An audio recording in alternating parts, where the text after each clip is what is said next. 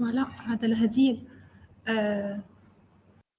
هذا البرزنتيشن مشتغل أستاذ خالد. هذا لينا الآن إن شاء الله الآن حيتم تعديل البرزنتيشن. انت حتبدي في اي بيبر يا لينا؟ ايش دكتور؟ مش سامعه. في اي بيبر حتبدي؟ بالاول حسب الترتيب اللي هو توبك 1 اللي يوتيلايزيشن ارتفيشال انتليجنس، بعدين اللي هو الاي سيرفيس، وبعدين الاوبن داتا، بعدين اوكي. البرزنتيشن مش واضحه يا دكتور اسماعيل. ثواني حاول الصفحه اللي ورا، امشي صفحه للامام او اعمل زوم ان. انزل البرزنتيشنز ارسلتهم اخر شيء لينا. اطلع منه وحمله مره ثانيه. هيك محمل غلط، محول غلط هيك. تمام. اذا ما زبط بتحول الباوربوينت لبي دي اف وبتحمله.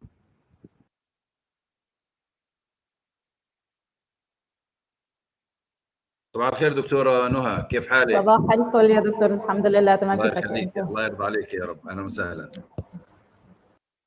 كيفك يا لينا؟ الحمد لله.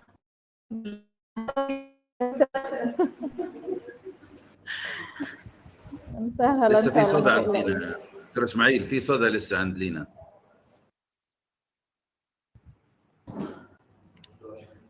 طيب ممكن من عندنا خليني اشوف ثواني بس نشوف البرزنتيشن على السريع. والله على السريع البرزنتيشن.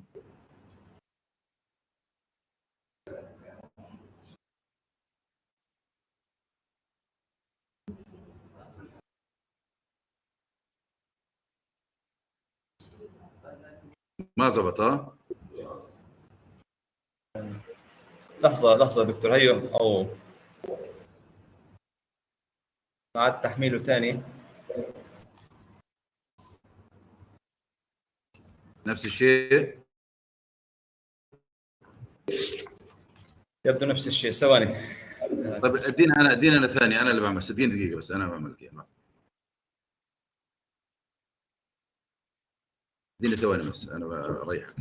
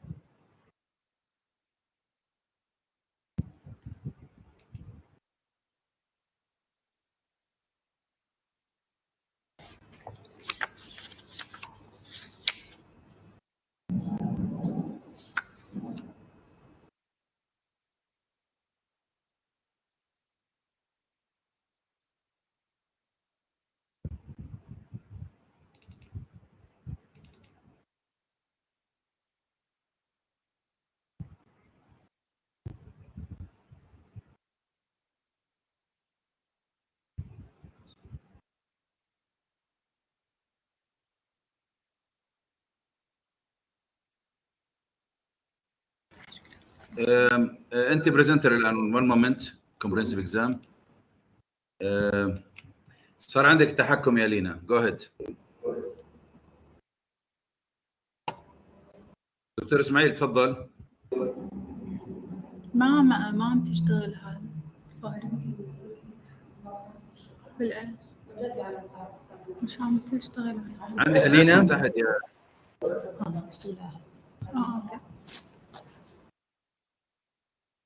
Are you ready, Lina? start recording please. Start recording. هلا لما recording. Yes, that's it. ماشي. طب ما وين مش مبين في اسهم عندي. تحت البرزنتيشن لينا، في سهم جنب الرقم. في سهم جنب الرقم تحت البرزنتيشن على طول. في عندك في النص في في هذا هذا. لا سلايد 1 سلايد 2 سلايد. اوكي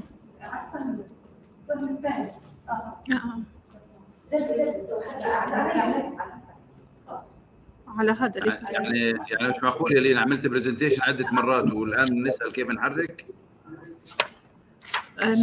لا مش هيك كان عندي على اللابتوب. اوكي ابدا تاكد ثواني بس تاكد انك بدك تتحكمي في البرزنتيشن. غير السلايد. ايوه تمام. اتس اوكي. طيب. alright okay let's start. بسم الله الرحمن الرحيم. Okay, welcome everyone. Good morning and welcome to the first session in comprehensive examination 2. So in this session we will start listening and discussing the papers of the doctorate students. Please first of all allow me to welcome Professor Zahir Kyle. Professor Zahir Kyle is the mentor of the committee for comprehensive examination 2, and he is the director of the programs of the International American University in the Middle East. Professor Kyle has his PhD from Stanford University in 1989 from UK, and he used to be president for 2 universities, and he established 2 universities, and he has a lot of achievements in the academic and professional fields. He is an expert and consultant in engineering and education and in engineering and education and in the professional fields. And also allow me to welcome Dr. Nuha Najem with us today as a member of this committee. And Dr. Nuha Najem is an assistant professor of economics at Al-Azhar University in Gaza, majoring in applied economics and related research interest. In addition to her 17 years of teaching experience at Palestinian universities, she worked as an academic counselor and selection specialist for Academy for Educational Development and MEDs. And Dr. Najem is identified as a specialist in grants, impact evaluation, and planning of development projects for several international organizations.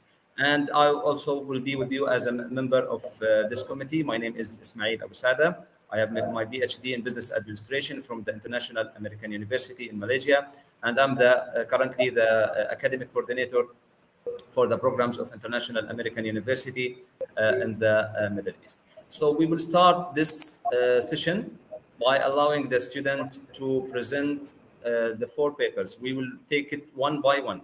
So we have here our student Lina Rasim Arafa. She will present within 10 minutes only the first presentation for the first paper, and then we will open the discussion.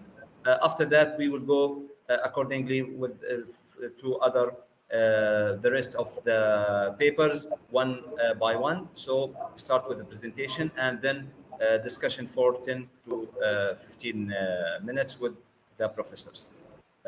Welcome everyone, and let's start with Lina. Please deliver your presentation. Okay, first I welcome all of you member of one moment please. Just organizational matter. You have 10 minutes for each, and it is not 11 minutes, it's 10 minutes for each presentation. Then we will deliver our discussion, the committee members, mainly Dr. Nuha and Dr. Ismail. Then another 10 minutes for the other one, and so on. So you will deliver your presentation in 10 minutes, then 10 minutes or 15 minutes from our side, and then you go to the next one and to the next one. Stick to the time. Make sure that you explain whatever you have done directly, and don't waste time, because time is very critical today. Thank you very much. Go ahead. Bismillah. Okay. Assalamu alaikum. First, I welcome all of you member of the committee headed by Dr. Zahir and membership of Dr. Ismail and Dr. Nuha. And I welcome all my colleagues and attendance. My name is Lina Arefe. I am a student in DM program. I work as a programmer in Jordanian Alimony Credit Fund. I hold a bachelor degree in Computer Information System and Master in Information and Communication Technology. First topic, I will start the role of utilization of artificial intelligence application, dialogue flow, and improving decision making in the Jordanian Alimony Credit Fund fair.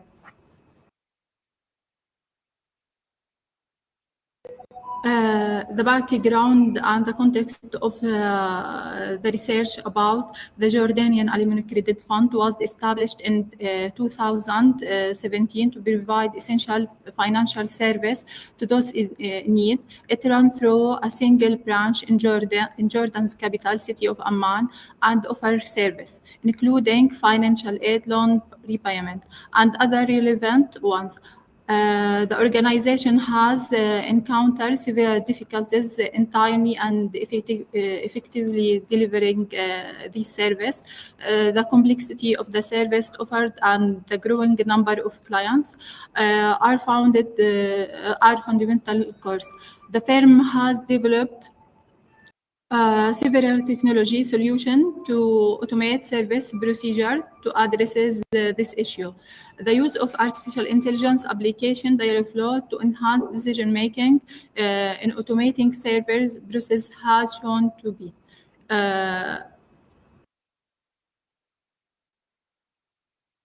Okay, the problem statement.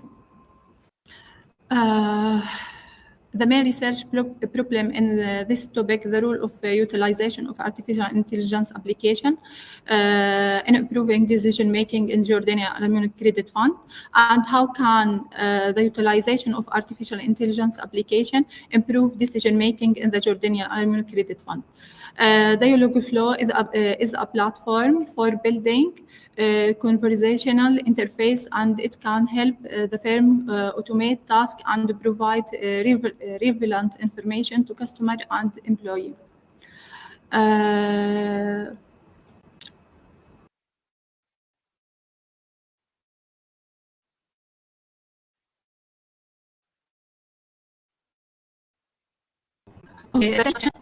The role of artificial intelligence application dialogue flow in improving decision making in the Jordanian Alimony Credit Fund fair. Provision hypothesis, utilization artificial intelligence application dialogue flow can improve decision making in the Jordanian Alimony Credit Fund fair. The independent variable is the utilization of the artificial intelligence application dialogue flow, and the dependent variable is improving decision making in the Jordanian Alimony Credit Fund.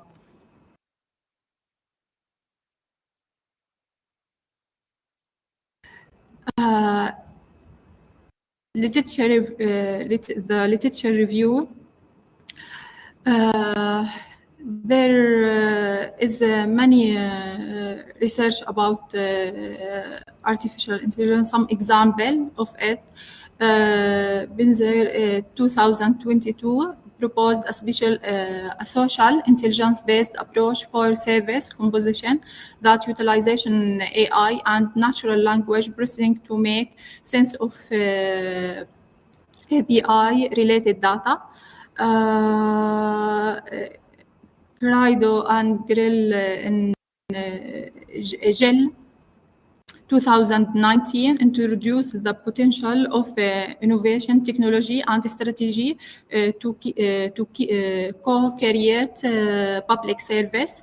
JV 2019 presented a business case for applying conversation AI technology to self-service public transport payment.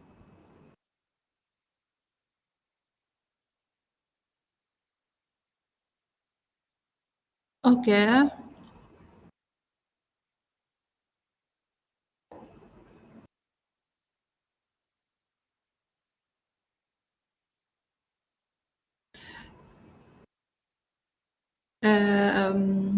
Presentation. Okay.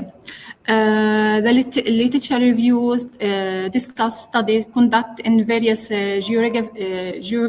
geographic location and organization worldwide, which may have different technological infrastructure, culture, context, and operational requirement. In contrast, the specific topic patient to Jordanian Aluminum Credit Fund implying that the finding and implication are tailored to the organization and its unique operation environment. In conclusion of the literature review, adopting artificial intelligence application dialogue tool can be a transformative step for the Jordanian Aluminum Credit Fund, enabling it to embrace modern technology and leverage the potential to improve decision-making in the Jordanian Aluminum Credit Fund. Okay, however, as with any technological transition, careful planning, consideration of the security measure and user training will ensure successful implementation and maximum benefits of artificial intelligence. Lena, 5 minutes remaining. I suggest to go faster in your presentation. Okay. The research design, the research will use a quantitative approach with original data collected.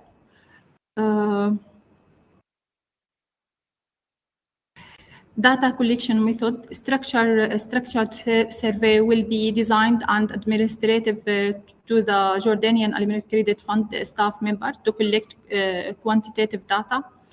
Random sample of employee from the IT unit and various departments with Aluminum Credit Fund and the client to be selected. Step of study procedure survey tool was ensured by presenting the questionnaire to two firm IT member from the firm to obtain their opinion and the questionnaire clarity. Review the research design, including methodology, sample size, data collection method, and analysis technique. Evaluate the conclusion, assess the study conclusion in light of the research question and the evidence present. Analyzing and processing data, quantitative data analysis, mean and the standard deviation were calculated for the questionnaire item. Calculation of mean and the standard deviation, okay, this step involved calculated average and variability. Correlation test was conducted to test the study hypothesis. Linear regression test examine the relationship between two or more variables. Limitation. The research may face limitations such as potential response bias in the survey data and the generalizability of finding due to specific context of the Jordanian. Effort will be made to address and acknowledge the limitation. Okay. This is a screenshot from the first 3 questions of a questionnaire and the mean and the standard deviation for it. Okay.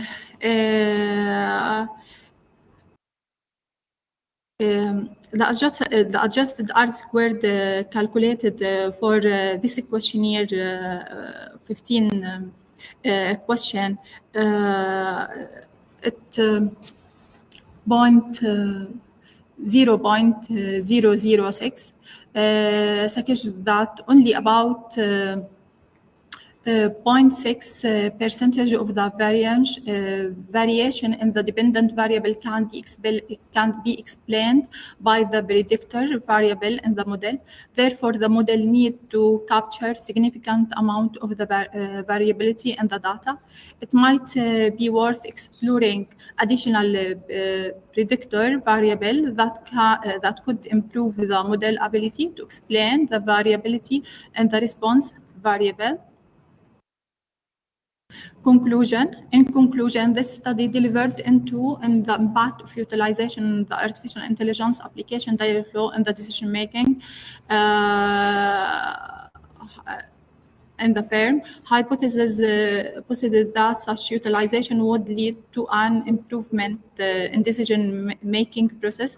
The independent variable represented by the deployment of Dialogflow was examined for its influence on the dependent variable, which the enhancement of decision-making. Conducting the analysis and interpret of the ANOVA result, it is evidence that the relationship between utilization of Dialogflow and improvement of decision-making process does not yield statistically significant result. The regression model, if value of 1.083 and the corresponding significant level of 0.317 indicate that the observed relationship could be contributed to enhance rather than the meaningful effect. Consequently, the evidence does not support the hypothesis that utilization Dialogflow significantly enhanced decision-making within the Jordanian Aluminum Credit Fund.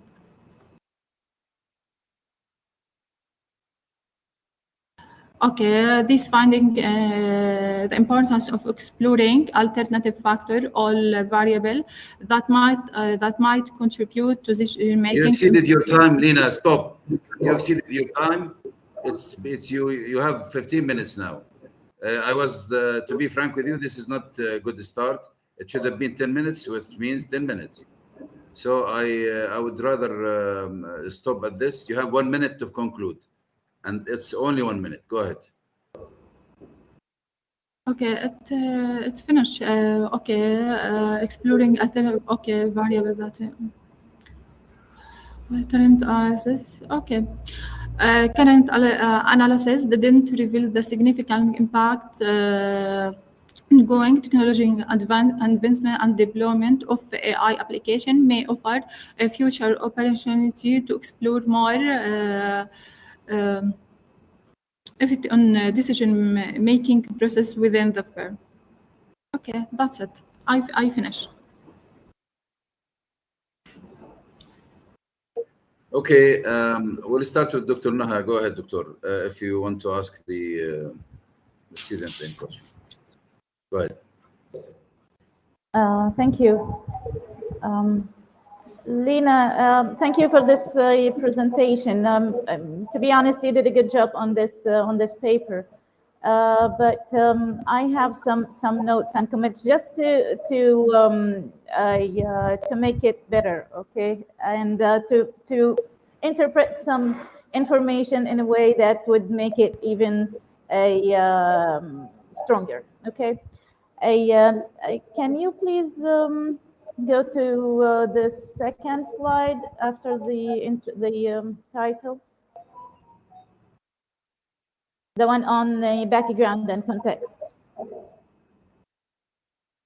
Now, you have you submitted four papers on a Jordanian alumni credit fund, and all the information that we have on this organization is that it was established in 2017 in Jordan, and some of the work they are doing. But we don't know information about the size of the organization. You've mentioned that the sample you've worked on consists of 20 employees, but we have no idea if this sample is a representative sample or not, because you didn't mention anything about the number of workers in this organization.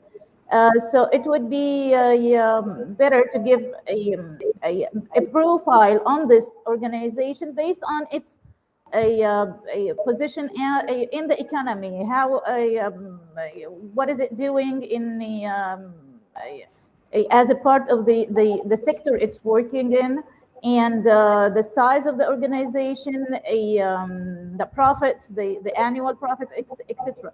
So we need to know what's the importance of this organization in the economy or in the sector they are working in. And now I figured out that it's you've selected this organization, but when we want to work with a certain company or organization.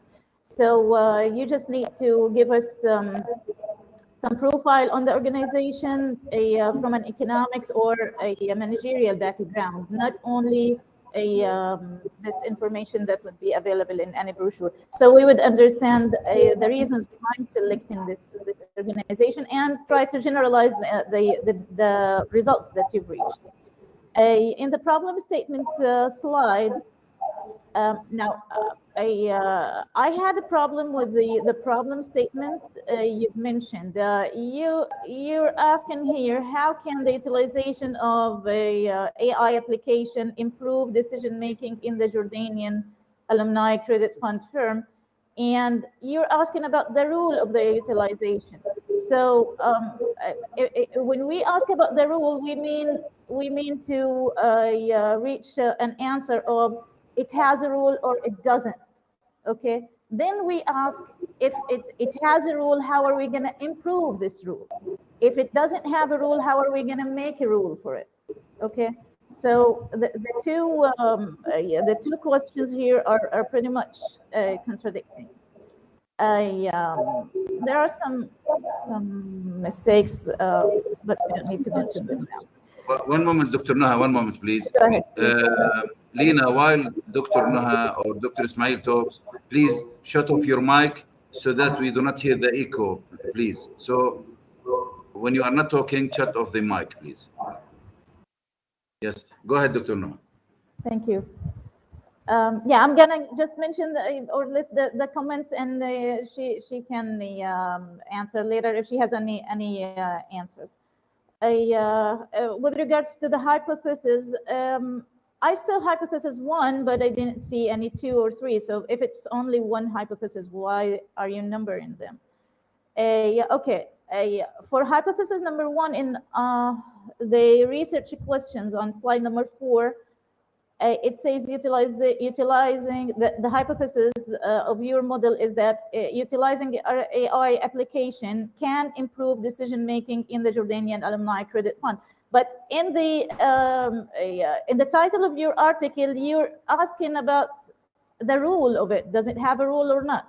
So the hypothesis should be restructured into utilizing the AI application does improve the decision making. So it would be if it does improve or it doesn't improve the decision making, if we assume that it has a rule. Okay. With regards to the literature review, you did a good job on this part. It's well presented. So thank you for that. On slide number 8, there is this part on the line number 3 that says, in contrast, the specific topic pertains to the Jordanian alumni, implying that the findings and implications are tailored to this organization and its unique operating environment. Well, you've mentioned that in the literature review part before presenting your methodology, before testing the hypothesis and reaching the conclusions. So that's a very early conclusion here. And the two parts of this paragraph, the discussion and in contrast, I didn't get why do you consider it to be in contrast for the Jordanian Alumni Credit Fund? It doesn't make sense here in this part of the in this early part of your article.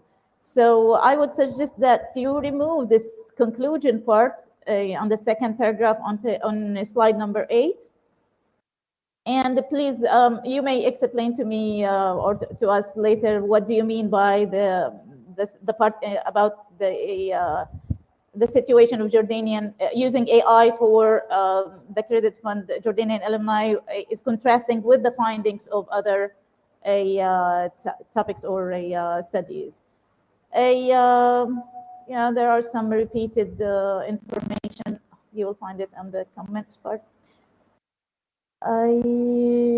Okay, on slide number 13, okay, you're talking about the limitations, and you're mentioning that the research may face limitations such as potential response bias in the survey data and the generalization of findings due to the specific context of the Jordanian alumni. So how are we going to generalize a specific context, so or a unique case of the Jordanian? So you're saying that Jordanian Alumni Credit Fund has a unique case, and you're talking about generalization, the findings. This is contrasting, actually, unless you have an explanation for that. That's on slide number 13. A slide number 14 in the practical consideration.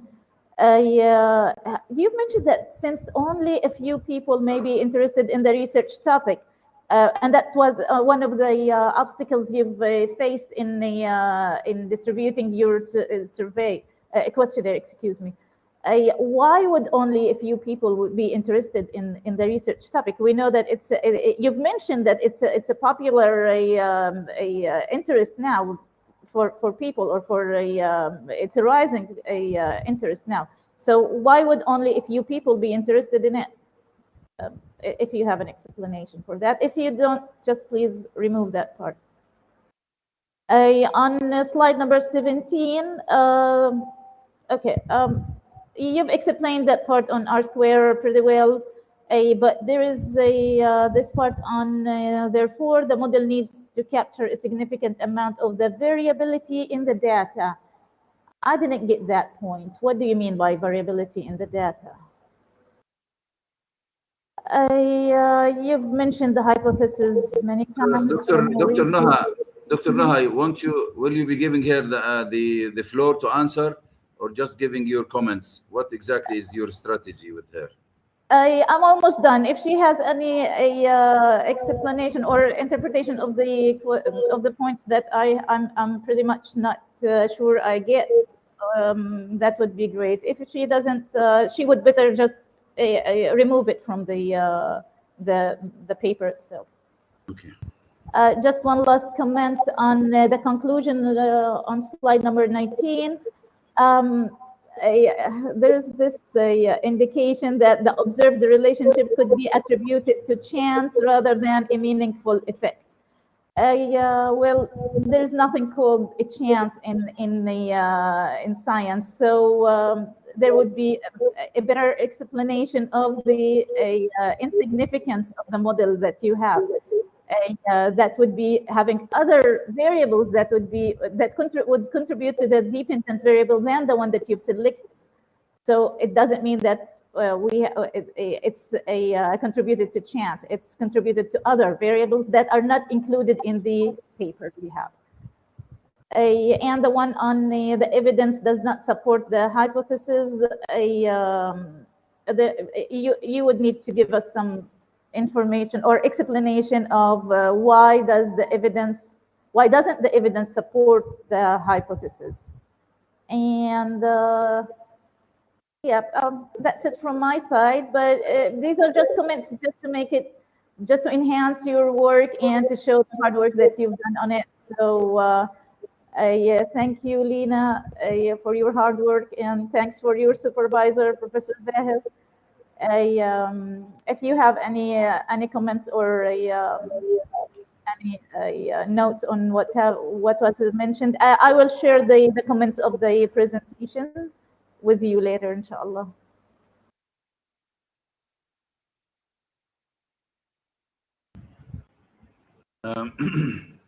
Okay, Lina, do you have anything to respond to, Dr. Noha? Open the mic, please. Open the mic. Okay, thank you, Dr. Nuha, for your comments. I will try to correct it. Okay, this was not enough answer. She has asked you for your response in so many areas. So pick at least one question and answer it, please. Okay, question. Okay.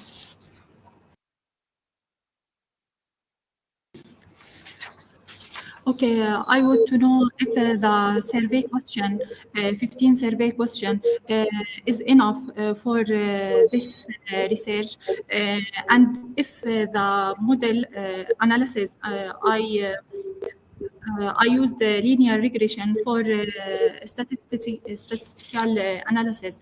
Is this model the perfect, or it is not the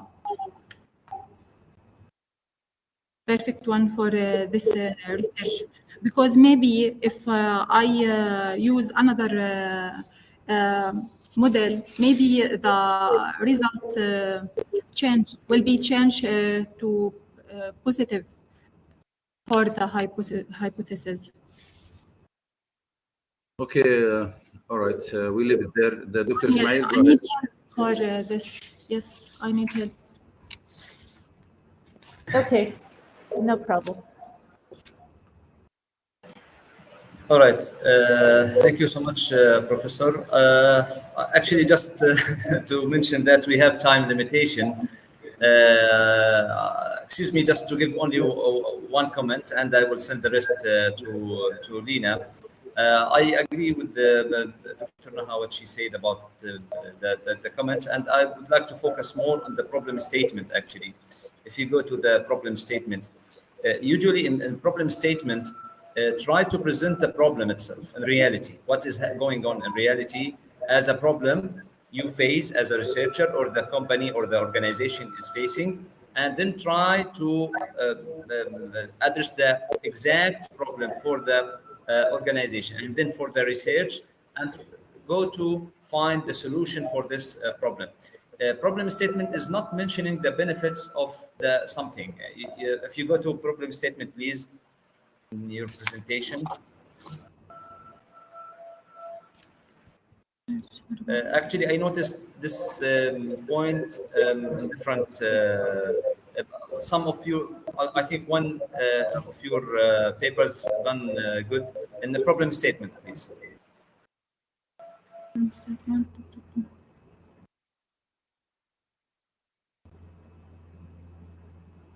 Okay. So here, before we say, repeat the title, the role of the utilization of artificial intelligence, etc. We have to address the exact problem in reality. So, what the problem encouraged you to, or give you, encouraged you to think about the idea of this research. Let me know the exact problem in reality as a reader. Then you can go to the research question and objectives according to it, because the problem statement considered as the cornerstone of your research. It should be clear. The reader should understand the details of the problem to go through the presentation or the research in general to understand. Professor, I think this is enough just because of the time Okay, limitation. I'll throw one simple question. Have you looked at the at Dialogflow software yourself? Have you used it? Have you looked at it? Yes, yes. Who is using this software at the moment? Employee, some clients.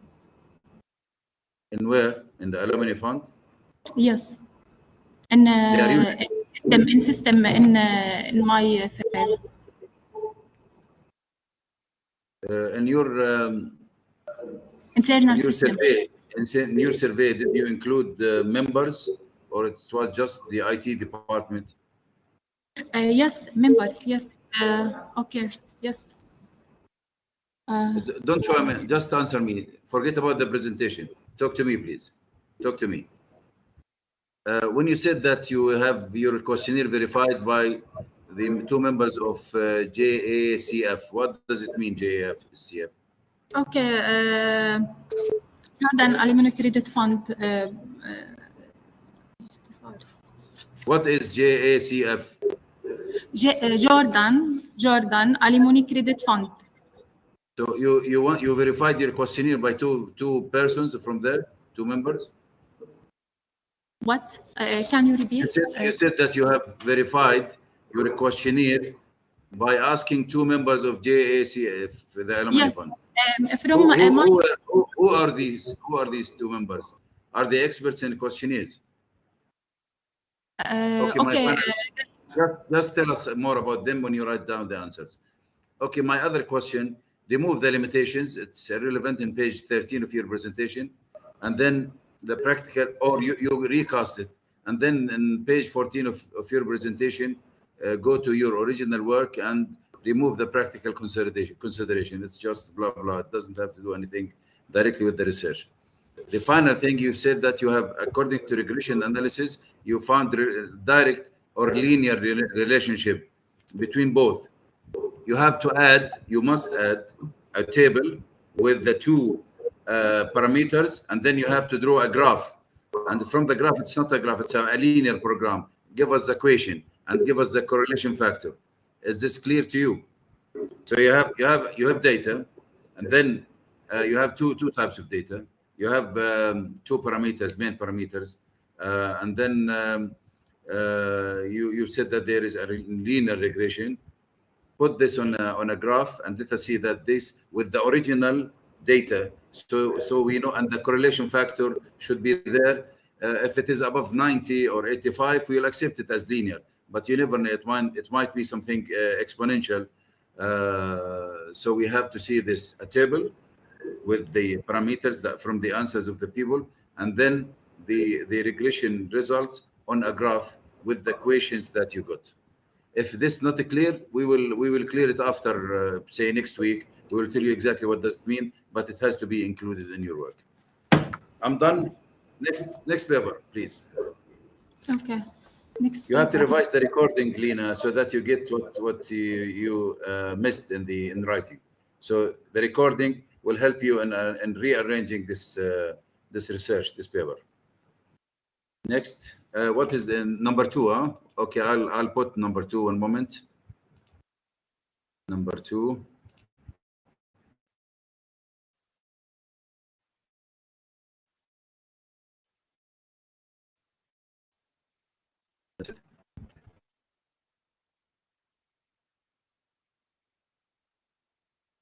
Stick to the 10 minutes or 7 minutes, please.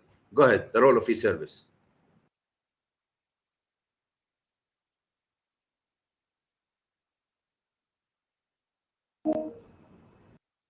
Control.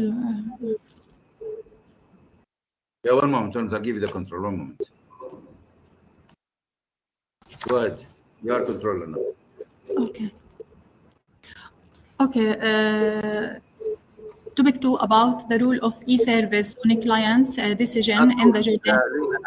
Lena, because you'll be repeating this zillion times, it's role, not rule. The rule is قانون. Role is door, so it's role. Go ahead. Okay. The role of e-service on a client's decision in the Jordanian Aluminum Credit Fund firm.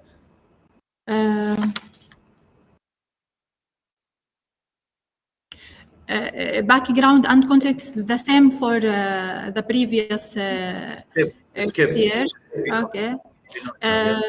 Problem statement in including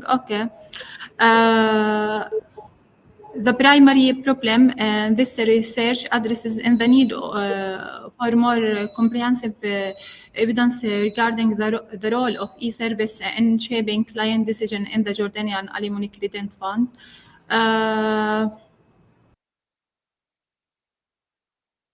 Research question: how do the accessibility and confidence offered by e-service influence clients' decision-making process when engaging with the Jordanian Aluminum Credit Fund firm?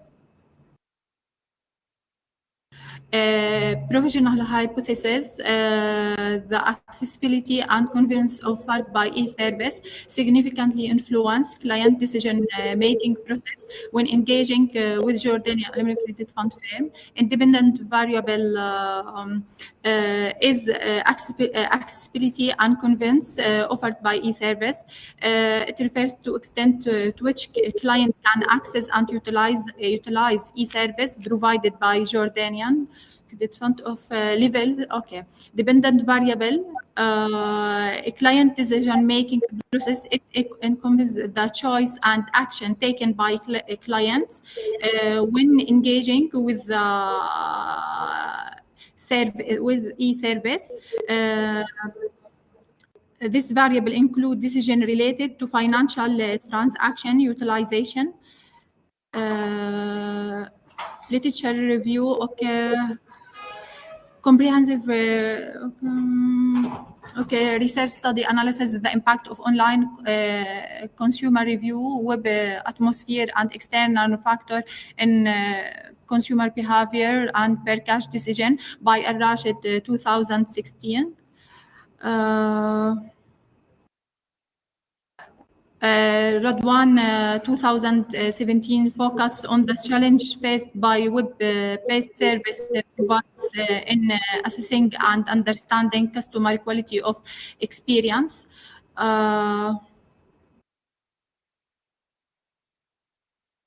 Data collection method: a structured survey will be designed and administered to... Lena, this is your second time to use wrong tense. The structural survey has been carried out, was performed, because you've done this. You're saying that you will be doing. No, you have done this in your research. So you correct the tense. The same thing is in your first paper also. Okay. So structural survey has been carried out and designed to go back one page. Sorry, I have to enter to a little bit just to make sure that we no, the one before. Come on, another one. No, go to the again. Advance. اللي بعده يعني. اللي بعده.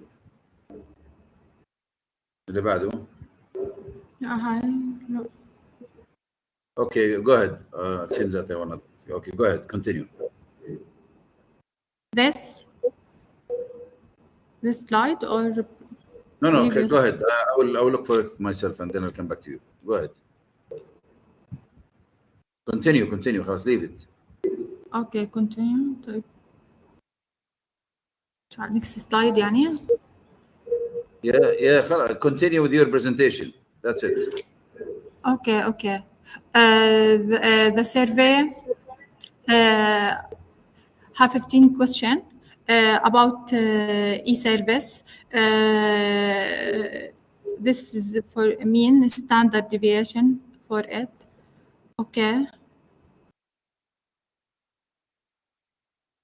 Okay, coefficient for the data analysis.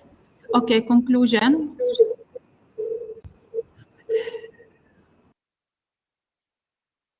Okay, the analysis revealed significant relationship between the accessibility and convenience offered by e-service and the influence of a client decision-making process when engaging with the Jordanian Aluminum Credit Fund firm. Significant level of 0.752 indicate that the regression model used to examine this relationship is statistically significant at the chosen level. This suggests that the accessibility and convenience offered by the e-service have a meaningful impact on the influence of a client decision-making process. When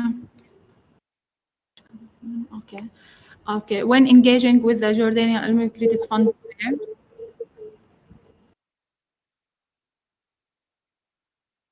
Okay. But, I am finished. That's it. Okay, Dr. Ismail, this time. Go ahead. Close your mic, Lena. So thank you so much, Professor. Okay, Lena, please go to from the beginning. So in this research, you are studying the role of e-service on a client's decision in the Jordanian Alumni Credit Fund firm. Okay. So now in this research, please at the beginning tell me in conclusion. So which decision? Is it a client decision or the firm decision?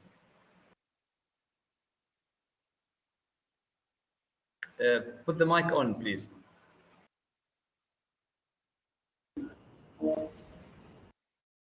Client decision. So you are now studying client decision, okay?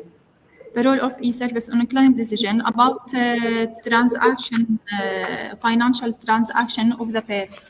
Okay, all right, And- okay. Go to problem statement, The please. e-service.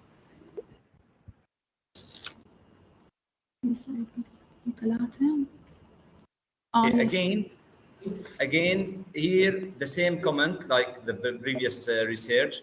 When you talk about the problem statement, talk about the problem the firm is facing or the target group is facing right now. Okay, just to address the problem exactly.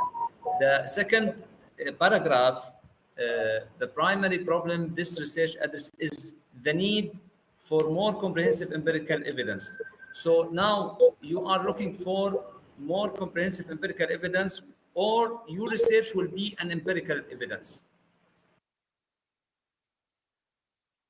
So as a result from this research, so you will go to find to need, because as you, really it's this paragraph confusing actually, because you said there's a need for more comprehensive empirical evidence regarding the role of e-service in shaping clients' decision in the Jordanian credit fund.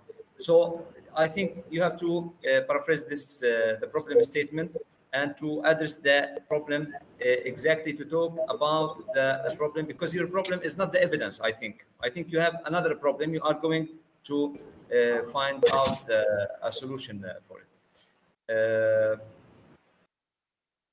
Okay. And the questions, how many questions do you have in your research? 15 questions. No, Okay, one question. One question. So again, when you have only one question, no need for numbering. Go to the next slide, please.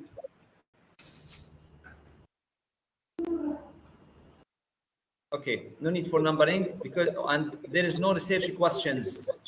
It's only a research question. Okay. Okay. Okay, next slide, please. What do you mean by provisional hypothesis? Why you say provisional? Provisional, no. I think it's enough just to say these are hypotheses. That's it.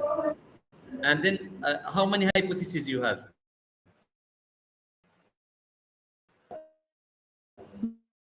One only. hypothesis. Again, use hypothesis. It's hypothesis. Only one hypothesis. Okay. So here make the title is research hypothesis, because you have only one. What else here? Okay, I try to go very fast. Okay, go to slide 8, please. The data collection.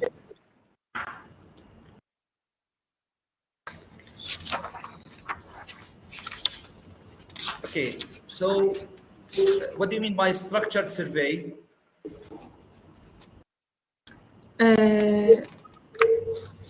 I will build a survey. Survey. It have 50 questionnaire. Yes. Okay, just say questionnaire. Make it more simple, more clear for the reader. That's it only. Okay, now from whom did you collect the data? What? Okay. What? The sample. Who are your target group, or what is the sample of your research? Clients and some employee in the firm. Okay, as I understood from this paragraph that you said a structured survey will be designed and administered to the Jordanian alumni credit fund staff members to collect quantitative data. So when you're studying the client's decision process, you're supposed to collect data from the clients themselves. From here, I understood that you collect from another target group. You are studying clients, but you collect data from staff members. Okay, so make sure when you are studying the process. Can you hear me, Lena? Okay. No. Okay. Can you hear me now?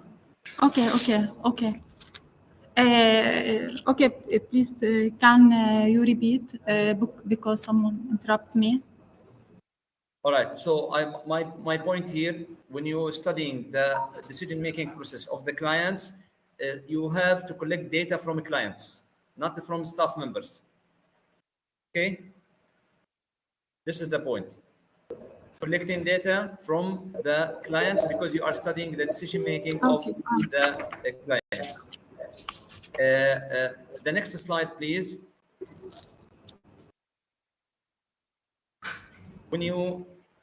Next one.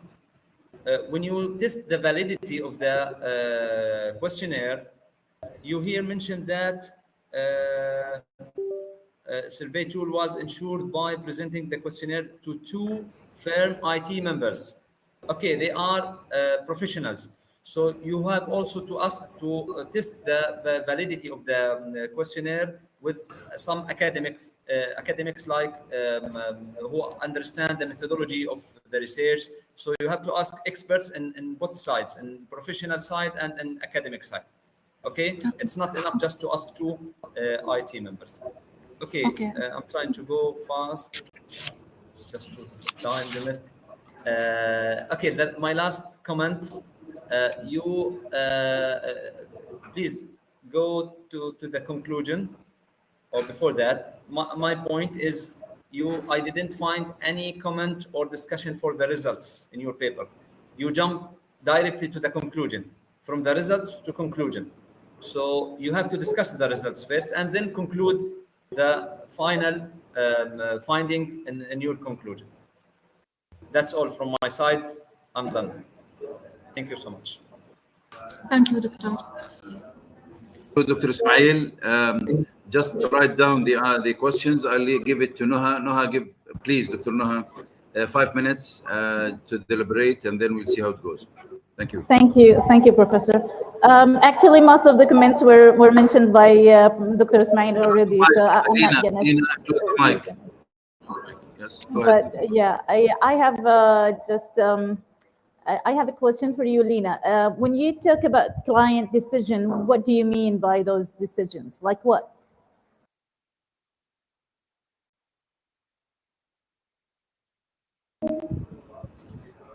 Okay.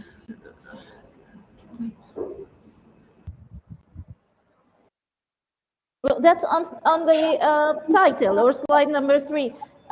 What do you mean by client decision? To access the application, to do the to actually submit a request for a certain service, or what do you mean by a decision?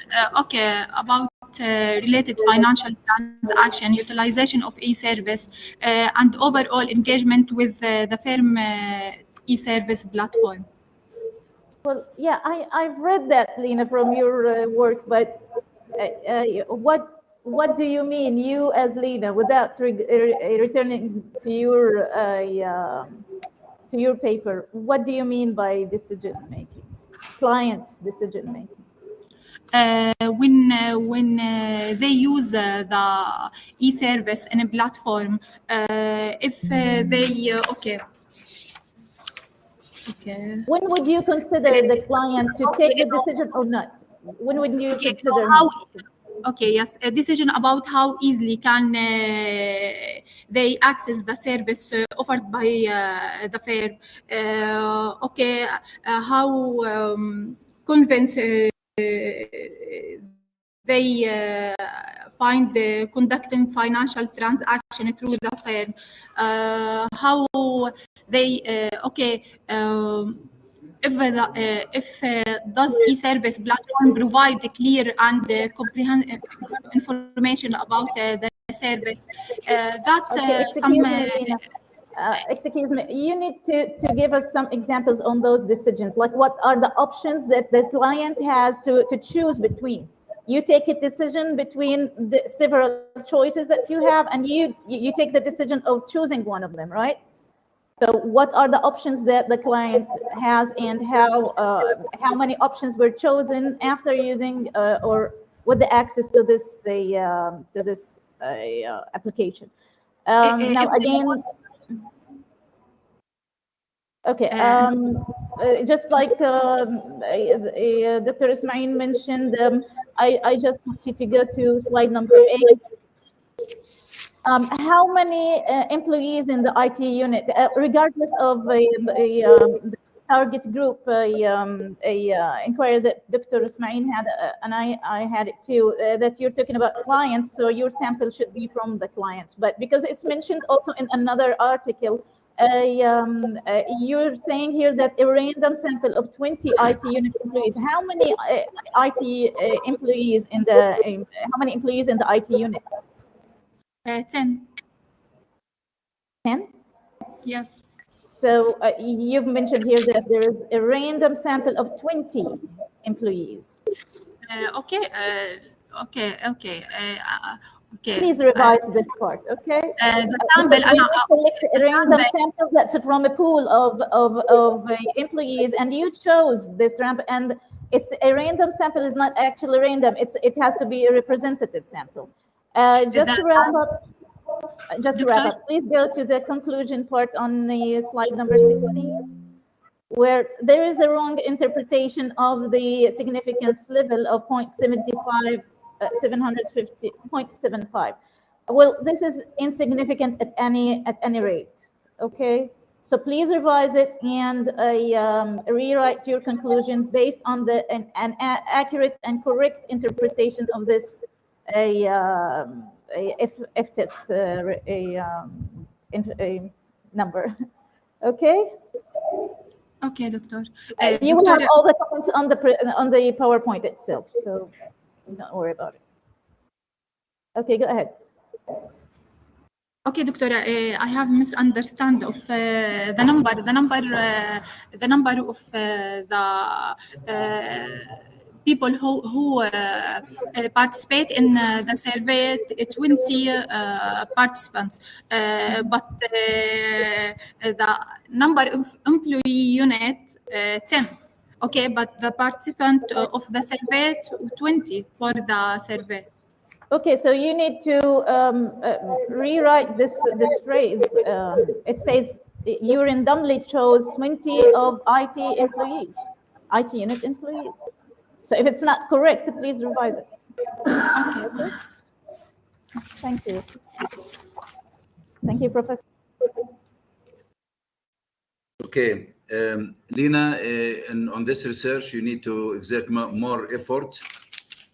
Part of the effort is to distinguish between decision making and service availability. I could not see that you are talking about decision making of the client. I saw that you are utilizing the IT, the e-service for the available services. So the concept of the research is not clear to me. That's the decision making. You have to have decisions. Decisions could include to invest or not to invest, to withdraw or to stay, and so on. So this is not clear to me. So this is one thing you have to define exactly the decisions, or you give us samples of the decisions. And then when you connect the decisions to the e-service itself as dependent and independent variable, please have some figures from your again, you said that regression was made and there was a relation. Give me one table, one graph, and the equation, if you got the equation. So then when you talk about the statistical analysis, and this is the second time from your current paper and the previous one, you put in the corner just two statistical indicators or operations, the mean and the standard deviation. This is not the statistical analysis. And then you went to ANOVA in the previous one. It was not clear. ANOVA is the relation between two means of more than two variables. So you have to be more, to give more explanation to show us that you understand what has been done. So again, the statistical analysis is not only the mean and the standard deviation. And when you talk about the relationship between two variables, give us the regression analysis that you talked about, the equation, the graphs, and so on. So pump life into your research by having some graphs and by having some tables. It's not a dead research, it's a live research, what you've done. Secondly, when you talk about ANOVA, last in the last research, you did not talk about it today, I don't know, but at the end of the day, you have the dependent variable decisions. So you have e-service and then the decision making. This has parameters, functions, operations, and here we have operations, we have decisions. Connect both, so you have a flow chart with the components of e-service, and another on the other side of the flow chart, the decisions, and tell us how it is connected at the end of your research. Again, APA is complaining under this paper. You have to make sure that APA is the one when, and again about the tense that you use, it has to be in the past or past perfect. Don't use the future tense to do something, to tell us something that you've already done. Through the story of your work, take us step by step. Don't jump to the conclusion. You tell us the story, the problem, the analysis, the methodology analysis, and then you tell us about the conclusion. So it's like a story, step by step. You start from Amman to reach Al-Aqaba. You don't go to Erbil, then to Amman, then to Erbil, then Al-Aqaba. It has to go through Al-Karak till you reach Al-Aqaba. This is my, I would say, concise, my summary. The comments that we have put is for the favor of your work. You'll have some time to do it next week. So again, listen to the recording, and but be careful. This is critical criticism of this paper. We are not very happy with the relationship between dependent and independent parameters that you have, the hypothesis. And whenever you have hypothesis, have the positive side and have the null hypothesis. Null. This is something we talked about a lot. You have to put an assumption that there is no relation between decision making and these services and the easiness of it or utilization of it, and then you prove the opposite. So you have to have H0, at least one null, and then the positive H1, and go ahead for it. Okay. Next, and I think Dr. Ismail will go only for 3 papers this time, not 4. So it's up to Lena to pick topic 4 or topic 3 because of the time constraint. So do you want, Lena, the topic 4 or topic 3? Which one do you want? Open the mic, please. Okay, topic 4. Topic 4. So we want. So we will go for topic 3. What do you think, Dr. Noha? لا عادي. I have the same comments for topic 3 and 4, so it won't matter for me. I'm indifferent. Okay. So we have to finish sharply at 5 to 11. So it's a matter of time. Okay, go ahead, Lena. Do your best. Yalla. Bismillah. Okay, control. I don't have a control, doctor.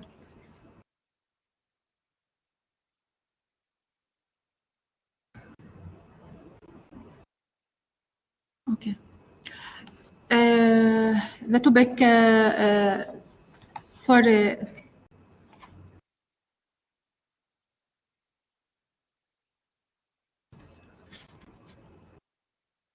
okay, it talk about cloud-based collaboration and communication tools for the Jordanian Aluminum Credit Fund, improving operational efficiency and stakeholder engagement.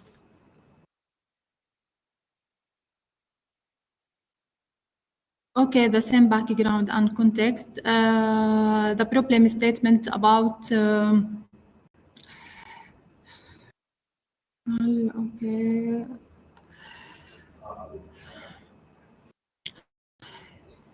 Okay, current system which really is the only traditional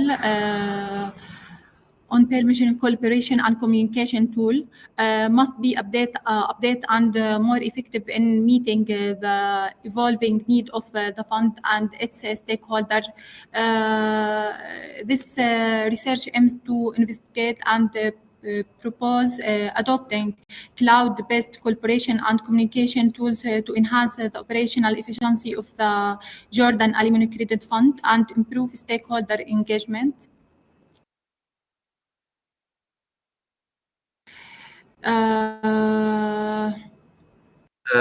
ممكن سؤال بالعربي قبل ما تكلم لي نيلا؟ ممكن نيلا لينا ممكن سؤال بالعربي اذا سمحتي.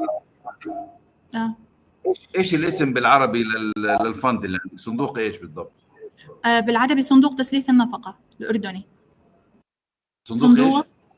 صندوق تسليف النفقه الاردني. طيب والنفقه ايش تقصدي فيها هنا؟ ايش تقصدي بالنفقه هنا؟ اوكي اتكلم بالعربي؟ اتكلم بالعربي بس هاف منت. اوكي الصندوق وجد لدعم بعض الفئات من المجتمع الاردني لسيدات اللي بتطالب بالنفقه تبعتها اللي هم من المطلقات او رافعه قضيه نفقه على زوجها إلها او لاولادها، لانه في بعض الاحيان الرجل بيمتنع عن تقديم النفقه المستحقه ضمن القانون او ضمن المحاكم الشرعيه، وذلك لبعض الاسباب. ممكن يكون غير قادر على دفع النفقه، مرات بيكون مسجون او خارج البلاد. فللحفاظ على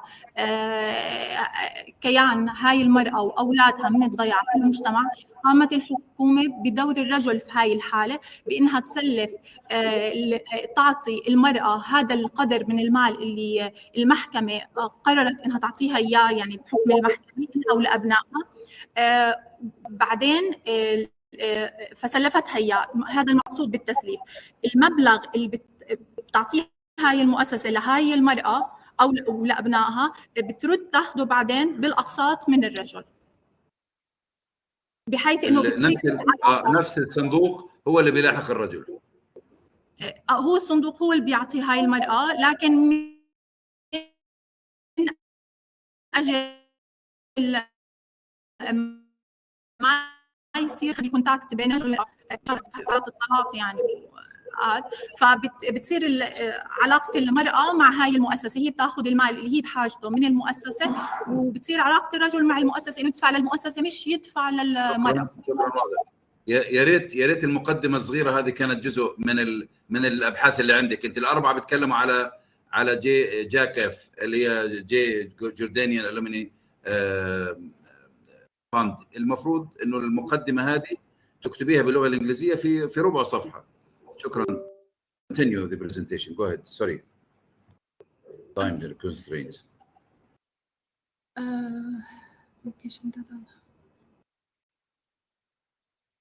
Okay. Traditional approach to communication and collaboration at firm limits the availability of real-time data and analytic to make data-driven decision and optimizing its process. Lack of centralized data storage and communication channel add to the complexity of data retrieve and the organization overall efficiency. Research question, how can the adoption of a cloud-based collaboration and communication tool enhance operational efficiency and stakeholder engagement at Jordanian Alimony Credit Fund?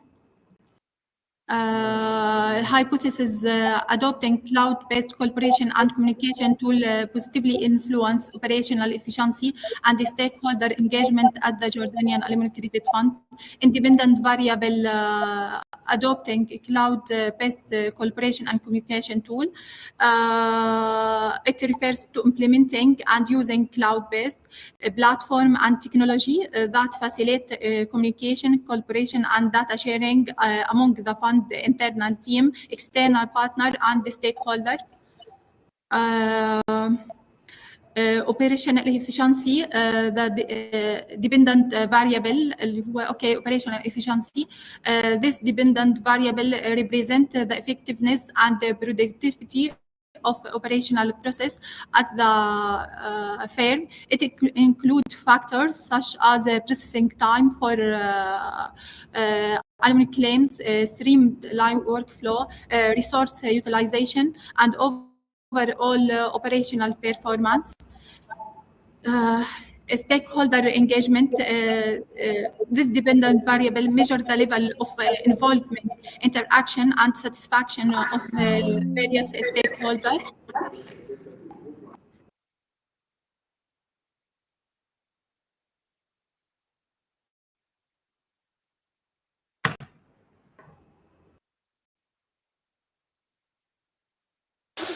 Okay, drawing from the literature, it is evidence that cloud-based collaboration and communication tools have the potential to positively influence operational efficiency and stakeholder engagement at the firm. By adopting this tool, the fund can optimize its communication channel, bridge gaps in workplace communication, and facilitate real-time collaboration among stakeholders.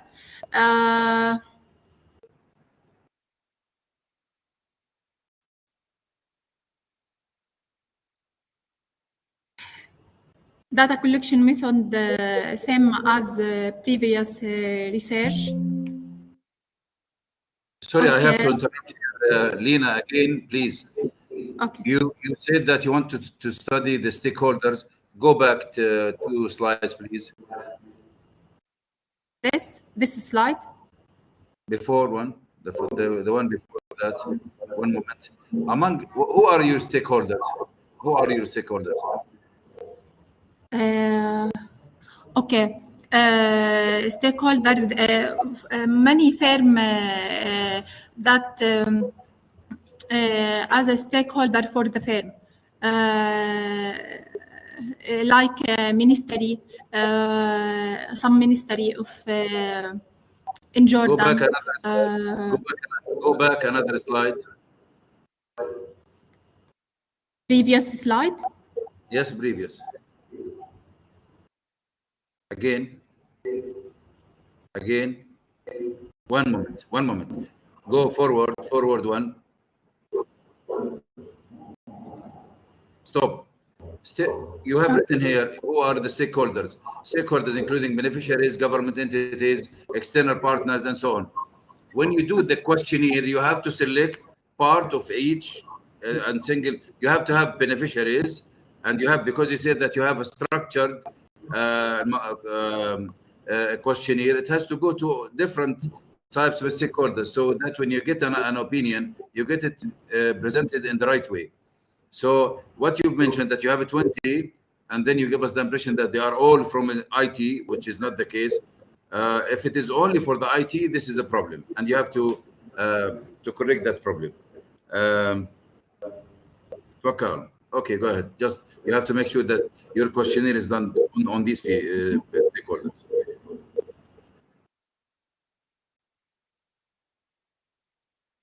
Okay, this is the questionnaire.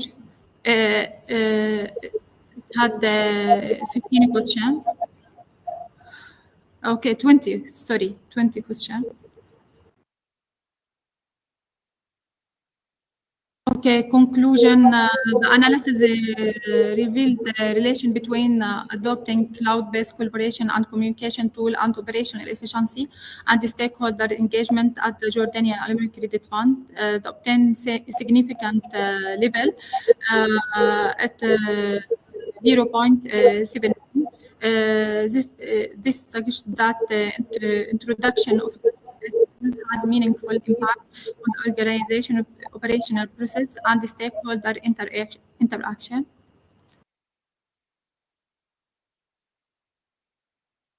Okay, I'm finished.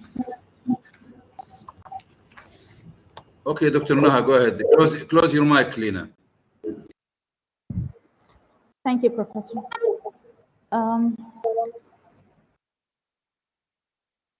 Yeah, I'm going back to the topic here. Your topic here says cloud-based collaboration and communication tools for the GACF, improving operational efficiency and stakeholder engagement. What are you testing here?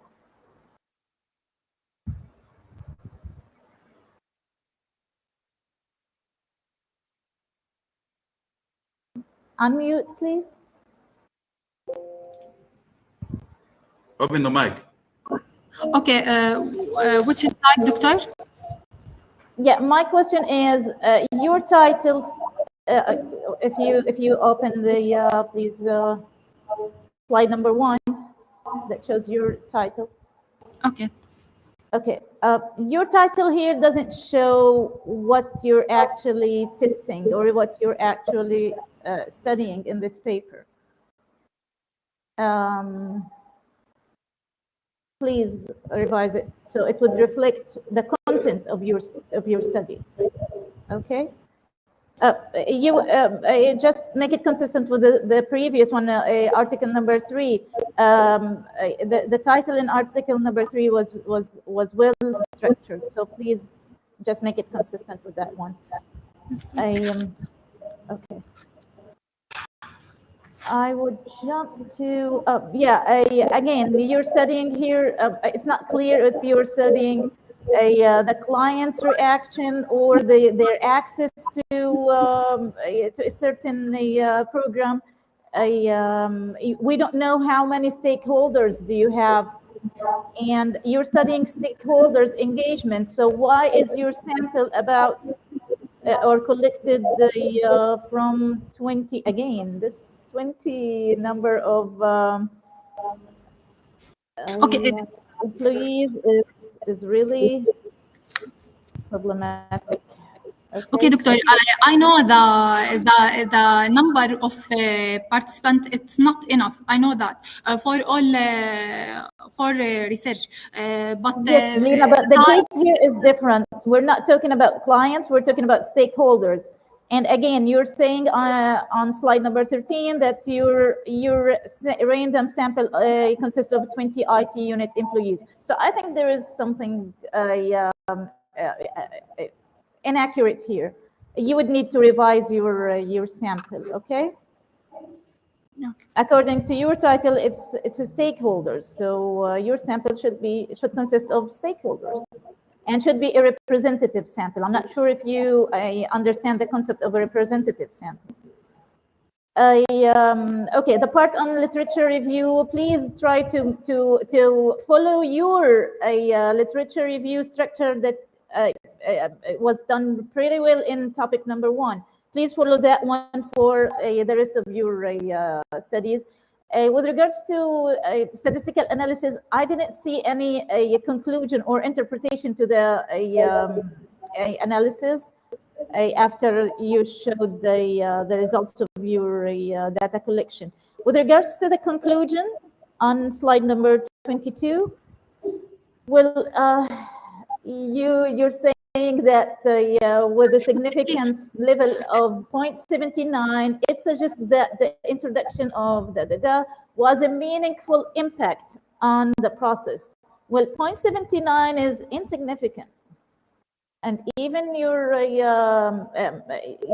statistical analysis doesn't show the R square, so we wouldn't know if if the model itself or the relationship shows any relevance, or if it explains the relationship between the dependent and independent variable, in just like in topic number 3. So please revise this one. If it's insignificant, so why it's insignificant, and what other variables that would enhance the significance of this model. And that's it from my side. Thank you, Professor. Thank you. Dr. Noha, your comment about conclusion not clear for me. Please. Yes. In the conclusion, you've mentioned that the obtained significance level of 0.79 suggests that the introduction of cloud-based tools has a meaningful impact on the operational process and stakeholder interactions. Well, you're not studying operational process here, but if we're talking about stakeholder interactions, or anyways, 0.79 is insignificant. Okay? Okay, yes. So please revise that part. Thank you. Thank you, Doctor.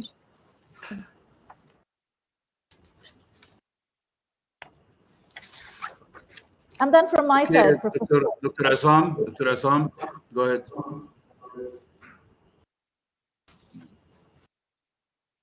All right, thank you, Professor. Okay, I will go with the only few comments. I actually totally agree with Dr. Noha. I will say something because the time is tough. Go to the first page, Lina, the title page.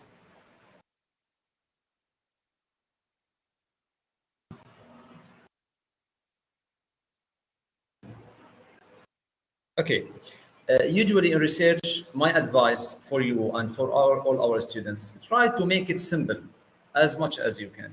Because you are now doing a mini research, a small research. So here in your topic, you are talking about improving operational efficiency and stakeholder engagement. So operational efficiency mostly is something internal inside the organization. You are talking about something in the internal processes, okay? You would like to improve the processes and the operations inside the organization. So this is an internal issue. Stakeholder engagement, mostly it go to external issue, the communication and the relation with the stakeholders. In my opinion, I think you can make 2 mini researches from this topic. You can divide them into 2. So it's better to focus on one of them. I think it will be much better to focus on the internal issues or external issues, because you are doing a mini research. If you are doing your dissertation, I think you can go to the bigger issues like this. You can go talking about the cloud-based and the internal and external effects and all these things. Okay.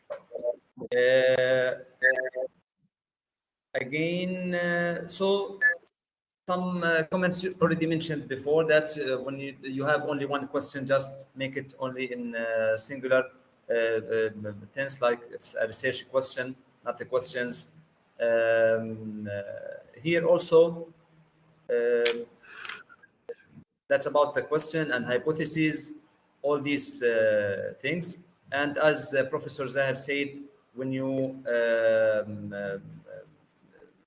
already explained that your stakeholders are more than the clients, you have some other entities, so you have to include them in data collection. Again, when you have your results, explain the results, discuss the results before go to the conclusion at the end. Okay, don't go directly to the conclusion, because some readers, they cannot interpret, understand the numbers or the results, statistical results directly. So you have to explain them and show the relation with your research. What does it mean? Because in your tables you have a lot of numbers. Not all readers can understand all the details. Okay, and here in the presentation, I think one of the most important results you have to discuss is the result of the ANOVA test. But you didn't mention that in your presentation. Okay, so focus on the most related and important test, which will help you to find out the final results for your research to answer the question or to test the hypothesis. Okay. All right. All the best, Okay. Lina. Thank you so much. I'm done. Final comment. Final comment, Lina. When you say cloud-based collaboration and communication, I think you did not talk about the cloud and why it is used. So just stick to the main title, which is the relationship improving operational efficiency and the stakeholder engagement at the Jordanian Alimony Credit Fund. This is one thing. Secondly, make sure that you connect the operational parameters or operational functions with the stakeholders types and the stakeholder power. When we say stakeholder engagement, stakeholder means that they could lead, they could be consulted, they could be consultative. There are five roles for the stakeholders that should be defined. At the end of the day, you did a good job for the four researches, but with our comments, I think you'll enrich it and you'll have some time to upgrade your work so that we could have it in the final shape. Thank you very much. Thank you, Dr. Nuha. Thank you, Dr. Ismail. Because of time, we have to move on for the second student, Ms. Hadil Hussein, and we will take it from there. So we'll have a rest for 3 minutes. Dr. Assam, welcome, Professor Assam. You are very welcome. Salam wa rahmatullahi. In 3 minutes, we will be starting with the next student once they arrange everything. Thank you for being with us all. And we will see you there in 3 minutes. Thank you very much.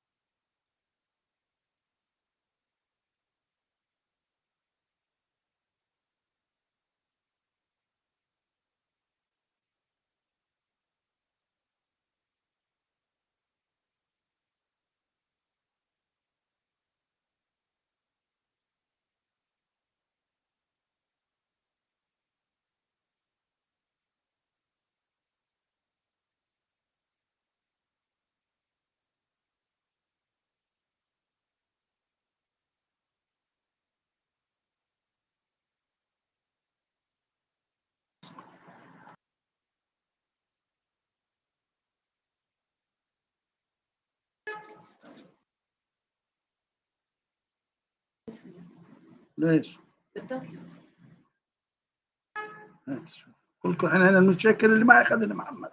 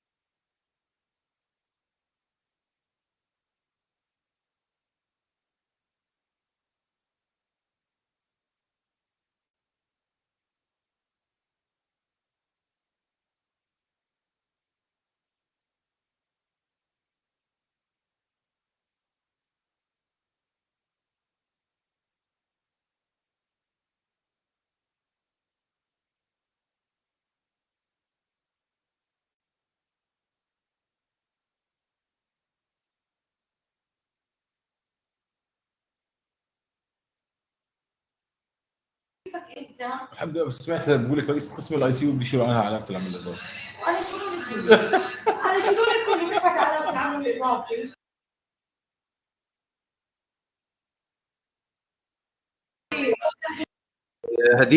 هديل افتح الميكروفون. Yes, Professor. تفضلي حملي الاولى. تفضلي حملي الاولى.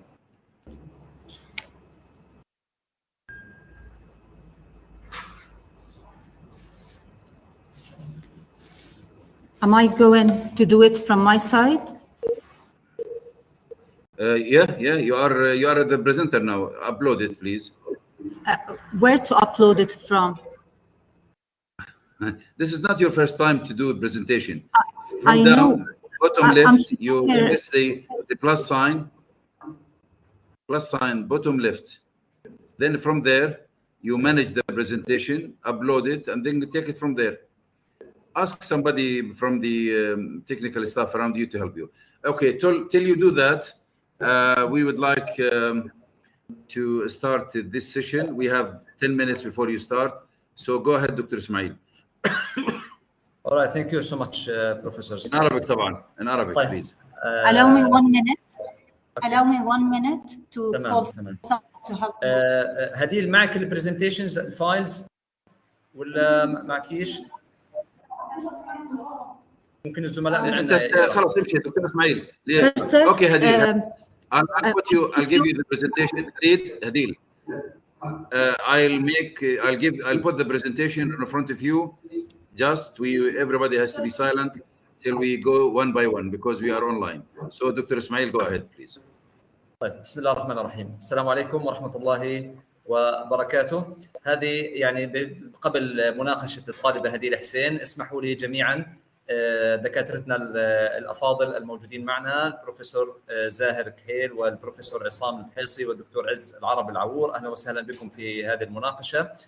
قبل البدء اسمحوا لي باسمكم جميعا أن نرحب بضيوفنا الكرام المتواجدين معنا في القاعة في مقر إميديست في عمان. سعادة مدير عام الضمان الاجتماعي والسادة الممثلين عن التدريب المهني ودائرة الأحوال المدنية والممثلين عن المدن الصناعية والسادة من مركز راصد وجميع حضورنا كل باسمه ولقبه. سعداء جدا بحضوركم ويعني إن شاء الله هذه تكون زيارتكم الأولى لفعاليات الجامعة الأمريكية الدولية في الأردن ويتبعها إن شاء الله تواصل وتعاون في فعاليات أخرى علمية وأكاديمية فيها خدمة ونفع للمجتمع العلمي وللمملكة العزيزة المملكة الأردنية الهاشمية. اسمحوا لي بداية أن أترك المجال للبروفيسور زاهر كحيل لإلقاء كلمة مقتضبة قبل البدء في المناقشة التالية. تفضل بروفيسور. بسم الله الرحمن الرحيم. سعادتنا غامرة جدا في أن يكون هذا البرنامج الذي يعقد لأول مرة على أرض الأردن الحبيبة للجامعة الأمريكية الدولية والتي مقرها كاليفورنيا والتي تحظى باعتماد وزارة التعليم الأردني أو وزارة التعليم العالي ببرامجها عن بعد الأونلاين وأيضا تحظى باعتراف الأمديست اللي نحن نقيم نشاطنا اليوم في داخله. قبل أن أبدأ أرحب بضيوفنا الأكارم معالي السيد مدير الضمان الاجتماعي والإخوة الكرام الممثلين عن المدن الصناعية ودائرة الأحوال المدنية وممثلين التدريب المهني وكافة طلاب الدكتوراه وكافة الأساتذة والضيوف الكرام. أرحب بهم جميعا كل باسمه ولقبه. طبعا أنا سعيد جدا إنه نرى مثل هذه الوجوه الطيبة في الإمد إيست. تعرفة بسيطة وسريعة في الإمد إيست هو عبارة عن المؤسسة الأمريكية التي تعنى بالجانب التعليمي والثقافي التابع للحكومة الأمريكية وهي المسؤولة عن تصديق الشهادات. أي خريج من أمريكا حتى تثبت صحة شهادته يجب أن يمر على الإمد إيست والإمد إيست تقوم بمخاطبة الجامعة والتأكد أن فلان قد تخرج ثم تبدأ إجراءات الوزارة بعد هذا التصديق وهذا أمر بالنسبة لنا. لذلك أي جامعة غير معتمدة لا يجوز لها أن تستخدم مقرات الإمد إيست أو أن تأتي بشهاداتها للإمد إيست. الجميل في الجامعة أنه لدينا برامج بكالوريوس وماجستير ودكتوراه. والدكتوراه لدينا نوعان: دكتور اوف مانجمنت، دكتوراه الإدارة، ودكتوراه إدارة الأعمال. دكتور مانجمنت وإدارة الأعمال تأخذ كافة التخصصات، يعني من أنهى هندسة أو تجارة أو قانون أو أحياء أو كيمياء أو تربية يستطيع أن يكمل معنا، وبيأخذ 3 مواد بسيطة استدراكية لأجل أن يكون يعني على إلمام بمتطلبات البرنامج.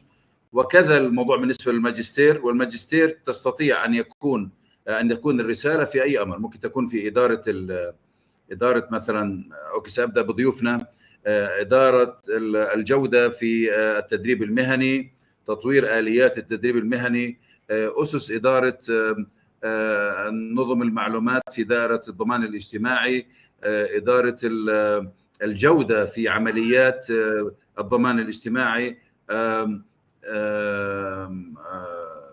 آليات تسويق العمل في المدن الصناعية.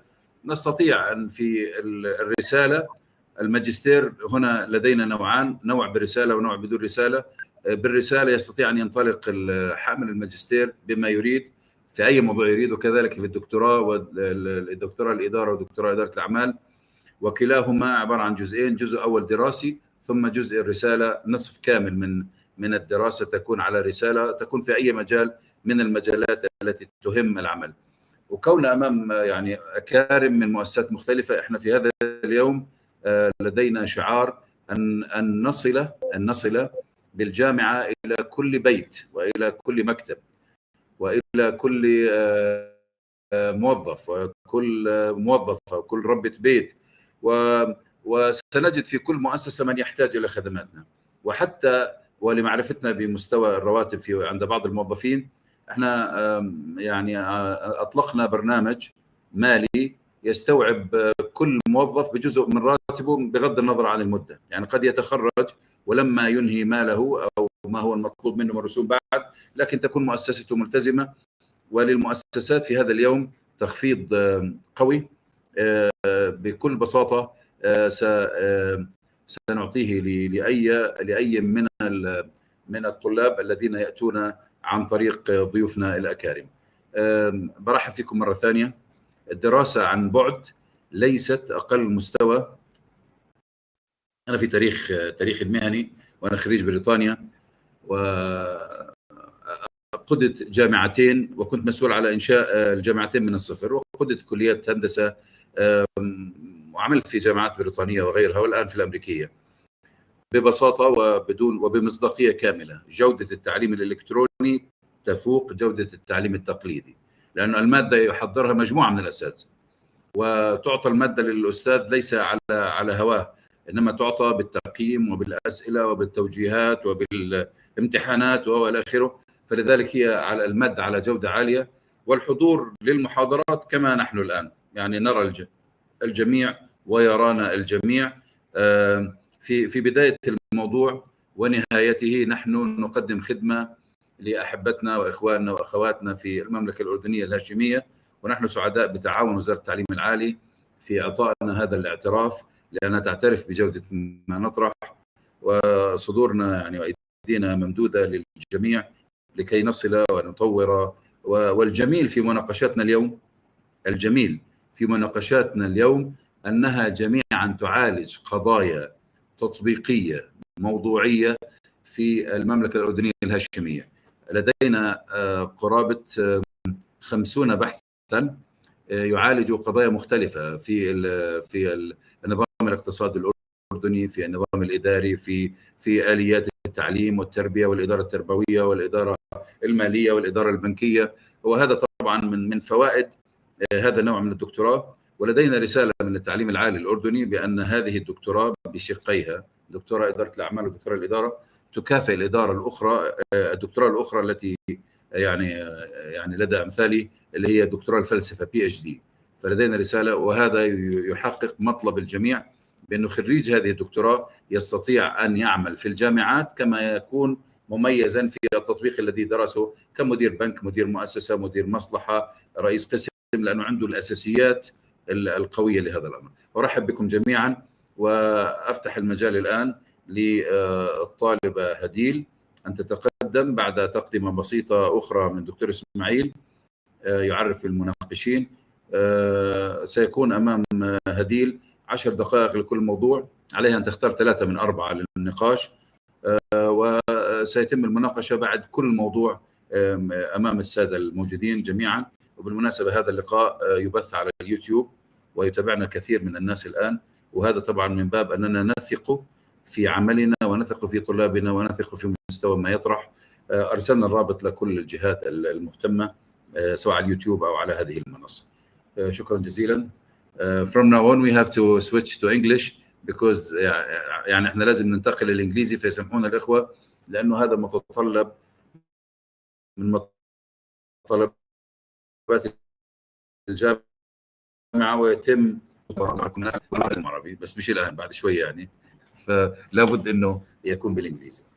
So Dr. Ismail, go ahead. The floor is yours, and let's hustle. Let's start. Okay. All right. Thank you so much, Professor.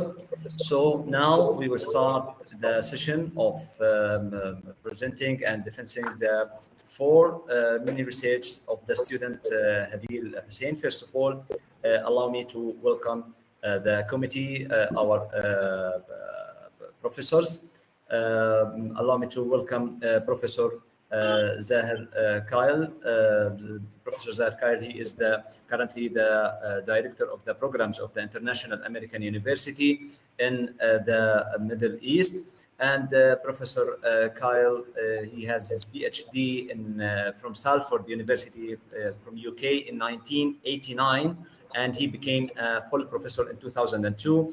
He established and used to be a president for 2 universities, and he has a lot of accomplishments in academic and professional fields in engineering and education and management.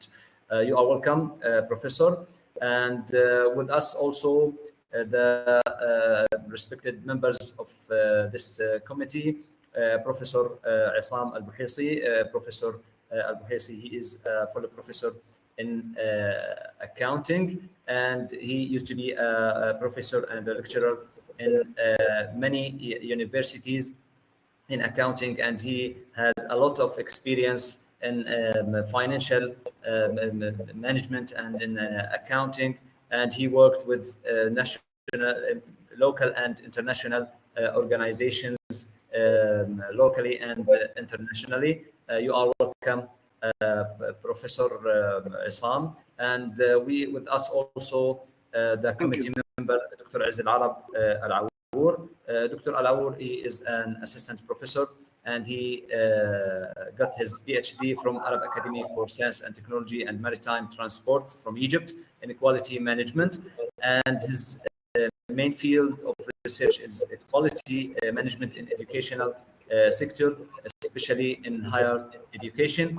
And Dr. Al-Awour has extensive consultation and management field, yielding a better course delivery approach. Currently, he is a lecturer in business and management in different universities, and he is an expert in logistic management and maritime logistics. You are welcome, Dr.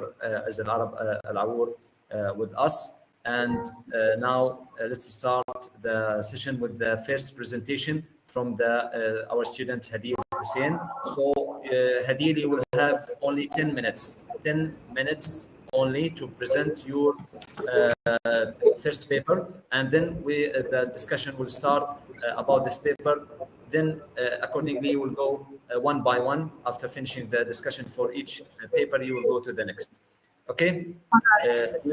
Please start delivering your presentation. Thank you so much. Okay, noted.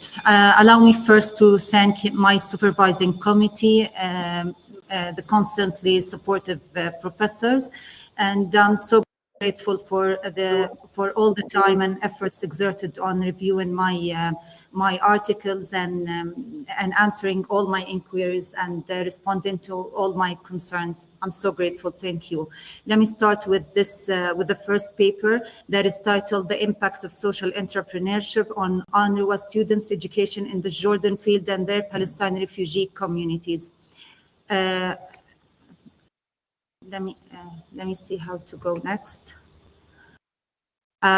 My paper is briefed in the abstract, and but this is not the presentation, Professor Ismail. This is the whole paper. Is it okay?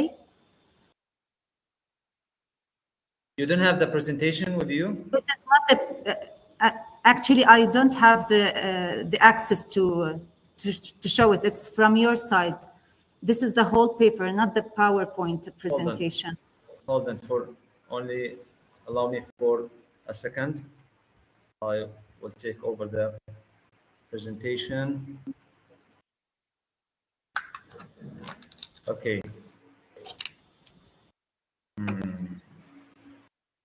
Okay, Hadil, you can go just to when the time you can go with this paper. I will arrange with the colleagues to upload the presentation soon, inshallah.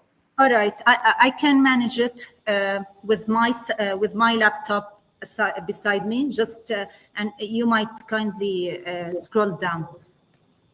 Okay, so my paper is briefed in the abstract, and in short, this paper investigates the impact of social entrepreneurship on UNRWA students via the British Council case study at Victoria Academy. Just to engage you in the loop of the challenge that I had before starting this paper, when I proposed this title, actually I was thinking of implementing a survey or a questionnaire, but I ended up with some restrictions from the workplace of my agency. We do have restrictions on accessing the students and staff to get their responses. So Professor Zahir thankfully advised me to have a report or any case study that goes into parallel with this study. So I made some reviews based on that. So back to the abstract, the case study by... Hadil, excuse me. I think the presentation on the screen right now. Please make sure you can. Make sure you can control the presentation from your side. I will. All right. Okay. Go ahead. So as I told you, that was the reason behind shifting from the questionnaires and surveys into a case study taken from the British Council. Why the British Council? Actually, I chose it because it's a long-term partner for UNRWA, and it targets youth and it targets students in this academy. Later, I will elaborate on this case study. Based on the study's findings, I connected them to the UNRWA context in the way that can empower refugee students and communities through education. And finally, my paper concludes with the recommendations from the study aligning with the British Council expertise aiding the positive educational change. Let me delve into the background a little bit. As a start, the social entrepreneurship is gaining attention more recently for addressing social and environmental issues while making a profit. And actually here lies my interest in seeking social entrepreneurship in education, because it's not that much taken care of in the UNRWA context, educational context.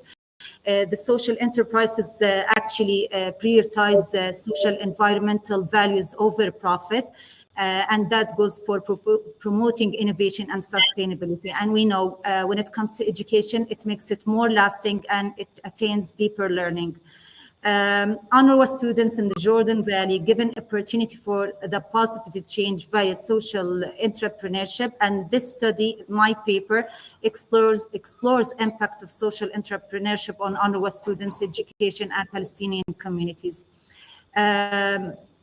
Also, this encourages experiential learning, creativity, innovation, and social environmental awareness. And we know that social entrepreneurship goes for or addresses global issues that are not only concerned with the students' local communities, but also with the global, with a broader level, let's say. As a lit review, I grabbed some extracts from my lit review. It's broader than this, but this is like a selection. As we see, Fahrenwald, I'm not sure that I'm pronouncing the name very well, but Fahrenwald and his colleagues worked on social entrepreneurship concerning the experiential education. And they found that it's more of a hands-on learning and a critical thinking provocative. And for Meyer and Marty in 2016, they were seeking social entrepreneurs who were fostering creativity and innovation, and they found that it addresses complex issues at the global level. Again, Meyer and Marty in 2016, they wrote about the participation on social entrepreneurship initiatives, cultivating creative capacities in various educational aspects. Marinova in 2011 found that social entrepreneurship increases students' awareness of societal and environmental challenges. I will not go through all of them to save the time. Let's say, despite of this existing literature we still have some gaps. Some of the gaps that I noticed that social entrepreneurship is not much researched about in the UNRWA context, especially in the educational system. It might have been addressed in other, let's say, sectors in UNRWA, but maybe in the educational sector, it needs more research and studies. I tapped on two initiatives, but they do not address the students, but they address youth. One of them is named Empower UNRWA Initiative, and the other is named Social Innovation for Refugees. Those are from UNRWA. And I tackled some other initiative by the UNHCR, but I might have forgotten to add it here, from the UNHCR. But actually, I didn't take them as a case study for my paper because they didn't address the students. They addressed youth in general, youth and the local communities. This study aims to fill gaps, explores social entrepreneurship's impact, and proposes practical implications for UNRWA context. Let me zoom in this case study in a few lines. Actually, this case study is taken from the British Council. They made the study like over 6 years by two authors. These two authors are colleagues or are maybe employees in the British Council. They noticed that in an academy that is called Victoria Park Academy, it's a primary academy from age, it's up to grade 6, as I understood. And actually, there was an organization named RIO, Real Idea, standing for Real Idea Organization. Actually, this organization was supporting the British Council on doing like a survey for transforming the failing experience of that academy into let's say a better experience in education. That academy actually before had a failing experience or a failing rating by the Ofsted. The Ofsted actually is an assessment system that evaluates the educational rates in more than 350 schools. And this academy actually was transformed from the extreme to the extreme, from a failing rating to an outstanding one. Why? Because of applying social entrepreneurship, and we will see how. Actually, first, they engage the students into many social entrepreneurship projects or enterprises. Those targeted not only the students, but also serve the local community. They involved also the teaching staff in the experiential learning, not only the beneficiaries or only the students. The students were to notice the real world challenges, not only the challenges, let's say, in the curriculum, in the let's say in the narrow cycle around them, but global wide, let's say. And above that, that school, let's say, they appointed a director of curriculum to develop a curriculum that is named NICER. And I don't know how to go down. I don't want to go next. I just want to go down to the bottom line. You can scroll up, or you can just click on the mouse and move it to the up. Yeah, I'm dragging it down. No. Yeah. I got it. Okay, thank you, Professor. So one of the initiatives the students implemented named Ballot Street Spice Initiative, and that included not only the students, but also benefited the local communities to employ some of them and get some profit also for the parents themselves. So this case study actually in brief demonstrates how social entrepreneurship simply can enhance teaching and create a dynamic learning process. Go faster, Hadil. Yeah. Your time. Tell us about your research. Tell us how about many your minutes? research. What you've done, what is your methodology, what is the output, and what is your conclusion. So you have only 5 minutes. Be careful. Yeah, thank you for the notification. How relevant of this study to my paper? As I said, that this case study taken from the primary academy holds relevance to my paper in exploring the good, or let's say the impact of social entrepreneurship on learners and reflecting it on the UNRWA students' education. I'm not going to go through this slide as it's already covered.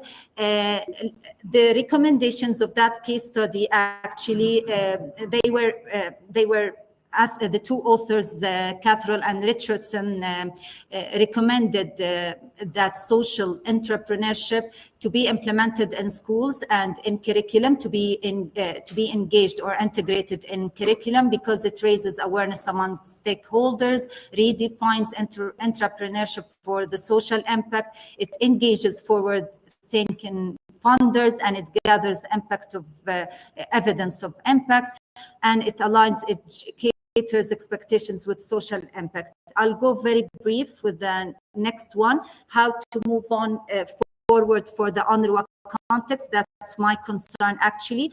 It is to first to raise awareness, to build awareness among the educators, the stakeholders, the decision makers, and in the NGOs or the let's say the donors. And second, we by inspiring narratives such as the one I'm making or I'm developing in my paper, if we have more a lot, it would make a good impact, to share real success stories. And we do have a lot of success stories in the UNRWA context, so we can just connect them to in an organized and framed way with let's say with the curriculum or educational system, to secure support.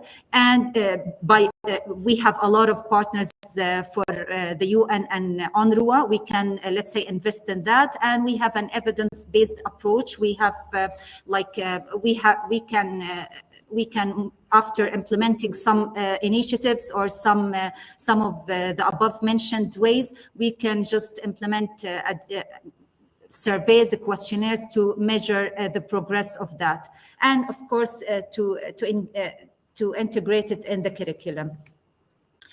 As a conclusion, again, let me conclude my whole paper.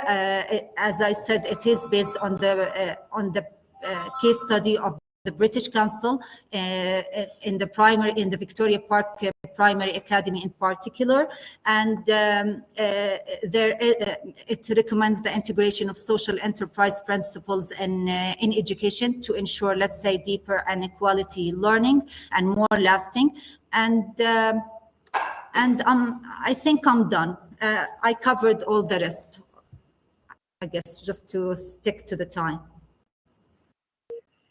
Okay, Hadil, thank you for the presentation. When I looked at your paper, it has different layout than the presentation. You did not show your work. You should have gone to the literature review, to the methodology, to the research question, to the hypothesis. You have done such a work in your paper, but you did not show it in your presentation. And this is not, I would say, good for your defense. So I want you to talk verbally in front of us and to tell us what is the structure of your paper, and because what you have presented is not, I would say, an image of your paper. Go ahead. Let me hear in 2 or 3 minutes exactly what was your approach and how you went, and what you've written in your paper is different from what you've just mentioned or showed in your presentation. You have 3 minutes for this. Okay. Okay. Let me kindly confirm that there is no difference, but it might be or not comprehensive enough. I do appreciate your advice. Let's say go through my paper here. In the first place, I started with a whole introduction about what UNRWA is and what social entrepreneurship. Okay, I'll save you. Believe me, what I'm saying is for your own benefit. So just absorb, don't defend. Absorb and respond. Don't defend. Okay, I'll start asking you some serious 1 moment.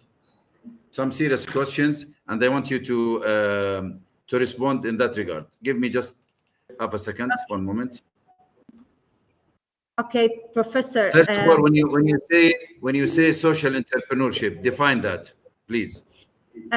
Actually, social entrepreneurship addresses, let's say, the social issues. It is to make students or learners seek social initiatives through critical thinking and innovative approach.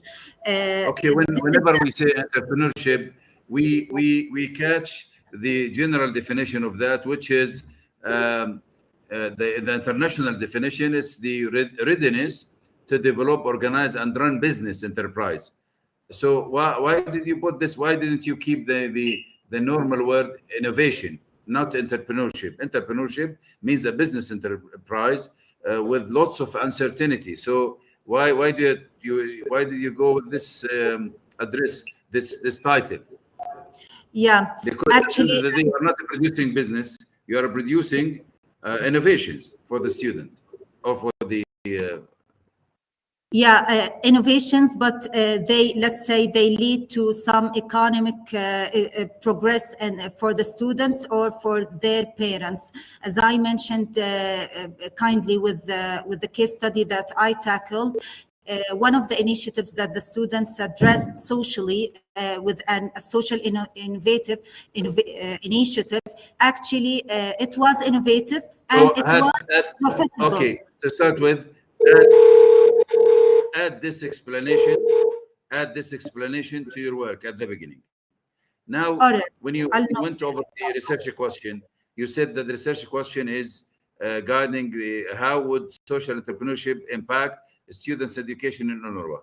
But if I go to the conclusion, where do I find the answer to this question? Can you tell me? Where is the answer to this question? You have a research question which says, how would social entrepreneurship impact students' education at UNRWA schools? So how would, where is that in your conclusion? Yeah, actually, you're right that I haven't mentioned that in the conclusion, but maybe I embedded that in the comparative, let's say, the case study of the Victoria Academy, the status before and after applying social entrepreneurship. by that success story of applying social entrepreneurship to the British Council Academy, then we can reflect that successful experience on the students of UNRWA. That's what I was planning to have in my. Okay, can you show this me into your conclusion? Where is it? Where is the answer? Yeah. I have the conclusion in front of me. I told you but that's. I do not feel that you've answered the question clearly here. No, Professor, I told you that this is a slap. I know. I admit that I missed that. I missed adding this to the conclusion. Okay. All right. Again, my comment, you have the structure of your work was well organized, but when you went to the presentation, you jumped into recommendations and conclusions without going into the analysis, I would say, space. So I'll leave the discussion now for say 5 to 7 minutes with Professor Issam, and then to Dr. Az. You write down what they want you to amend or to upgrade or to modify, and then what we have in hand does not necessary to be final. So the student would have another week to amend and to upgrade or to have this minor correction.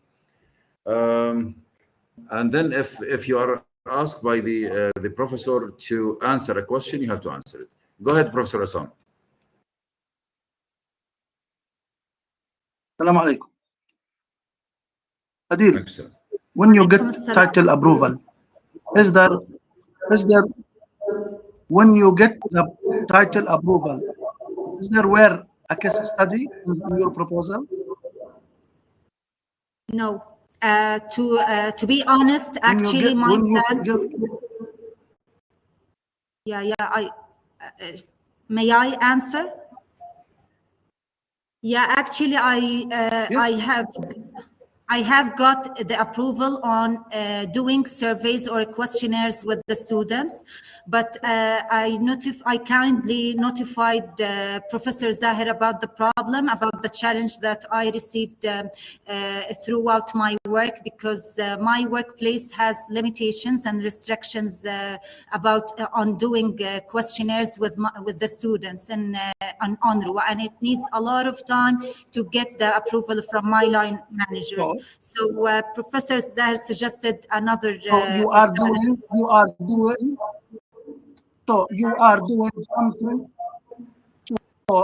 doing something without approval. How can you do a research without approving your title? I got the approval. I got Dr. Professor Issam. We had a problem with the permission from UNRWA.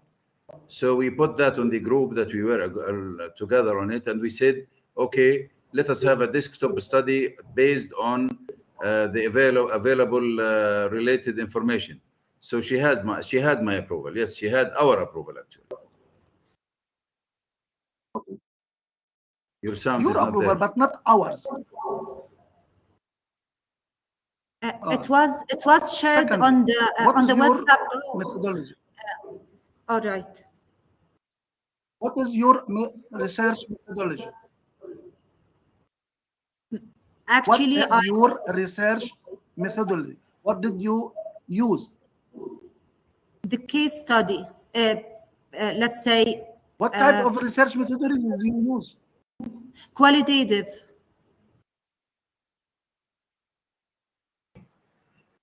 Qualitative. Please or explain me what have just offering us a case study. No. You are offering us a new representation. You are offering us Victoria Park study. No more. What is your contribution? Okay, may I answer? Yeah, as I told you, as I previously told you that I had a challenge to access the students' responses to any questionnaire or surveys. So I had to have a case study that can have, let's say that I can base my paper on to, let's say, to measure the impact of integrating social entrepreneurship on the educational system. So I thought that it would, let's say, it would work for a paper. But for a, let's say, for a thesis, I wouldn't do this. I would go through the whole way to get the approval because I would have more time. Let us speak about your paper now, not your thesis. What is your contribution here? More than offering us a case study that was realized by others. What is your contribution? My contribution would be, let's say, would be or would lie in the comparative, let's say, on the comparative qualitative research on paralleling or on applying social entrepreneurship on the UNRWA context, the way it was applied in the British Council Academy, or in the case study of the British Council. As there is a comparative study, I see only one case study, so there is no comparison. Comparative, I mean comparing between the primary, the academy, and the UNRWA educational system. I didn't see any comparison. Okay, would you advise me how to develop this? Advising you must take a new approach. Reviewing only one case study is not a research. So you kindly mean that to add Adil, let Professor Assam finish. Don't answer. Don't respond, please. Let him finish. Professor Assam, please deliver your. Okay, excuse me. I'm the mentor here. No, don't finish.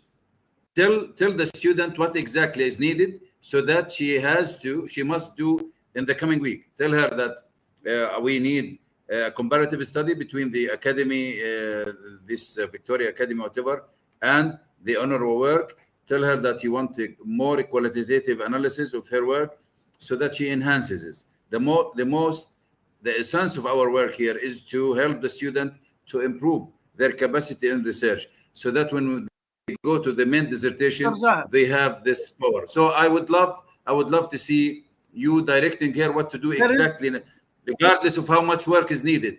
We need that paper to be according to the standards. Yes. Okay. There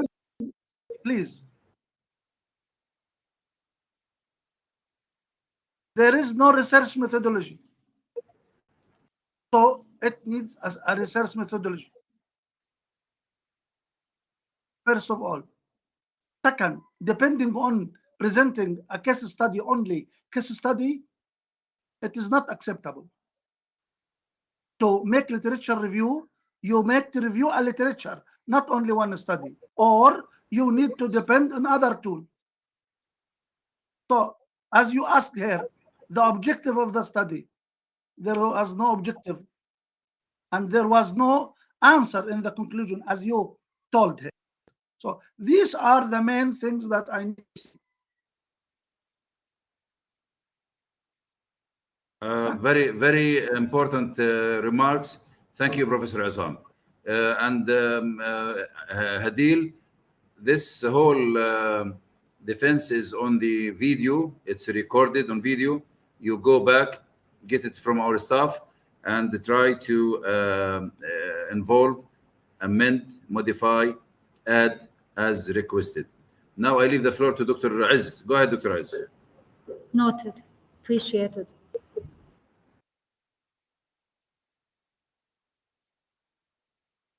Okay, Bismillah ar-Rahman ar-Rahim.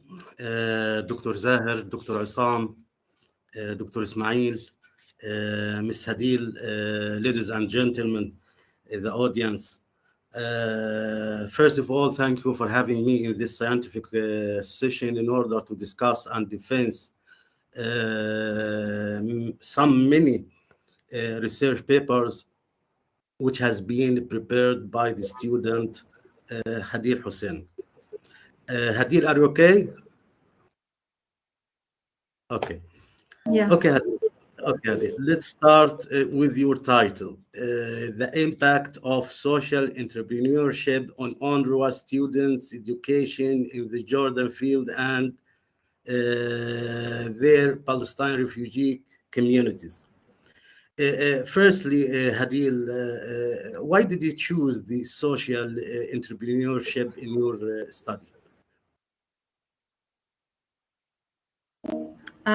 In fact, as I confirmed earlier, that what I found in the education system in UNRWA, that it lacks this side of, let's say, of attitude, educational attitude, and I believe it will impact positively on learners' achievements, because I believe that when we integrate such an approach, it will make learning more, let's say, deeper and more lasting. That was my motive. Okay. According to the U.S. Chamber of Commerce, it defines social entrepreneurship as for profit businesses. As Dr. Zahar mentioned previously, this term and this field focuses on the profit businesses in the world. Can you justify if this term can be useful in the non-for-profit businesses or organizations such as education sector in general? Yeah, actually, that's a good question, because I had that question in my mind before I start the paper, that social entrepreneurship is usually connected to profit, but when it comes to education, when I read, let's say, more and further in English, in the literature, I found that social entrepreneurship is simpler when it applies to the educational system. It's just to train the students how to address global issues and social issues in their communities and in their, let's say, in their globe at a broader level. Besides you are supporting the initiatives in the education sector. Let's say, yeah, but allow me to explain this thing, that there is a difference between the social initiatives and the social entrepreneurship. Why? Because of the innovation element. There is a component of creativity, innovativeness, plus, let's say, seeking profit for not for the students themselves, but for the community. That's what I perceived, actually. Sustained and good answer. Okay. On UNRWA, Hadil, it's not allowed in the research title to insert the abbreviation of the organization or the core point of the research. UNRWA, you should write down the full title and the full name of the organization, the United Nations Relief and Works Agency. Write it down in fully sentence, okay? Yeah, but allow me to defend this point, that my presentation is not fair enough to my paper. Actually, it's not comprehensive.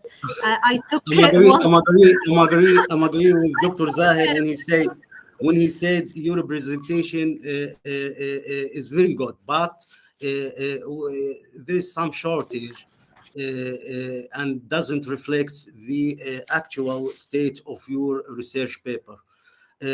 Some modifications should be, and some justifications should be done. All right. Okay, let's go to the abstract. I'm agree with Dr. Isam.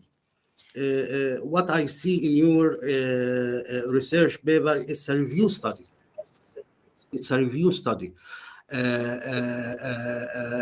While we are talking about research methodology, we have to adopt some methodologies such as qualitative or quantitative approaches to prove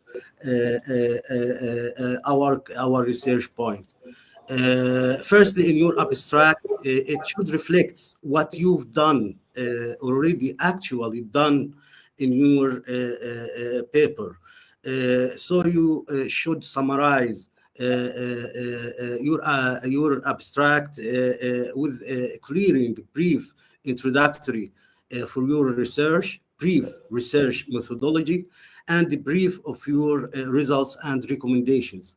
that is the content of the research abstract. So it needs to be rephrased in your coming corrections, inshallah. Okay. Thank you. After the abstract, you mentioned again the title of your research. Why? Why you repeat the title again? Okay, delete it, please. Yeah, okay, noted. Thank you. Okay, now after deleting the title, put a title, introduction, and the introduction title should consider the context of the purpose of your study. Okay, and all references should be cited and support this introduction with more references. Okay. All right. Thank you. Thank you. Okay. In your research, okay, go ahead, Dr. Zahir. No, go ahead. Okay. I thought you finished. Sorry. No, I didn't. No, sorry. Where is your research problem? According to the research methodology, Hadil, as you taught and learned,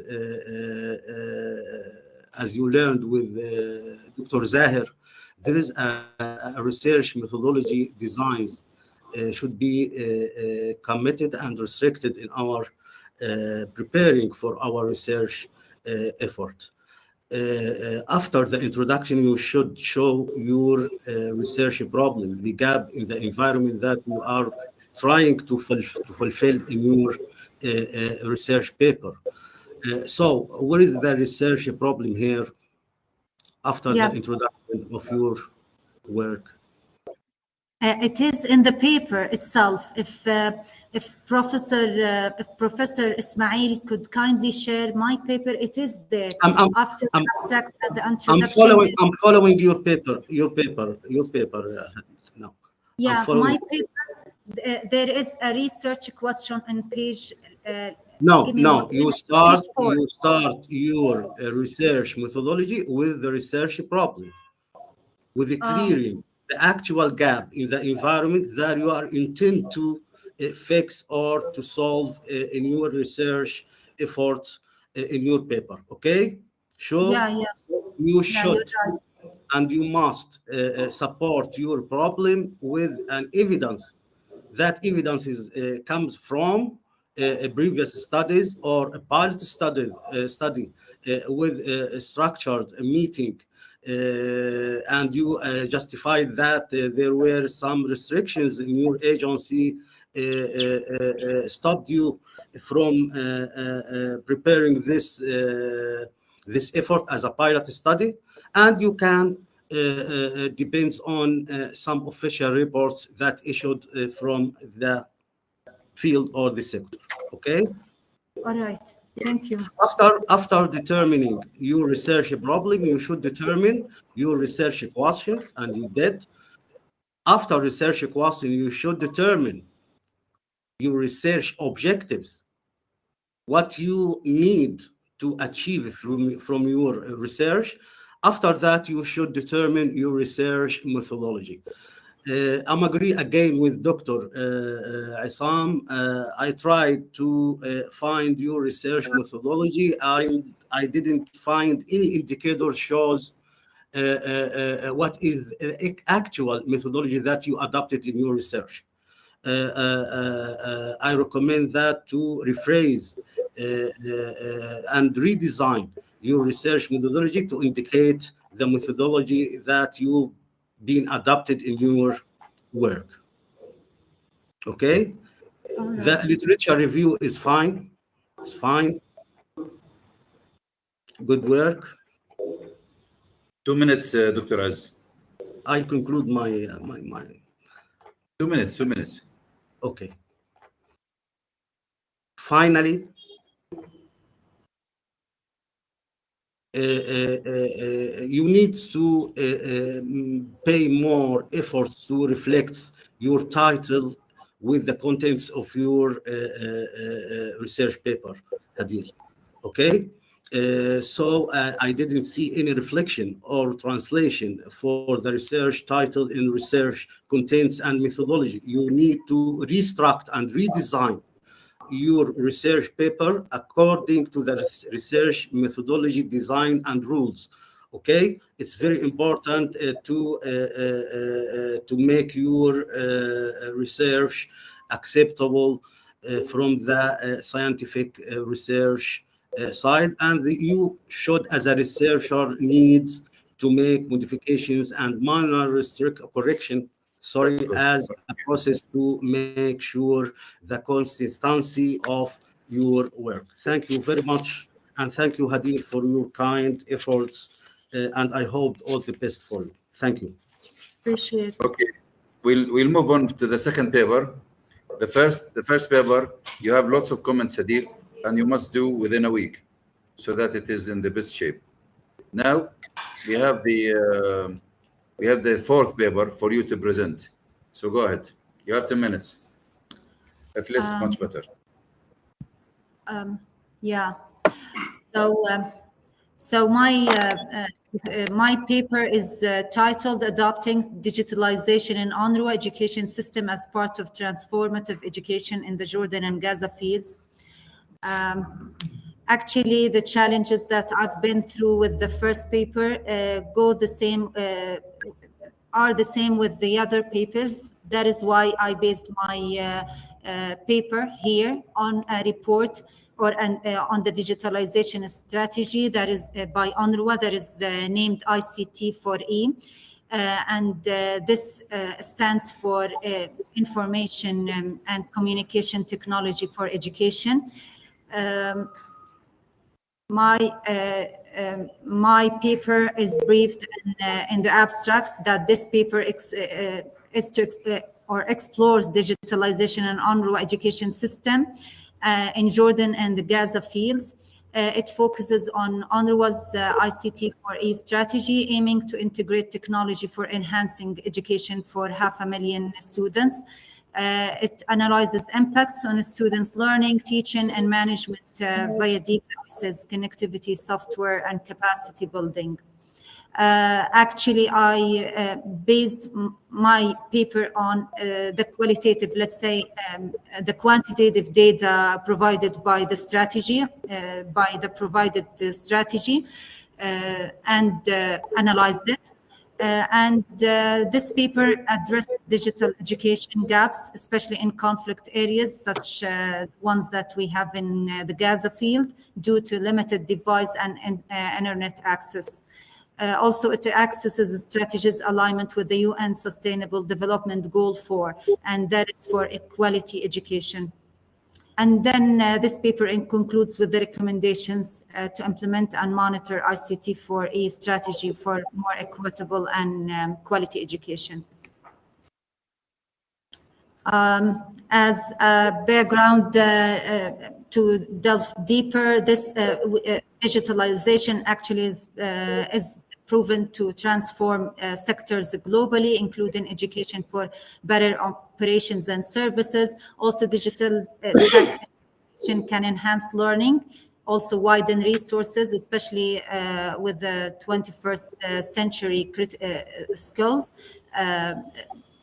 We know that students can benefit more if provided with, let's say, with sufficient devices to have quality education at their, or quality learning at their learning paces. And this study looks at digitalization adoption in UNRWA's education system.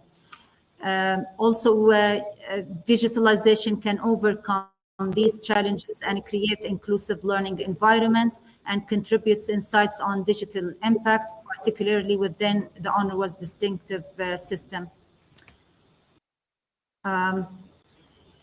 This study, as I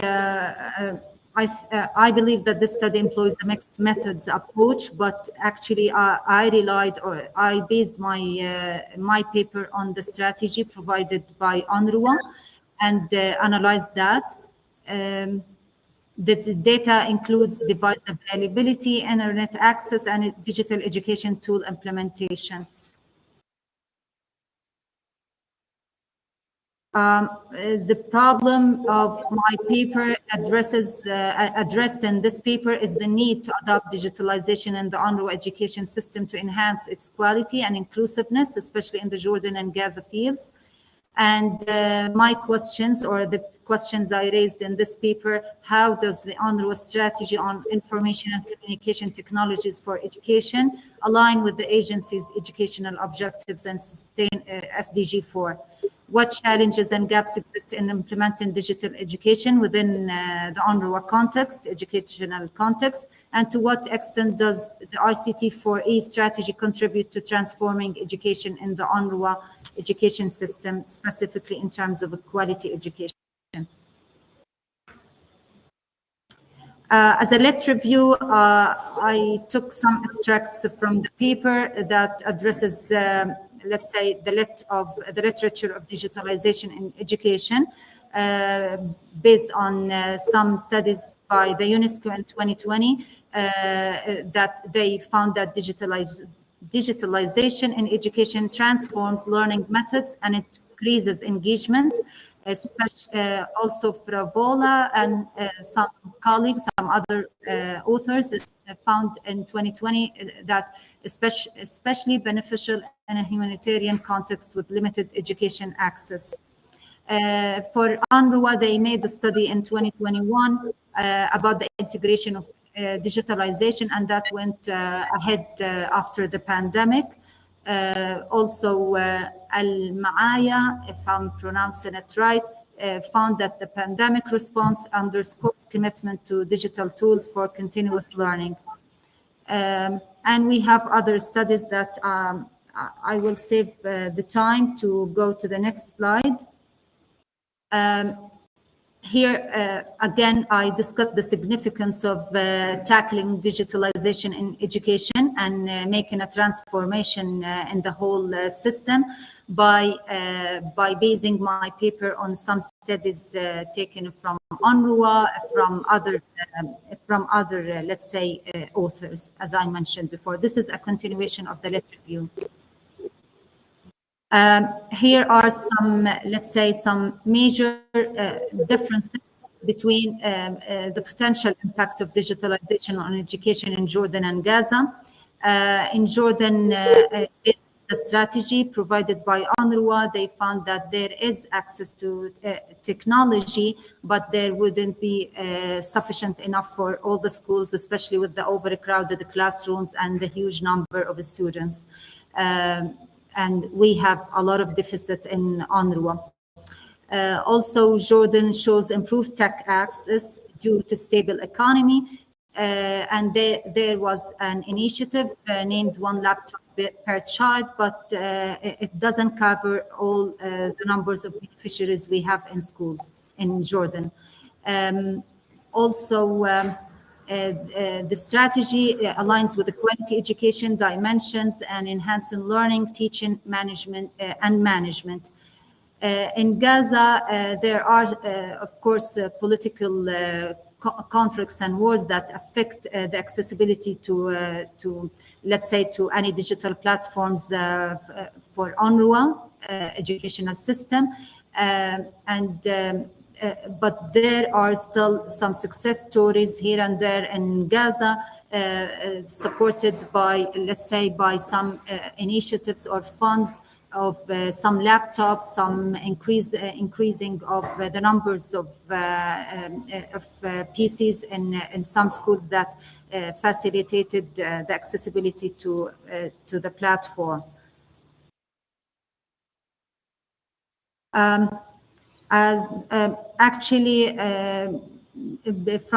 Based on that strategy, I found that there are strong recommendations about let's say, about integrating digitalization into the UNRWA education system. For connectivity solutions, we can invest more in reliable and affordable connectivity solutions, and to let's say, to search for more fundraising or projects or more funds to support on this issue. And for the device access, we have in this strategy, it was mentioned that there is evidence availability for equitable transformation, that education is slowly, but in a way it is being transformed from the traditional into a more, let's say, interactive education. For the teacher training, there was a recommendation of providing comprehensive training, and that is going on actually in the first phase in this strategy. And in terms of the implementation and monitoring, there should be more focus on successful strategy implementation and monitoring with more data, let's say, data collection tools.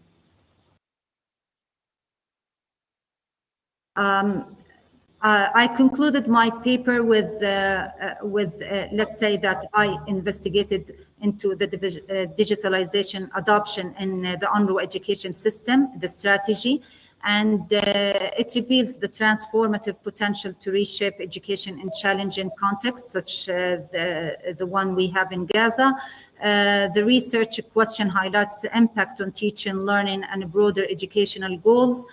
And of course, there is significance to enhance the pedagogy, the technology, and access interplay in a humanitarian education systems. And there is, let's say, it is essential to integrate digitalization in this century to improve, let's say, students' learning skills and critical thinking for more inclusiveness. I'm done. Okay, thank you, Adil. Dr. Aziz, go ahead.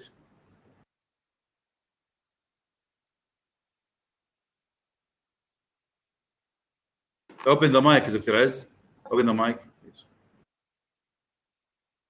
Okay, thank you, Hadid, for your presentation. I will start with you with your title. You are talking here about digitalization. Do you know the difference between digitalization and electronics? Electronic. May I answer? Yes, I'm asking you.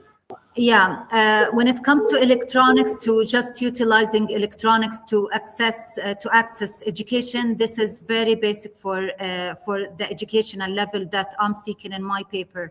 When I say digitalization, it means that to let's say to have interactive and advanced learning styles and methods in the way that the students receive their lessons, not only using a device simply to access a lesson or a textbook or a page in the curriculum, but actually we're seeking more interactive platforms that the students can benefit from. So you are talking about online learning, isn't it? Online learning, but as well, it shouldn't be traditional in a way that it should fit the age, let's say the age of the students. For example, they should have some hands-on experiences even when they go online. There should be some interactive icons that go with the learning. Let me clear a point here. When we are talking about digitalization, we are talking about the process of converting information into a digital, for example, computer readable format. Okay, and when we link and connect this computer to the web, we convert ourselves to be electronic. So when we are talking about the online learning, we are talking about the electronic, not digital process. Okay, is that clear?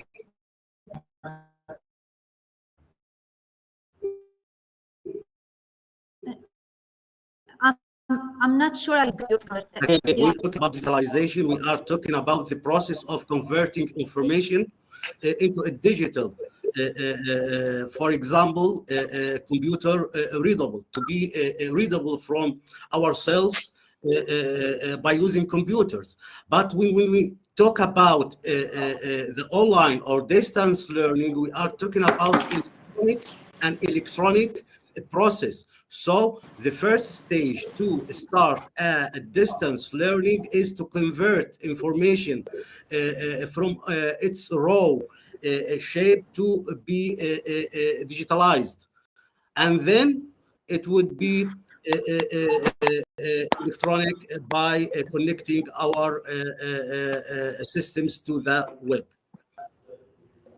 Okay. Allow me to explain one piece of information just to make a difference between the online learning and my paper target. Actually, when this strategy of UNRWA about digitalization, it is not only to equip the students with online learning, but also even with the, let's say, with the in-person teaching and with the in-person learning system, the teachers might take the students twice a week, let's say at least, to the computer lab to have some interactive games, interactive activities. That's what I meant with the digitalization, to strengthen, let's say, the learning. I think I'm agree with you, but I think Dr. Zahir is an expert in this field. He works for many years in the electronic distance learning. Would you clear the situation, Dr. Zahir, please? Thank you for diverting this to me. Actually, the concept of digitalization and digitization confuses the issue. When we say digitalization, we have to specify 2 or 3 dimensions. The first one is the online instrument at UNRWA. How would we approach the actual online process, the actual blended or hybrid process, which means that there is a traditional learning and the online learning. Under that, then we come to the e-library. This is a digitalization. Then we come to the to equipping or digitalizing the computer labs there, so that we have multimedia objects, we have multimedia, I would say, stories and so on. So the concept of digitalization has to be defined well. The extract of the UNRWA report is not very clear to me. So you have to summarize, because you based your study in and lots of information from UNRWA strategic plan for digitalization. So you have to go again and get a brief summary of what's in that book, what and the data there. Then you perform your data analysis, your qualitative and the quantitative, as you said in your paper, not in your presentation again, on this issue. At the end of the day, you have to come up with a conclusion. How would we apply the digitalization? What are the obstacles that we faced according to what we have analyzed? Okay, I could appreciate that you have difficulties with UNRWA, but you don't have difficulties if you ask 5 of the teachers around at UNRWA school or some IT people. You don't have to have everything official. When you go official, it means that you put obstacle to your research. So nobody would prevent you from asking 10 people of your friends, of relatives, whatever, from those IT department or the students themselves, and make the research in a proper way. So my advice, and I'll put the concluding remark after Professor Assam. What we have advised you in the first paper is exactly what you advise you for the second paper. The methodology, the paper itself is much better than your presentation. It seems that in your presentation, we are after the core of the research, because the main essence of our work is to make sure that you're capable of going to the second stage, which is to perform your full dissertation, full project in a nice way. By doing this, I think we have this. Because of that, I'll leave the floor to Professor Assam for 5 minutes, and then I'll conclude your case with us, so that we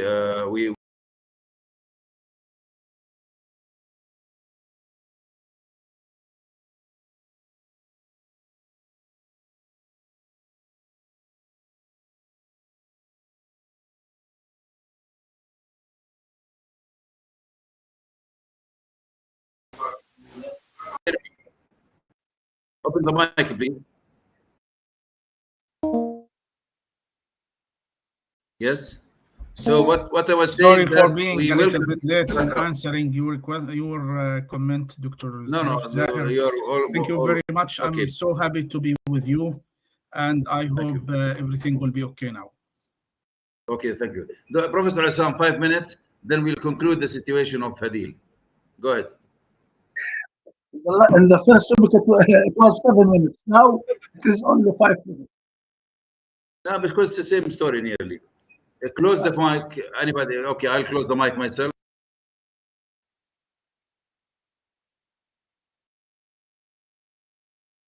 First of all, I agree with all the comments of Dr. Azhar.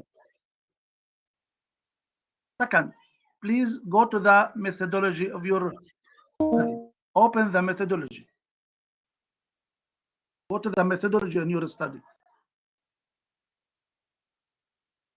You say this study utilized a mixed method research approach. Please explain me that. What is the mixed approach did you use? Yeah, since allow me to explain the way that I was thinking of. Actually, the way that I based my paper on a strategy on the ICT for education strategy that it includes a lot of data, a lot of interviews concluded in the strategy and in that report and the strategy itself. And then when I analyzed that, I thought that I combined between the qualitative and the quantitative methods, because as I told you, I was cornered with having no permissions. Okay, what was the quantitative and what was the qualitative? The quantitative data that measured, let's say, there were statistics mentioned in the survey, in the strategy, and based on that, they come up with the conclusion or with the recommendations on the.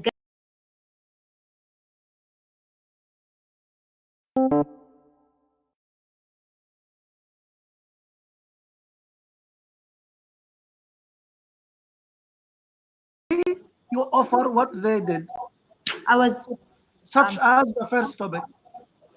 All right. Professor, so just allow me. What is your contribution? Nothing.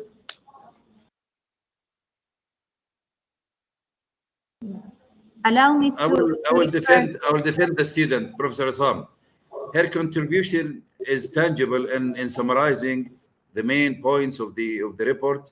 As I said, the presentation is not equivalent to her level at the paper. What we suggest at the moment that she should recast the papers in a way, actually the presentations and papers in a way to follow the steps and to make sure that she explains in a very, I would say, strong format the qualitative that she has to do or she has done. If she did not perform it, she has to perform some qualitative alone and the quantitative or mixed. This is what I suggest. Please. She said that we'll use quantitative and the qualitative. And what I have seen it, yes. Only case study revision. Nothing more. She has to do it. She has to do it. Yes, I agree with you. She has to do it. No more. Okay. So, all right. Your methodology, your mentioned methodology, is another thing.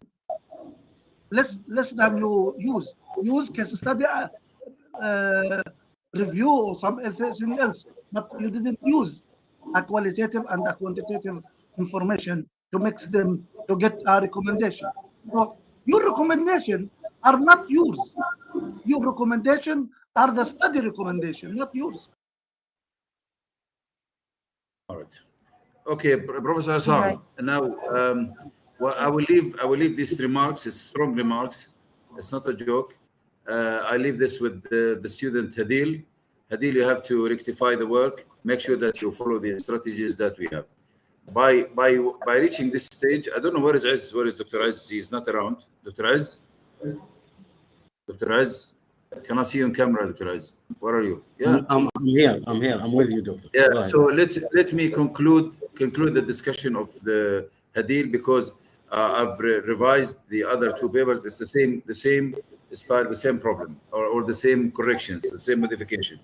So Hadil, you've heard what's needed. Go ahead and perform these. Resubmit the papers in the right format, and then we'll take it from there. Thank you very much. Thank you, Professor Isam. Thank you, Dr. Aziz. Now the time constraint. I'll ask the next student to move in so that we can start the next session. Thank you very much. Thank you very much. Thank you very much. Thank you. Thank you very much. I wish you good luck, Hadil. Thank you very much. Okay. Thank you, Hadil. Let us start with the next student, Dr. Ismail. Dr. Ismail. Yes, Professor. Yeah, go ahead. We'd like to see you here around. Yeah. Dr. Ismail, tell our student, get prepared. In 2 or 3 minutes, I would like you to explain to our guests, honorable guests, in Arabic, what is the Comprehensive Exam 2, and what is the relation of this to the main research that they do. What's the purpose as a tool to enhance their capabilities? In 2 minutes, till me and Sousa put the presentation and so on. So go ahead, Dr. Ismail, in Arabic, please. Okay, thank you, Professor. السلام عليكم ورحمة الله. طبعا نجدد ونكرر ترحابنا بضيوفنا الكرام. يعني خلال طالبتنا الأستاذة سوسن الزامل الآن تجهز برزنتيشن وتستعد يعني خلال دقيقتين. نكرر طبعا أول حاجة بداية الترحاب بالدكاترة الأفاضل. طبعا معنا البروفيسور زاركاير ومعنا الدكتور أكرم سمور من أيرلندا. أهلا وسهلا. وضيوفنا الكرام كل باسمه ولقبه، اهلا وسهلا بكم مجددا في هذا اللقاء العلمي والمناقشه العلميه للكومبريهنسيف اكزامينيشن 2 وهو الاختبار الشامل. في الجامعه الامريكيه الدوليه طلاب الدكتوراه يخضعوا لاختبار شامل مختلف تماما عن الاختبار الشامل المعمول به في الجامعات العربيه. الاختبار الشامل هو عبارة عن مرحلتين. في المرحلة الأولى الطالب يتلقى التدريب حول ماهية الاختبار الشامل، فصل كامل يتلقى تدريب حول الاختبار الشامل وكتابة الأبحاث المصغرة كنوع من التحضير. ثم في الفصل الذي يليه يأخذ فصل كامل لكتابة 4 أبحاث مصغرة تعتبر كاختبار له على قدرته على كتابة الأبحاث والكتابة العلمية قبل السماح له بالبدء بكتابة رسالة الدكتوراه. فمن خلال اجتيازه للاختبار الشامل ومن خلال موافقة اللجنة العلمية على الأبحاث التي يقدمها الطالب، وتتم إجازته للبدء بكتابة الأبحاث أو بحث الدكتوراه الرئيسي من خلال البرنامج. طبعا يتم تشكيل لجنة مكونة من رئيس للجنة وهو يعتبر بمسمى المنتور، فاكولتي منتور، ويكون معه عضوين من الأساتذة الدكاترة في الجامعة. لكل طالب طبعا ممكن تشكيل لجنة مختلفة عن الطالب الآخر للإشراف ابتداء على سير الكتابة لدى الطالب، ثم في النهاية مناقشة الطالب في الاختبار. طبعا اليوم هو يوم الاختبار الشامل، وطبعا مع كل التمنيات بالتوفيق والنجاح لطلابنا جميعا. تتم مناقشة الطالب بالأبحاث ال4 بحيث يقدم عرض برزنتيشن لكل بحث، ثم تتم مناقشته على التوالي لكل عنوان وكل بحث يقدمه، ومن ثم لاحقا تقوم اللجنة بمناقشة نتائج هذه الأبحاث واتخاذ القرار بالسماح للطالب بالبدء بكتابة رسالة الدكتوراه أو الطلب من الطالب تعديل هذه الأبحاث. طبعا التعديلات ممكن أن تكون تعديلات جزئية أو بسيطة، أو ممكن تكون تعديلات كبيرة على الأبحاث، وهناك يعني في نظام الجامعة مدد زمنية محددة حسب طبيعة التعديلات، وهذا طبعا يؤثر على المدة الزمنية. إذا كانت الأبحاث جيدة فممكن أن يبدأ الطالب مباشرة في كتابة رسالة الدكتوراه، وإذا كان هناك في يعني مشكلة لا قدر الله في الأبحاث يتم إعطاء مهلة طبعا يجب أن ينتهي من الأبحاث وأن تجيز اللجنة الأكاديمية هذه الأبحاث حتى تتأكد أن الطالب أصبحت لديه القدرة الأكاديمية على الكتابة العلمية والكتابة الأكاديمية ليكون مؤهلا للبدء برسالة الدكتوراه. كل التمنيات بالتوفيق والنجاح لطلابنا. Thank you, Dr. Ismail. Now we'll move to the other student, the third one, Sausan Al-Zamli. I'll give the floor to Dr. Ismail in 2 minutes to start by introducing. I've been already introduced to Dr. Ismail to the people. So we are talking about Dr. Akram, introduce him, and then we will start with the Sausan. Sausan, you have 10 minutes for each presentation. Commit yourself to 10 minutes, and then we will discuss after each presentation. We'll be deliberating and we'll be discussing with you the issues of your research. Wish you a very good luck. Go ahead, Dr. Ismail. All right, thank you, Professor. Welcome again. So now officially we start the session. First of all, we would like again to welcome Professor Zahar Kyle, the Director of the International American University Programs in the Middle East, and with us the committee member, our respected Professor Dr. Akram Sammour. Allow me to introduce Dr. Sammour for you, please. Dr. Akram Sammour. He is an assistant professor in the business administration, and he was awarded his PhD in strategic management from Bradford University in 2010. And he worked as an assistant professor for business administration in different universities, and he taught several courses and modules continuously in management, strategic management, and business administration for undergraduates and graduate program.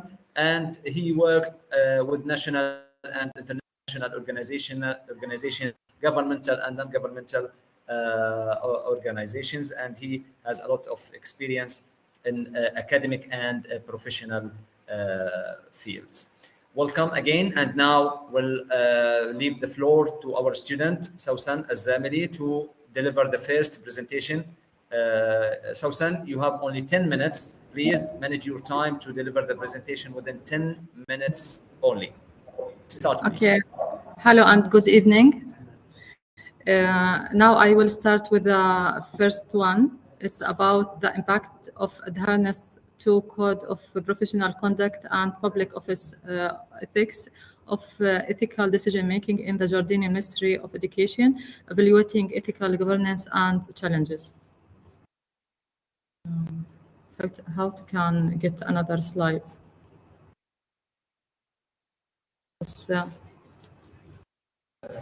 Do you have the control over the presentation? مش عارفة. I don't know. بالماوس؟ السلايد هي تحت هون مش يفترض انه هون يتحرك. سلايد. سلايد 2. تمام. Okay. The abstract is that study aims to assess the impact of adherence to code, professional conduct, and public office ethics on ethical decision making in the Jordanian Ministry of Education. مش عارفة أتحكم بالهاي بصراحة. في هون إشي طيب في ماوس بس نص الكلام رايح من هون. رح أقرأ من اللي معي. This study aims to assess the impact of adherence to the rules. What, Doctor? Or you can only click and hold the mouse and scroll up.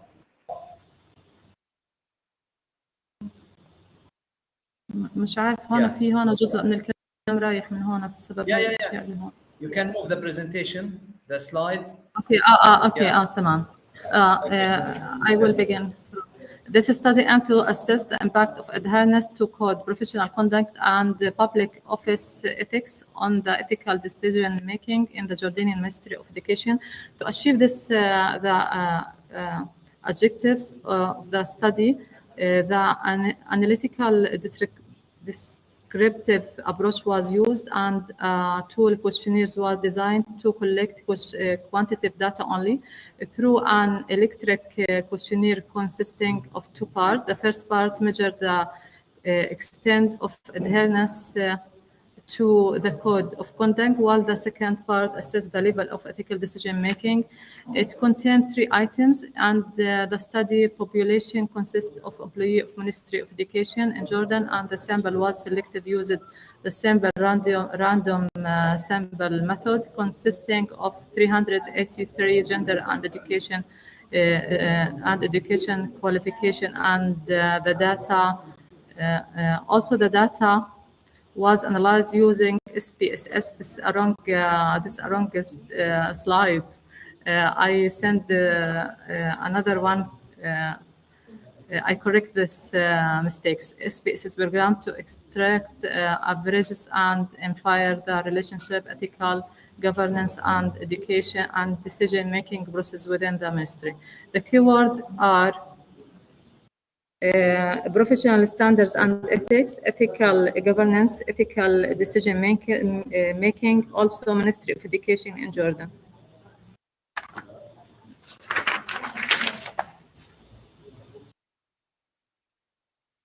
Introduction.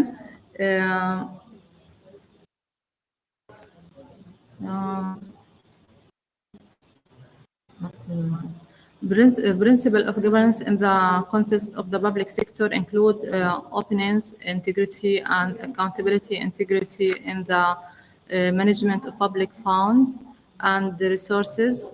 The terms ethics defines the terms or of morally acceptable behaviors. Effective decision requires embracing basic principle while ensure the authority to make decision moral responsibility for results for our choice. Sometimes emotions and feeling can make us powerless, which can lead impulsive action. Josephine and Honson, 2002, ethical decision within public institution related to decision based on ethical values and principles.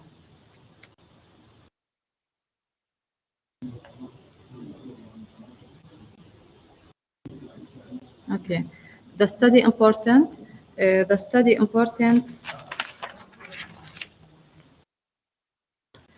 Please, Doctor, this is the I sent another one, not this slides. Okay, upload yours, Susan. Upload yours. You are the presenter. Upload yours quickly, please. How can I upload it? Okay. هذا اللي موجود ايش مشكلتك بس؟ اللي موجود معي غير عن اللي هون. يعني انت ما عندك مشكله تقنيه؟ لا مش مشكله تقنيه، بس هذا اللي هون فيه اخطاء.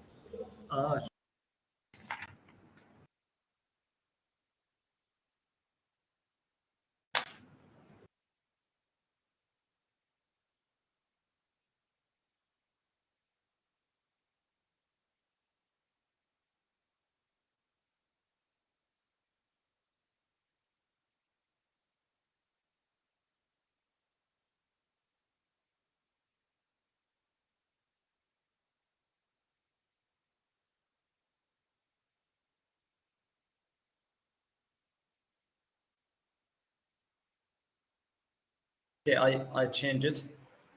Hopefully, just a moment, it will be uploaded within a few seconds.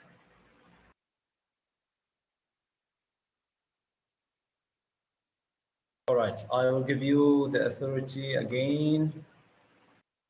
All right, so now you are the presenter. Put the microphone on, please.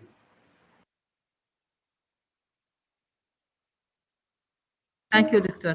Thank you. Yes. I will go to the objective of the studies. The objectives are the primary objectives of this study as follows: to assess the level of commitment of ethical standards as outlined in the Code of Professional Conduct among employees of the Jordanian Ministry of Education. Also,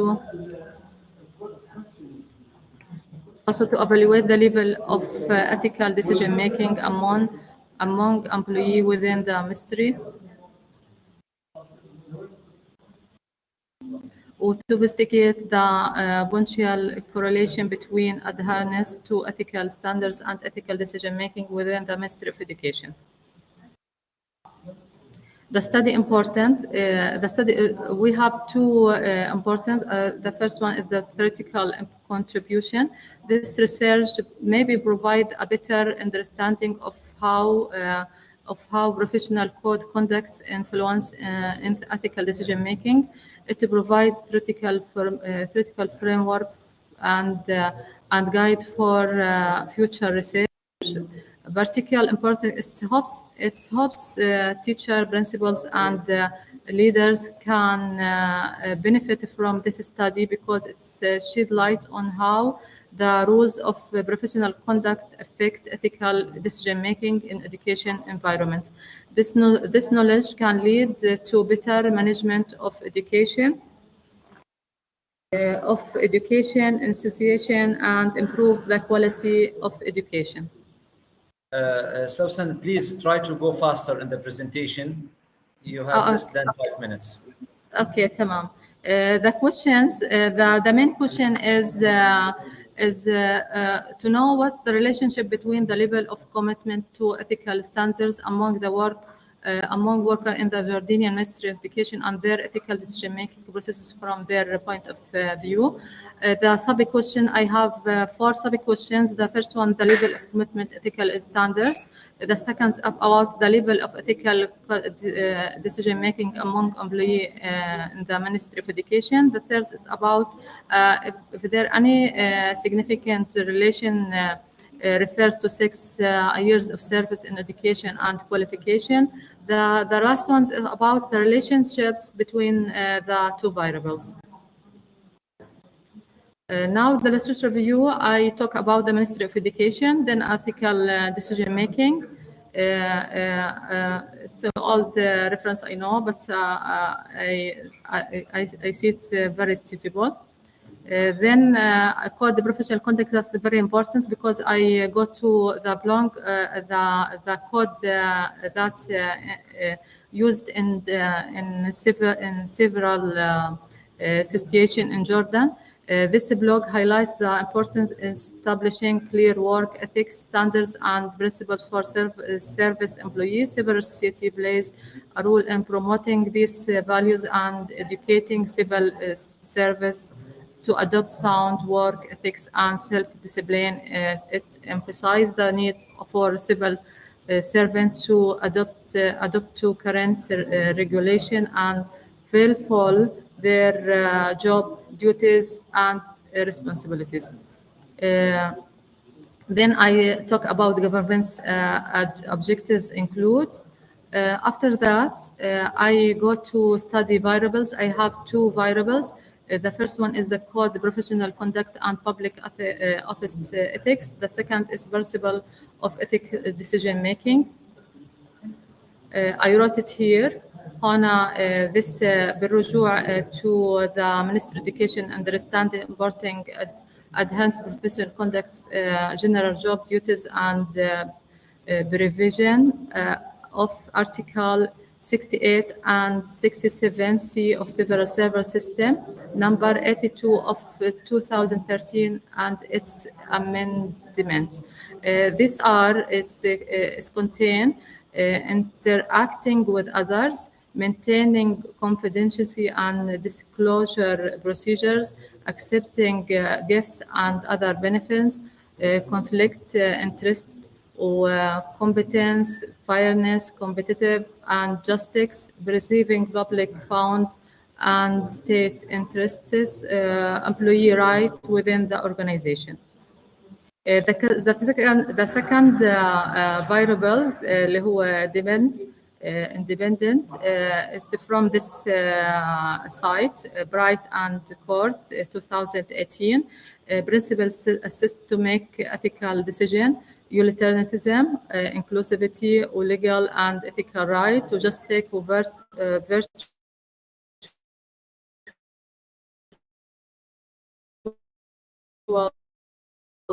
ethic versus common okay.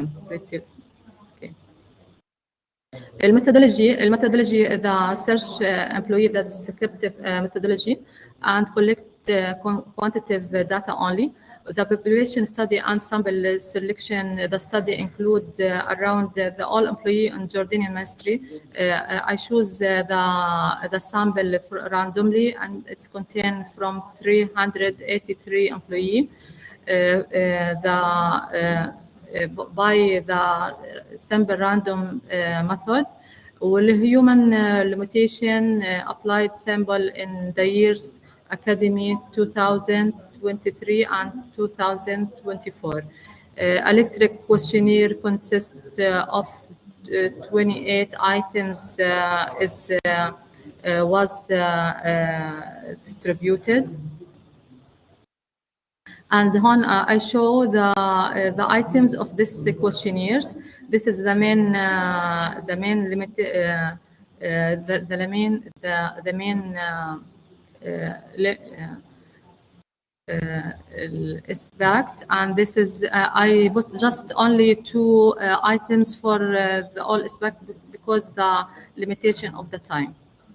I know it's need to مراجعة يعني. Statistical treatment. The following used to for the second and the first question. I will use the sample. I will use the sub-axis. And to answer the question about the third question, I will use MANOVA for to find the 2 variable different belong. I will use the 2-way ANOVA, and to compare and to answer fourth question, I will use the Pearson correlation. Inshallah. على conclusion, the questionnaire was distributed, and I received the data and the feedback. I stopped in this stage because the limitation of the time. This conclusion I wrote it about from initial results that I read it, but I appreciate if you give me more time to analyze the data by SPSS and compare the results. Just. And thank you. A recommendation. This is recommendation from this initial result. Strength ethical education, enhancing the code of the conduct, promote accountability, transparency, the communication, leadership commitment, or regular ethical audits. This is the reference in the slides.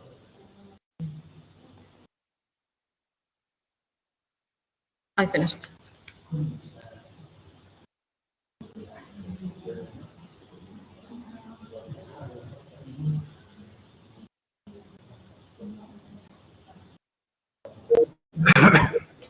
So you finished? Yes. Have you finished? I finished, yes. Okay. Thank you for your presentation. Please go back to the title page. Okay, Doctor.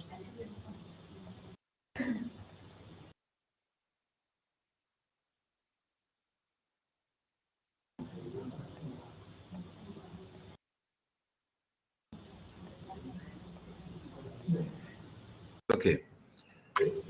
Now, I want you to tell me a little bit, just in 1 minute, an idea about this professional code of public office ethics. Who has published it, and how far is this applied in different organizations in other than the Ministry of Education? If we want to apply it, is it a code that should be applied? Yes, it's everybody. Yes. Who issued it? Who approved it? Okay, go ahead. اللي هو ديوان الخدمة المدنية سيفرال الكود كوندكت ديوان الخدمة المدنية The several service system.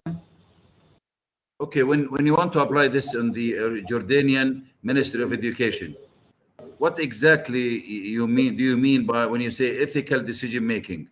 What is the implication of it? Ethical decision making that the principals make it in their schools and their association. If they adhere in this conduct, it will reflect on their decision making. I think that. Give me one or two decision makings that is ethical decisions at the end of the day.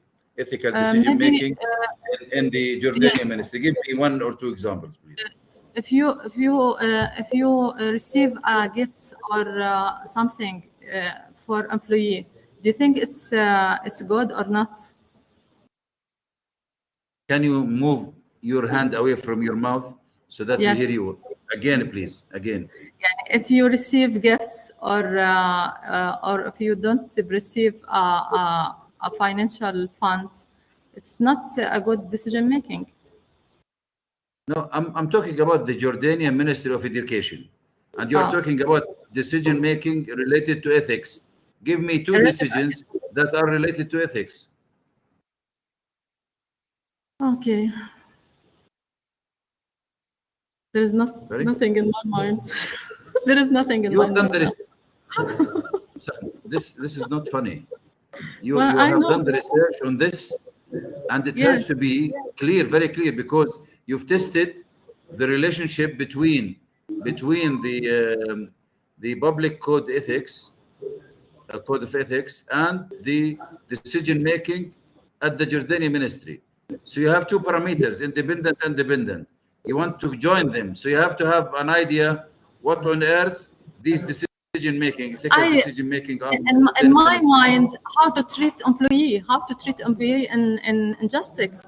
Yani how to make justice between the employee. That's I in my mind the initial idea. How to give award, how to behave with your employee. Mm-hmm. You mentioned the concept utilitarianism. What is utilitarianism? Yes, utilitarianism is the all. I know it in Arabic also. مبدأ النفعية. But I cannot explain. Why do we say that utilitarianism is a concept of ethics? Why it is ethical or not ethical? Utilitarianism. Well, when we talk about ethics, we go for what is the opposite to utilitarianism? What is the opposite term? What is the opposite term? It is not yes. There is another word for it. Please wait. No. Susan. First of no, all, not funny. I know not funny, but Susan, no. Please take this seriously. It's good to have jokes, but we are not in such a serious environment. When we ask, we do not want you to smile or to laugh. We want you to answer. Leave the papers, please. Excuse me? Are you listening? Are you listening to me? Leave the papers. Just look at the camera. Just look at me. I'm asking about utilitarianism and what is the opposite expression to utilitarianism. This is what I need you to answer me. Don't look at any rare. It's something essential when you talk about ethics. What is the difference between them? What is the opposite word? The opposite word is not logical decision. Sorry? If you give not logical decisions. What? I cannot hear you exactly, Yom. Logical decisions. No. If you don't. The word opposite to utilitarianism is deontological. Utilitarianism is that you take a decision with your benefit. You don't look at the others. It's only the benefit of the organization or the benefit of the government or the benefit, regardless of the the circumstances or the benefit of the employee. Deontological is something that based on creed, aqidah, on principles, on mutual interest, and so on. So I leave the floor now to Dr. Ismail to discuss with you your work, and then Dr. Ismail. Go ahead, Dr. Ismail, Dr. Akram. Excuse me, Professor, Dr. Ismail or Dr. Abu Ismail? The microphone, please. Dr. Akram. Yeah. Akram. Dr. Akram. All right, thank you. First of all, thank you very much, Prof. Zahir. And again, thank you, Dr. Ismail. And may Allah be pleased with my father, Ismail. He is not the examiner anymore. Anyway, thank you. I would like, first of all, to talk about the advantages of the 4 papers have been presented by the student. I would like to confirm that really the student, the researcher, has done real efforts in the research, and generally speaking, she presented the main components of the research in the 4 papers, paper 1, paper 2, paper 3, paper 4. But always when we talk about research, we talk about improving, we talk about enhancing, we talk about some aspects to be added. And I believe strongly that still the student needs to do more efforts with her research. For example, I was so happy that the student in the first paper talked about 250 population as a sample, which was good from my point of view. And I prefer to see this in all papers, at least to talk about 200 and more. And maybe in particular cases, it will be acceptable to talk about 100. Let me start by the traditional question. How did you select these topics, Susan?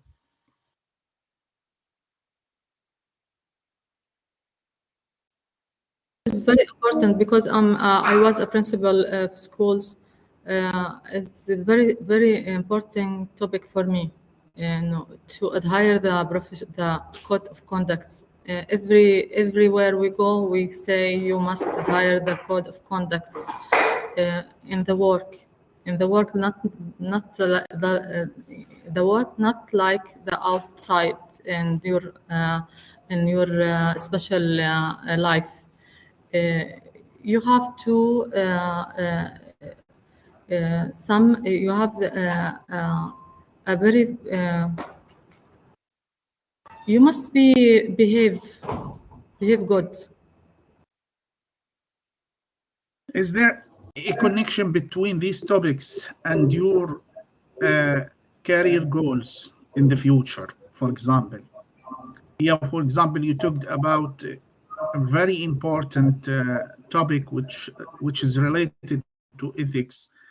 For example, in the previous, in the first topic, you talked about organizational culture and innovation, etc. So my question again, what actually, what does encourage you, or what did encourage you to select these topics? What did motivate you to select these topics? My work. This is very important. Be clarified. Yeah.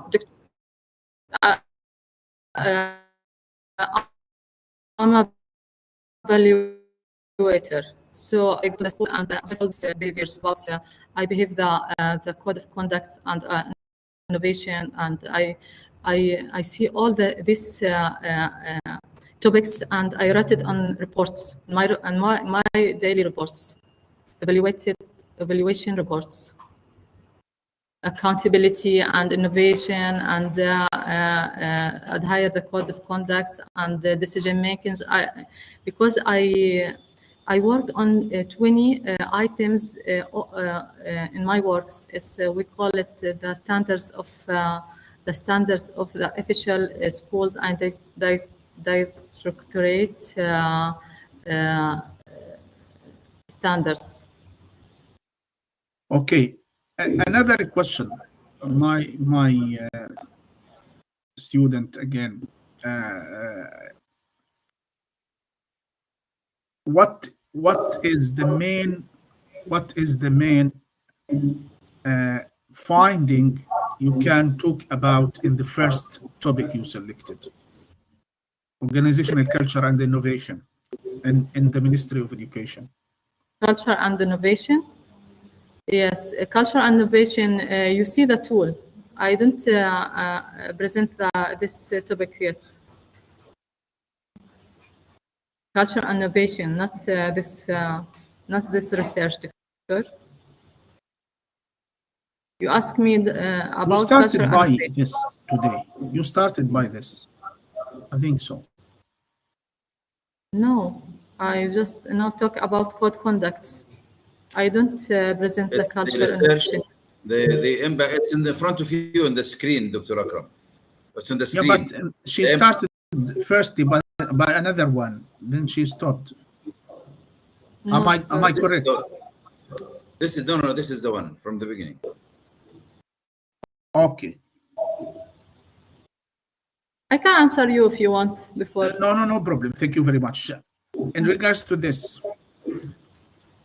can we make the title shorter, please? Yes, I will. I see. Yes, I think I need more time. We need to do so.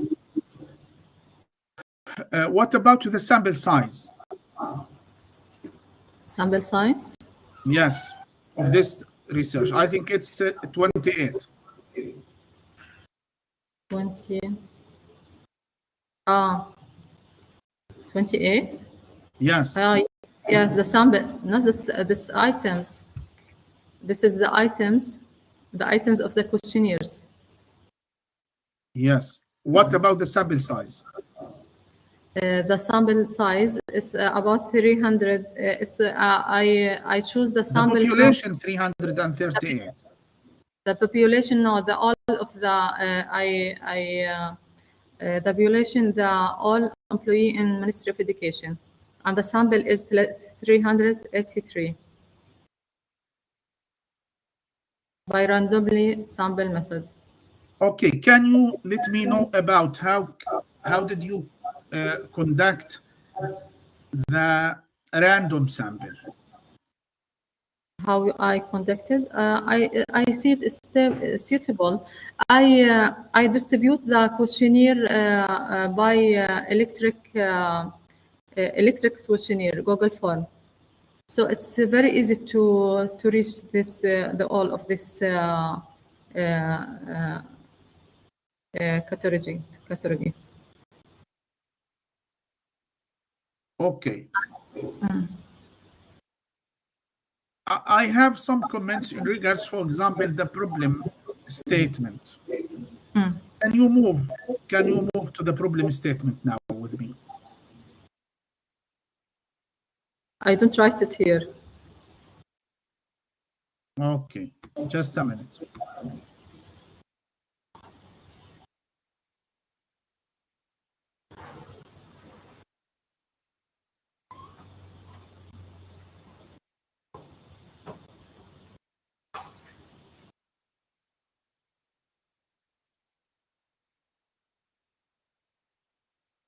I think it's very important actually to start by introduction as you have done, and then it's very important to go to the problem statement of the research. Yes. I think so. And then you can end the problem statement by the research questions, then you can go for the research objectives, and then you can go for the research hypothesis. Then you can go for the research importance. I think this is logically more acceptable than what you have done. In the same time, I would like to say that, again, go for the methodology, please. methodology لحظة. Yes.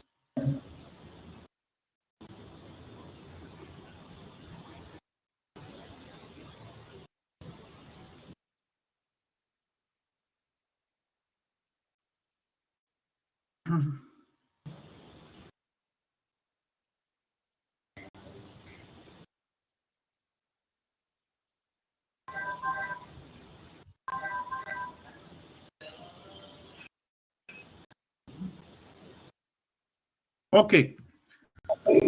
What type of methodology you have used? Descriptive analyze method. Analytical. A descriptive Analytical. analytical method, yeah. I think in eyes. regards to the methodology, you should clarify more important aspects. For example, you should clarify, is it quantitative or qualitative? Why It's a quantitative and why, for example, not qualitative?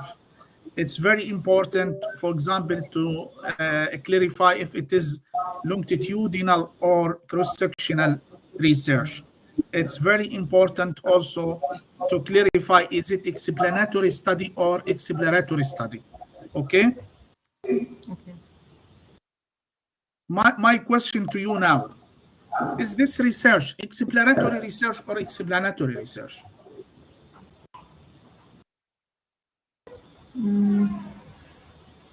I don't have answer. Okay, the idea now, if it is explanatory, and I think it's explanatory research, there should we have to talk about previous studies in the main field connected between the independent variable and dependent variable. You understand me? Yes, so yes. we can go for the questionnaire then. If it is explanatory research, we can use the questionnaire, and we can use even a structured interview.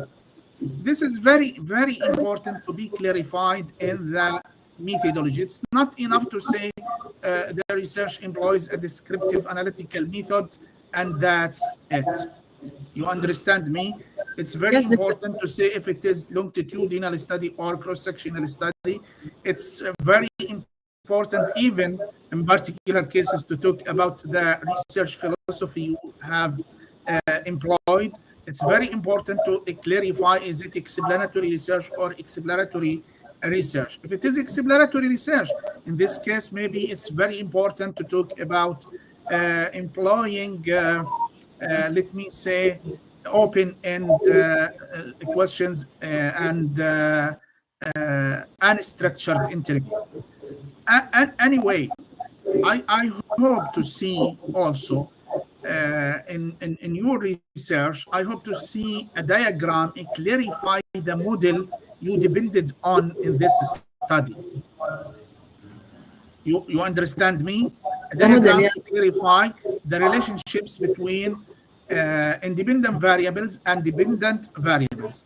Also, I need to see the comparison in the discussion. I need to see a comparison between the results you have actually got in this research and the results of previous studies in the same field. Furthermore, I think it's very important to use more references in your research.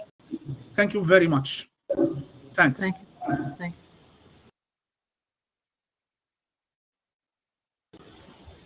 Okay, Dr. Akram, thank you very much. Dr. Ismail, تفضل. All right, thank you so much, Professor. All right, so first of all, I agree with Dr. Akram about what he said about his comments. I will start with simple comments. Please go to the first slide in your presentation.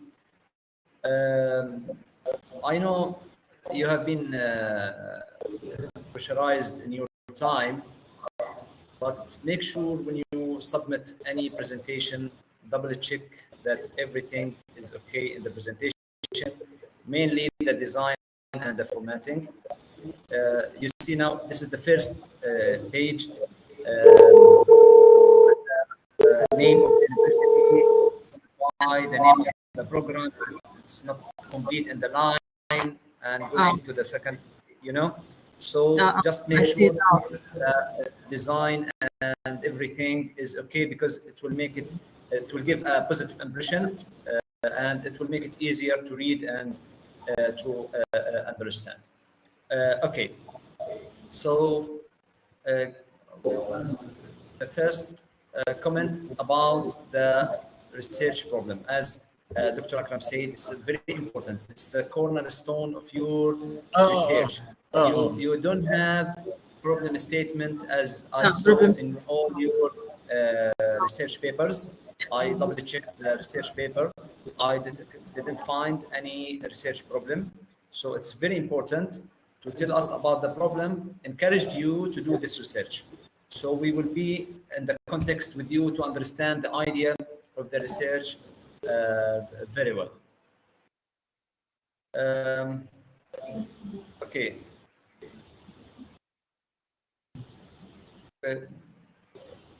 Go to the slide number 5, please. 5.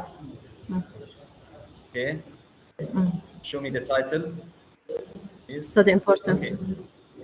Who said that? Who said this study is important? Me. You cannot say it in this way. Yes, I know. First of all, Yes, now I know. you mixed the contribution of the study and the significance of the study. Here we say the significance of the study. Okay. If you would like to say importance, you can say the importance of the study. But the study important, you are telling us the study is important. You can tell us that, but in different way. Okay.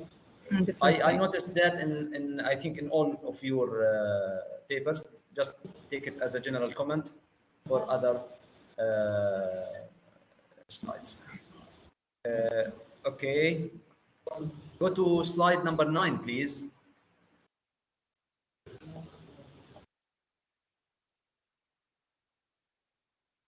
First, again, make sure the formatting, the writing is good.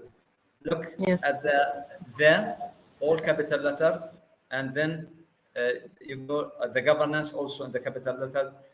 Enhancing, you didn't start with the capital letter. So please mind all these details, make it right. Okay, the governance objectives.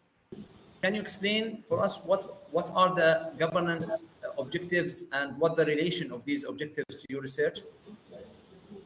The governance objectives about integrity, improving justice, accountability, equal opportunities, it's very relative. There is very relative between governance and ethical decision making. Okay, I can understand that they are very related, but make sure you put them in the right way in the context of the study. Doctor, when I shorted the title, I will take this part out. Actually. Okay, no problem. But in general, make it aligning in the context. Just because the reader will feel you jumped to another topic and return back. That's the point. Okay. Here we also. I think you have to, when you mention the study variables, slide 10, it's better to tell us what is the dependent variable and the independent variable. Can you tell us, please? The first one is independent. The second is dependent. Okay. Don't give it to the reader to conclude about that. You have to mention.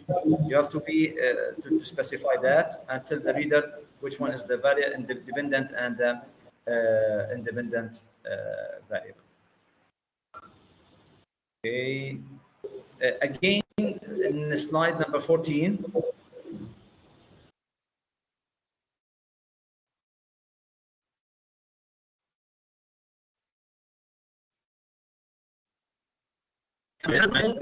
items in the presentation. Maybe if you have some special or important items, you can just give as an example. But if anyone would like to read all the items, he can go to the research paper. The presentation is a little bit different. Okay, and mind again the formatting and the design of the presentation. Okay. I cannot see any data analysis or discussion for the results. You jumped to conclusion. I said I don't complete the research. I just So how did you distribute. get a conclusion? It's initial data. Just I received the feedback, and it's from initial data. I write it. It's very general, Okay, very what is very the general. initial data? How I many receive it questionnaires? from I receive it from electric questionnaires. I have it Okay, in Excel. how many questionnaires did you collect? Maybe just 14. 14. 40. Anyway, in all situations, if you have any sample, please do a sample of the analysis as well. You mean I mentioned that. Say to the reader I that will now complete because you. it. Yes, I will complete it in a good way, inshallah. Okay, I know that we trust your ability to do that. But when you come to conclusion, you have to analyze the data and get the results and discuss the results and to find if your hypotheses or the objectives have been met or not, and everything. Another comment on the conclusion. Let me ask you a general question. So your title was a long title, the impact of adherence to code of professional conduct and public office ethics on ethical decision making in the Jordanian Ministry of Education.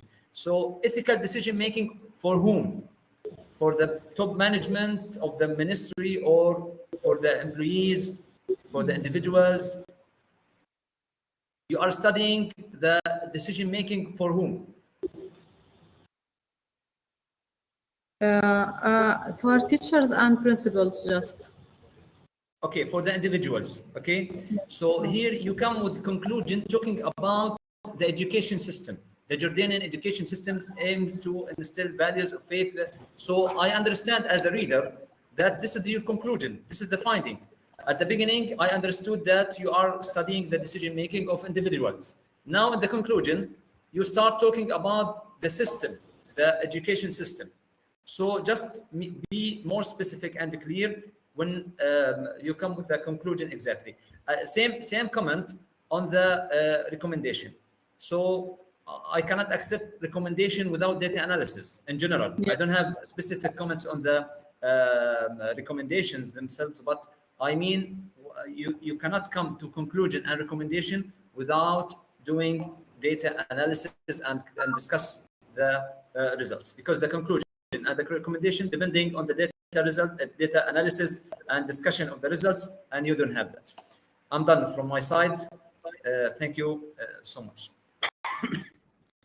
Thank you, Dr. Ismail. Thank you very much. Thank you, Dr. Akram. Now, I will summarize the main points raised by my colleagues, Dr. Akram and Dr. Ismail. First of all, you have to be specific when you talk about dependent and independent parameters. You have to have the conclusion related to the questionnaire that you've distributed. I'm not sure why did you distributed 338 and then the output is only 40. So you have to consider, anyway, let us say that the 40 is there. You should analyze the 40, which part of them are teachers, how many teachers, how many principals, how many whatever, administrative staff. And then when you come up with the conclusion, try to raise the ethical values that you want to enhance and the way to enhance it according to your questionnaire.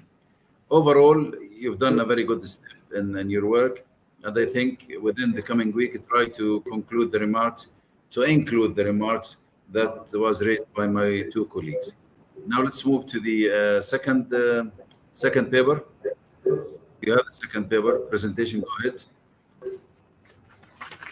We've taken more time than needed with this one, so next time, please, all should be finished for one paper, half an hour. We have given maximum half an hour. Otherwise, we'll be going for 3 papers only. Okay. So what is your next paper, Susan? What is your next paper? Which one? Which one you want to put it? You give us the best of your work. Which one is you feel that satisfactory with it more? Yes, it's about quality dimension in promoting culture. But what? Okay.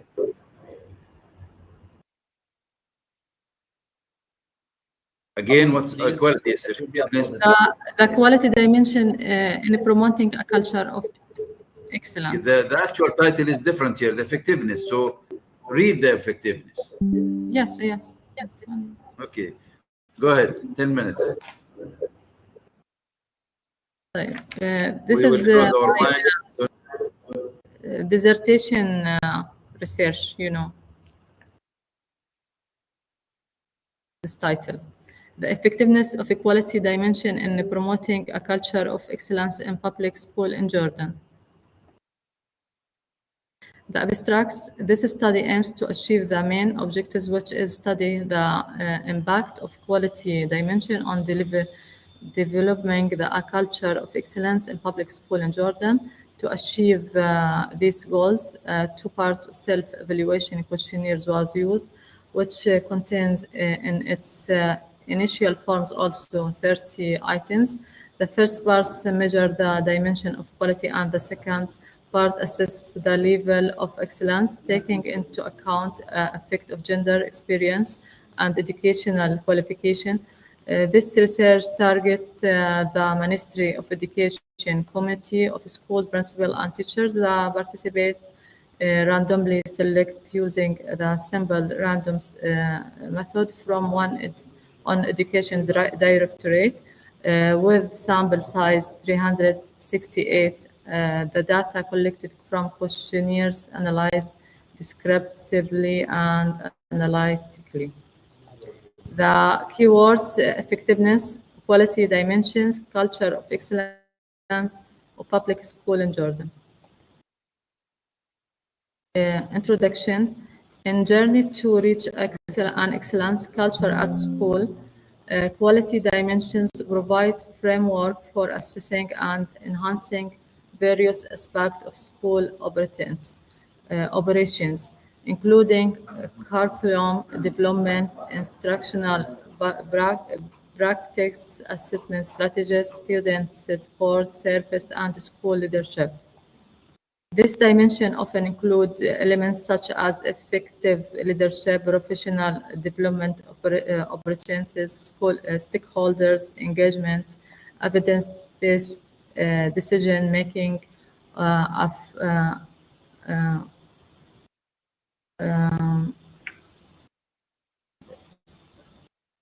focus on student-centered learning and supportive and inclusive school climate.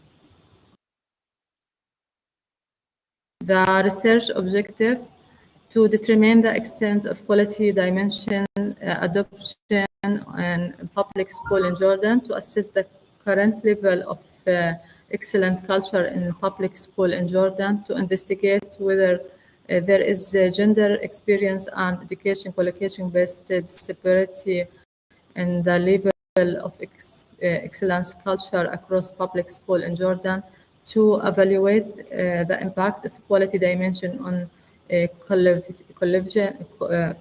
cultivation of excellence culture in Jordan public school, The last one is to propose quality-based self-assessment model that can effectively improve the quality of public school system with particular focus on promoting excellence as a school culture.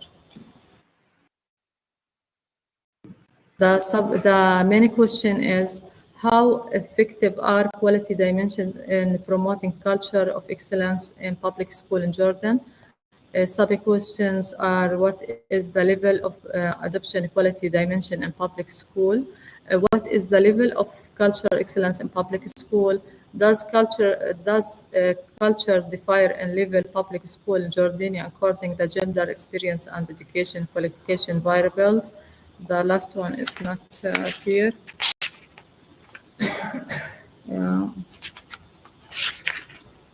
What is the effectiveness of quality dimension of the culture of excellence in public school in Jordan? Important of the research.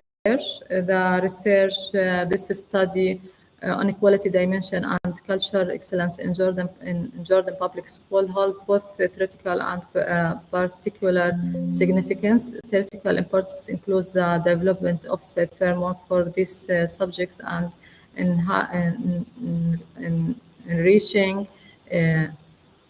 enriching education knowledge, particularly its benefit educator, postgraduate students, and researchers by explaining concepts, provide measurement tools, addressing leadership challenges, and emphasize the importance of quality dimension in education policy. The literature review. First of all, I talk about the school context, the culture, procedures, and procedure and Susan, time. Time. Go. First time, I will skip quality dimension. The quality dimension is include various aspects such as efficiency, effectiveness, fairness, and meeting customers' need and expectation. Culture of excellence is defined as organization capacity to provide opportunity for growth and create an environment that encourage effective problem solve. And I will skip from this. I will go to definitions, procedure. I put this definition. A quality dimension procedurally defined as achieving education quality through curricula and evaluation, information and communication technology in education, accountability, leadership and management, physical environment, also learning and teaching, and the last one, community support. For culture excellence, the culture of excellence school procedurally defined as achieving excellence through excellence at a level of operation, excellence of knowledge, excellence of level of management, and excellence of the level of islands and individual. This is the definition from the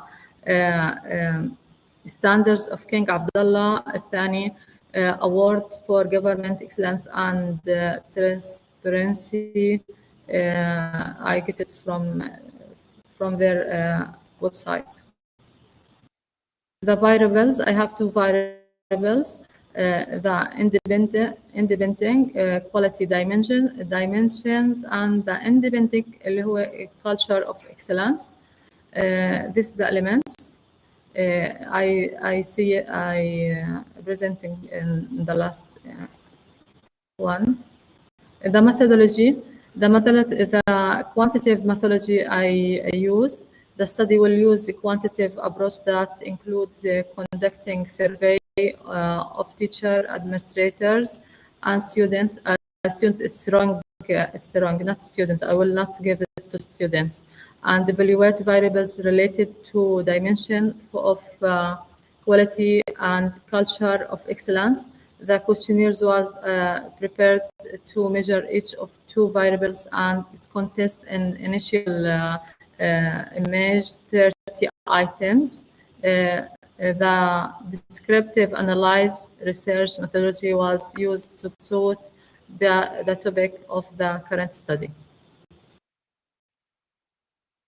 Study population also the same public, the same population. It's the Ministry of Education employee, and by take a sample by randomly, it's about 314. No, here I just take the Zarqa governorate, just Zarqa governorate, not the whole population of Ministry of Education. I choose one directorate, just 3 directorates: Zarqa 1, Zarqa 2, and Saifa 3. Yes. 3 minutes. 3 minutes. Yes. Then this is the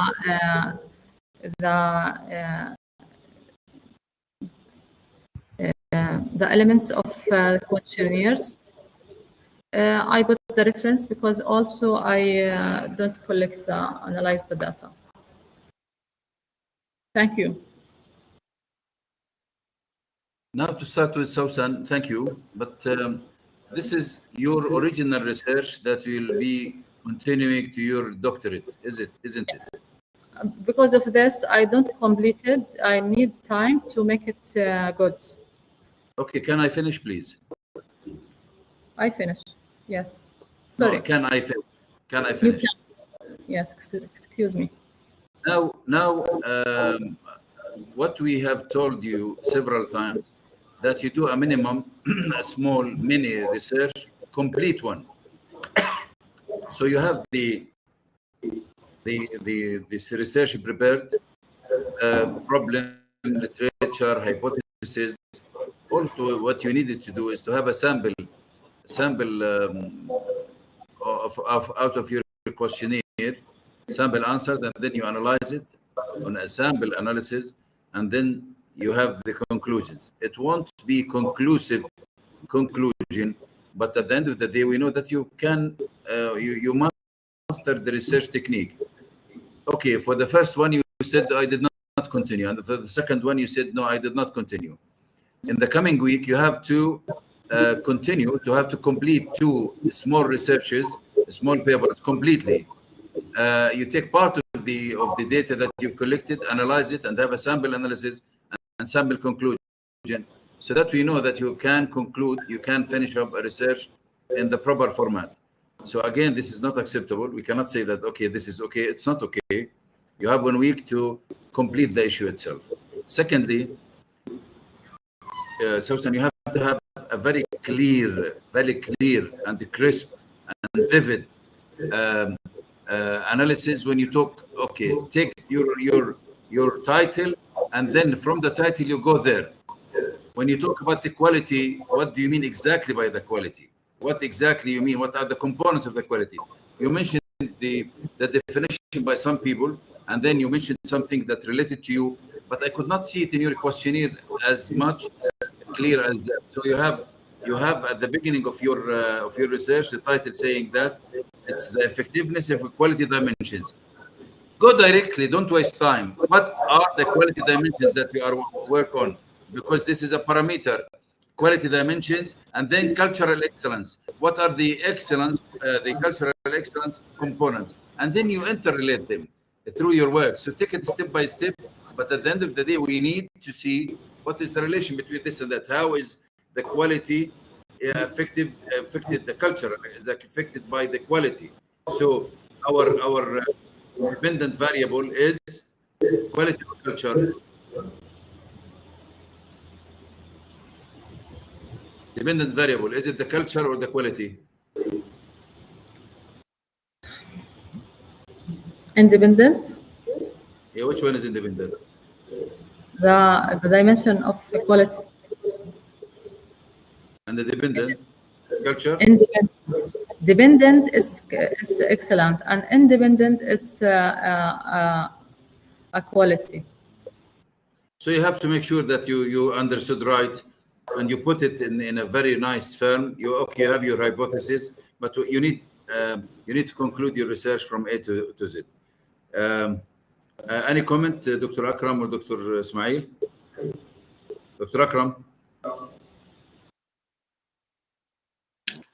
Thanks, Prof. Zahir. Just I would like to confirm what you have said, and at the same time, I would like to say I need from the student to see real proofreading for all of her researches, and in particular this one we talked about. At the same time, I propose for the student to set some recommendation for future research. Also, I would like to confirm reviewing the methodology has been used by the researcher. I would like also to recommend the student to do real presenting of her findings, and in the same time real discussion with comparison of the previous studies, and let me say justification of the results she has got. Furthermore, I think she needs to do more efforts with, let me say, the researchers. More efforts with the key authors in the equality. For example, Prof. Juran, for example, Prof. Zairi, for example, others, etc. More clarification for the problem statement by using some statistics, interview, and even some citations. Thank you very much. All right, Dr. Ismail. Thank you so much. So, Sen, I have a general questions because you are talking about equality dimensions and excellence in education. My suggestion and my advice to be more specific, because in quality is talking about criteria, applying a specific criteria. So you cannot keep it as a general dimensions, or you cannot choose, because we already have a lot of quality models and excellence models. I would like to ask you, do you know any of excellence model in education? Yes. Like in my research, I talk specifically about the dimensions they mentioned in strategic plan, Ministry of Education, 2018 to 2022. I mentioned it in the body of the research. Okay. What else do you know about the excellence models? About quality. Quality or excellence? Standards. Yeah. In the whole the world, there is a standard. I know they have specific aspect. The main domains is about environments and about first of all about education and learning. Not about then the domains. I mean about the name of models or specific models. I mentioned in my research, but I don't know. Okay, so remember. This is an advice for you, because this topic is you are proposing this topic as dissertation topic, right? Yes. So please make sure you do a good search about your topic. When you talk about quality dimensions and excellence in education, do an excellent search about the models. You can just only mention the models and justify why did you choose this model, and you going to apply a specific model in your research. This is very important, because don't give an impression for the reader that you didn't search well for other models. You know, as you mentioned, there's a lot of excellence models in education and quality models around the world, and you already choose one. Okay, that's European models. I mentioned. Okay, but you have to justify why did you choose this one? Why it's the most proper? Let me say, is the proper one for your study. Okay, because when you talk about the dimensions, you mentioned something, give an idea that you just only randomly you select some dimensions, and I cannot find why did you select these dimensions. Okay. Yes. So Okay. make it clear for the reader. Be specific as much as you can, especially when you talk about quality and excellence. All the best, Sausan. I'm done, Professor. That's all from my side. Okay, let's move to the third paper, please. Go ahead, Susan. What's the title, Sausan, from the third paper? Performance management system, effectiveness of performance management system. Again, please. Effectiveness of performance management system, enhancing education accountability. All right. So, and the fourth one will be impacting. All right.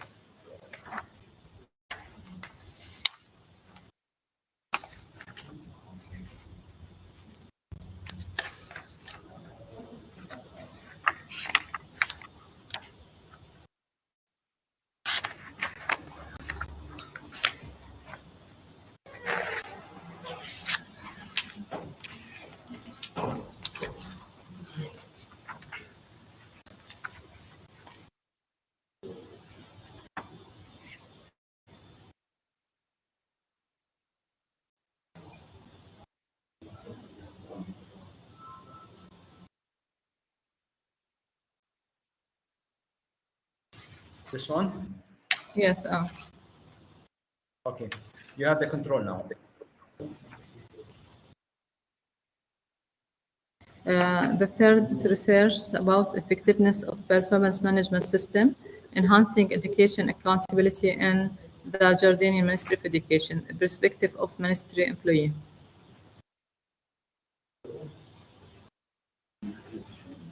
Abstract, the study conducted to evaluate the effectiveness of performance management system, PMS,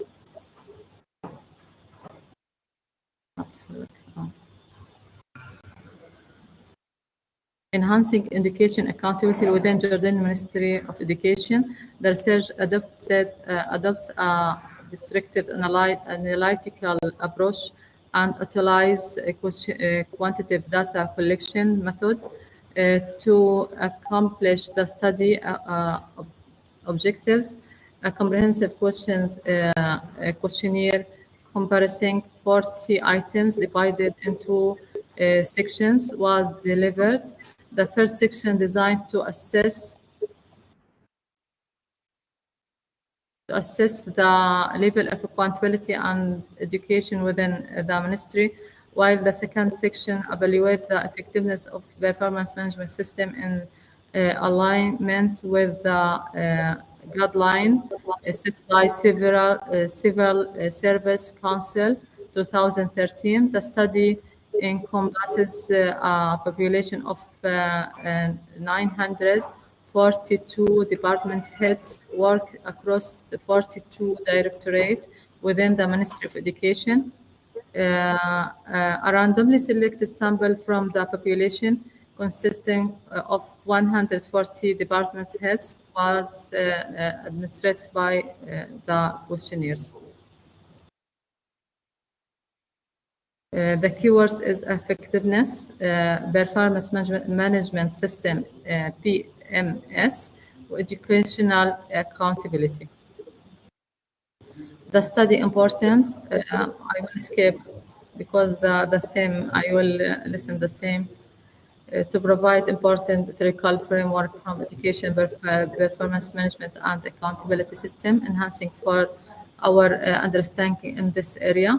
The study valuable for professional research and educational authority, offering insight and tools for effective implementation of the education performance management and accountability system. The study objectives to assess how the implementation of performance management system is just one affect accountability level within Jordan public education sector by evaluate the level of activation of performance management system within the Ministry of Education, examine the extent to which education accountability achieve its objectives within the Jordanian ministry, analyze the significant defiers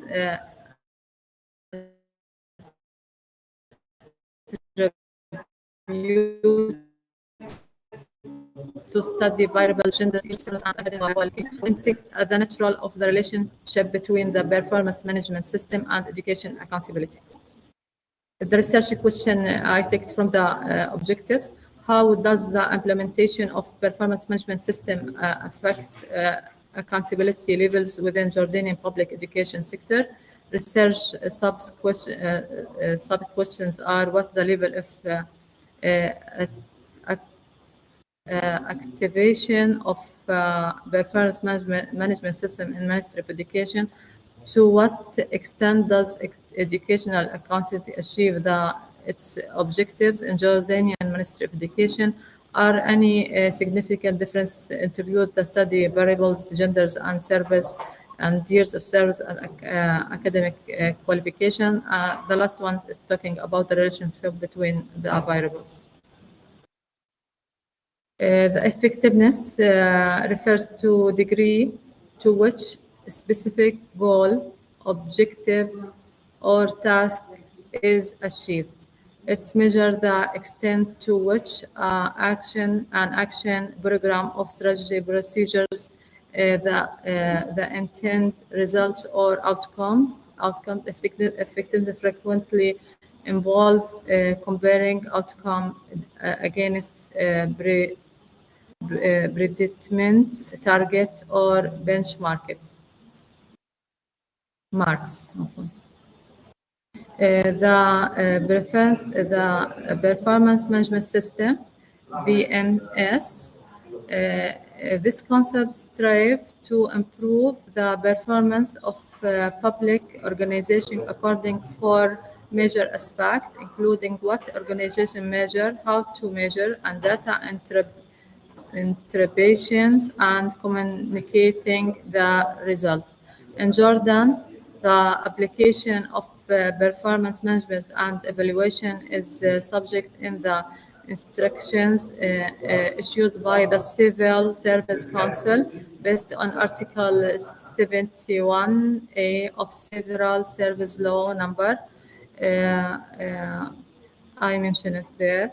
The research defined the performance management system procedurally as the sum of the target that employee will obtain on the study tool, which contains the following 8 elements: اللي هو planning, goal setting, performance indicators, mentoring and review, documentation, or continuous feedback, or administrative review, or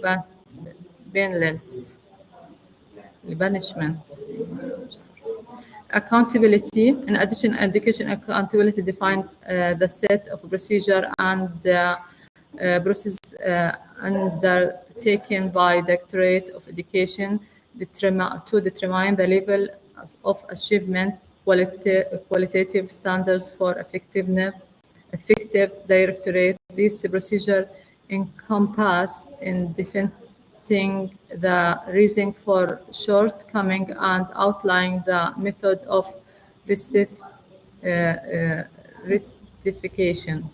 This definition, I use it in my variables, and this a very main study is for Twesi and Traune, 2018. And I use the part of the questionnaires, they use it to measure the accountability. Education accountability was defined procedure by the researcher. It's the degree achieved by employee on the accountability scale, which include encompasses 5 main domain. These are preparation and awareness of education accountability, standards and policies, application procedure of education accountability, education accountability outcomes, accountability ethics in education. This framework built on research conducted by Twaisi and Traune 2010 to complete this section of the questionnaire. Methodology, the analytical, descriptive methodology, and the quantitative data collection methodology were used only by collecting the response to questionnaires on 5 Likert scale. The study population consists 924 department heads for all education directorate in Jordan. The number of Jordan directorate is 42 just. 6 regions were randomly selected. Just I used 6 by randomly sample. This means that 140 or more measurable, I need for 140 feedback from the head departments, head of departments. Study variables, the independent variables is PMS. That's the main elements is planning, goal setting, performance indicators, monitoring and review, documentation, continuous feedback, administrative review, or penalists. وديبند variables اللي هو education accountability it's for 5 domains. I have limitation also. I don't happy for that. I distribute the questionnaire and just I have 35 feedback just only. For analysis this تقريبا is يعني it's ready, but I will not present it because I didn't finish it. Conclusion also it's from Ishinal from my perspective. I don't finish. Thank you.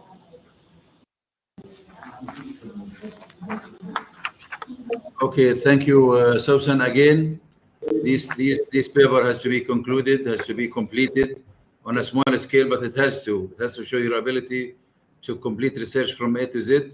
Please, please, please. And this is my request. I need to see it, and I want to see it.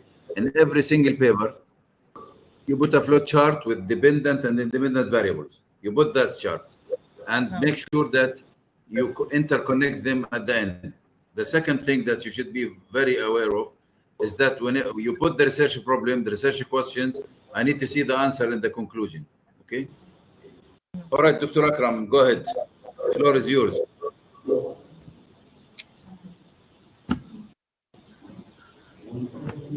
The microphone, please, Dr. Akram. Thank you, Prof. Zahir, again. And I would like to confirm what did Prof. Zahir say about your research. We need to see a complete research, even with a small scale. This is what we didn't see in all of your actually papers. So far, we can talk about real efforts. I appreciate. I would like to be positive as possible as I can, but in the same time, I would like to confirm this is not enough. As part of let me say, a comprehensive exam and papers to be presented. There is no results, there is no analysis, and in the majority of cases, you don't talk about the research model as Dr. Ismail said in the previous paper. I would like to confirm this again. You should clarify the source of the research model and why did you select this research model, because this is very important in research methodology. Always they say there is no data there is no research. So also I would like to recommend to do a real proofreading and to present in the end of your research, to present, let me say, further research topics. It's also very important to clarify the methodology you have used. It's very important to reorder the items and the components of your research. For example, systematically, you can go, for example, with the introduction, after abstract introduction. Then after the introduction, you can talk about research problem. Always research problem is very important to be clarified by citations, by interview with senior staff, by interviews with experts, and furthermore, some, let me say, statistics are very important. The data analysis should include, the data analysis should included number one, the findings and comparing the findings with the previous studies, and in the same time you should justify the findings you have got. Thank you very much, Prof. Zahir. Okay, Dr. Ismail. All right, thank you so much, Professor Zahir and Dr. Akram.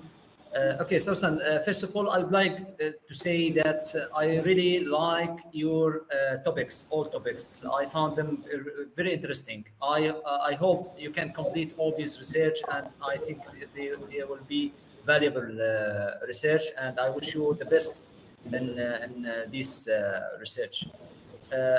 My comments very quickly. All right, so this is the one. As a general comment, again, mind the design, mind the writing, mind the APA style, and please remember that we have APA style for presentation also. So Okay. review the APA style for the presentation and follow it accurately. Okay. Go to the third slide, slide number 3, please.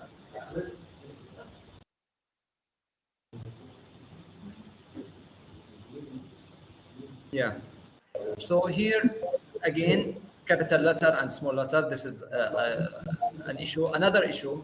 I think there is no need to mention the keywords like this when you already have definitions. You have definitions in the literature review. So it's a kind of repetition. No need. I think no need here to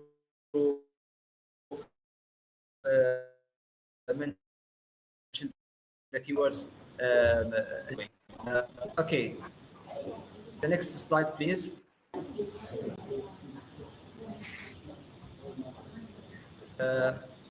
Again, the comment of importance of the study about the theoretical significance. You said that the study provides important theoretical frameworks. So these frameworks coming from where? Are they developed by the researcher, or you only just cite some frameworks from other research? So when we talk about significance, we better to focus on what developed by this research as a unique effort and contribution from this research. Because if only you collect some frameworks and put in your research, I think it will not add a value, because I can find these frameworks in another research, in the original source. Can I say something? Yeah. Maybe this is wrong in translation. I don't mean framework. What do you mean? I see it, and I just literature review. I meant. Yeah. So it's. I see this word and I see what. Okay. So, Sausan, please make sure you Yes, don't translating. Write by your words in English. Don't write in Arabic and translate. Okay? You can have notes in Arabic, you can write something in Arabic, but when you go to write the thesis or the dissertation or the research, make sure you are writing in English, because like this, some translation mistakes, some it will be difficult to discuss the idea, because you know your mind will be there's some contradiction or confusion, because sometimes the way we discuss the words and sentences in Arabic a little bit different than English. So make sure when you write in English, make it in English totally. Okay, go to the objective, the next slide, please. Next. 5. Yeah. In another presentations, you did it well when you start with 2. The objectives: to evaluate, to examine, to analyze. But here you only start with evaluate. Okay, so pay attention for that. Can you explain the first objective, please? Evaluate the level of activation of a performance management system within ministry. You know what performance management system I mean? System, not systems. Okay, system. But what do you mean by activation? Activation, how they implementation. Okay, No, so how it's. I think it's better to rephrase the yes, I will change objective. this word. Yeah, okay. Okay, number 3, I think also need to paraphrase, because analyzing statistically significant differences, I think this is could be as a methodology or a method of doing or reaching the objectives. It's not an objective by itself. It's better to change, maybe to know the differences, to examine the differences according to variables. But if 3-1. yeah, number 3.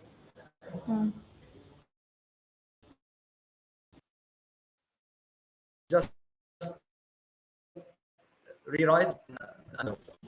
Number 4, because they are objectives, you have to take care every single word. Investigate the nature of the relationship. What do you mean by the nature? طبيعة العلاقة. In Is general, there any significant or not significant? Okay, so in general, in scientific research, do your best to be specific. Nature is a general word. When you say the nature of the relationship, so I cannot specify which. So it's 2 minutes, Dr. Ismail. Dr. Ismail, 2 minutes. Yeah, sure. I will go very quickly. Okay. Next slide, please. Next, please. Okay. Okay, in general, the research question, I think better to review the main question, because usually it's better. I'm not saying it's wrong, but I'm saying it's better to find another way to write the question, because how does the implementation, it's more applicable for qualitative research. Okay, it's more for qualitative research, because you are doing quantitative research and you are asking about the effectiveness. So you can find a better tense or a better question for your research. Okay, then please go to the number 13, slide number 13.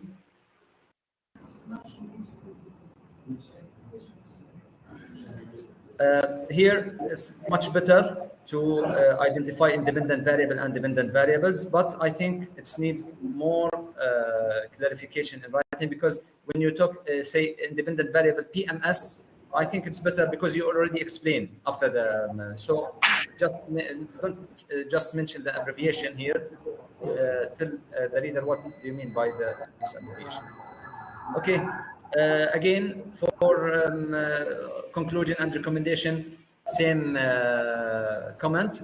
For the reference, go to the slide number 19. Okay. Okay, so please don't show the references in this way. Okay, next slide. And this one is not acceptable. Don't leave any blank slide in your presentation. Yeah, Thank find you. everything. Okay, that's okay. I'm done. That's all from my side. Okay, thank you very much, Dr. Ismail. Thank you very much, Dr. Akram. I think it's the same story. The third one is the same like the two previous ones. Susan will have lots of work to do within the coming week because she has only 1 week. As you know, after that comprehensive exam, we go for prospectus. And nobody can go to prospectus to start his own or her own research unless we are satisfied with the outcome and with the proper completion of comprehensive exam 2. So we will move to the fourth paper, Susan. Go ahead. Yes. But in this paper, please be give us 5. Go directly to the research problem and to the findings. And from our part, it will be because it seems you have the same story for every paper. So for the whole thing under this paper, you have only 15 minutes, presentation and discussion. Thank you. Okay, this paper is evaluate the impact of organizational culture on innovation in the Ministry of Education in Jordan.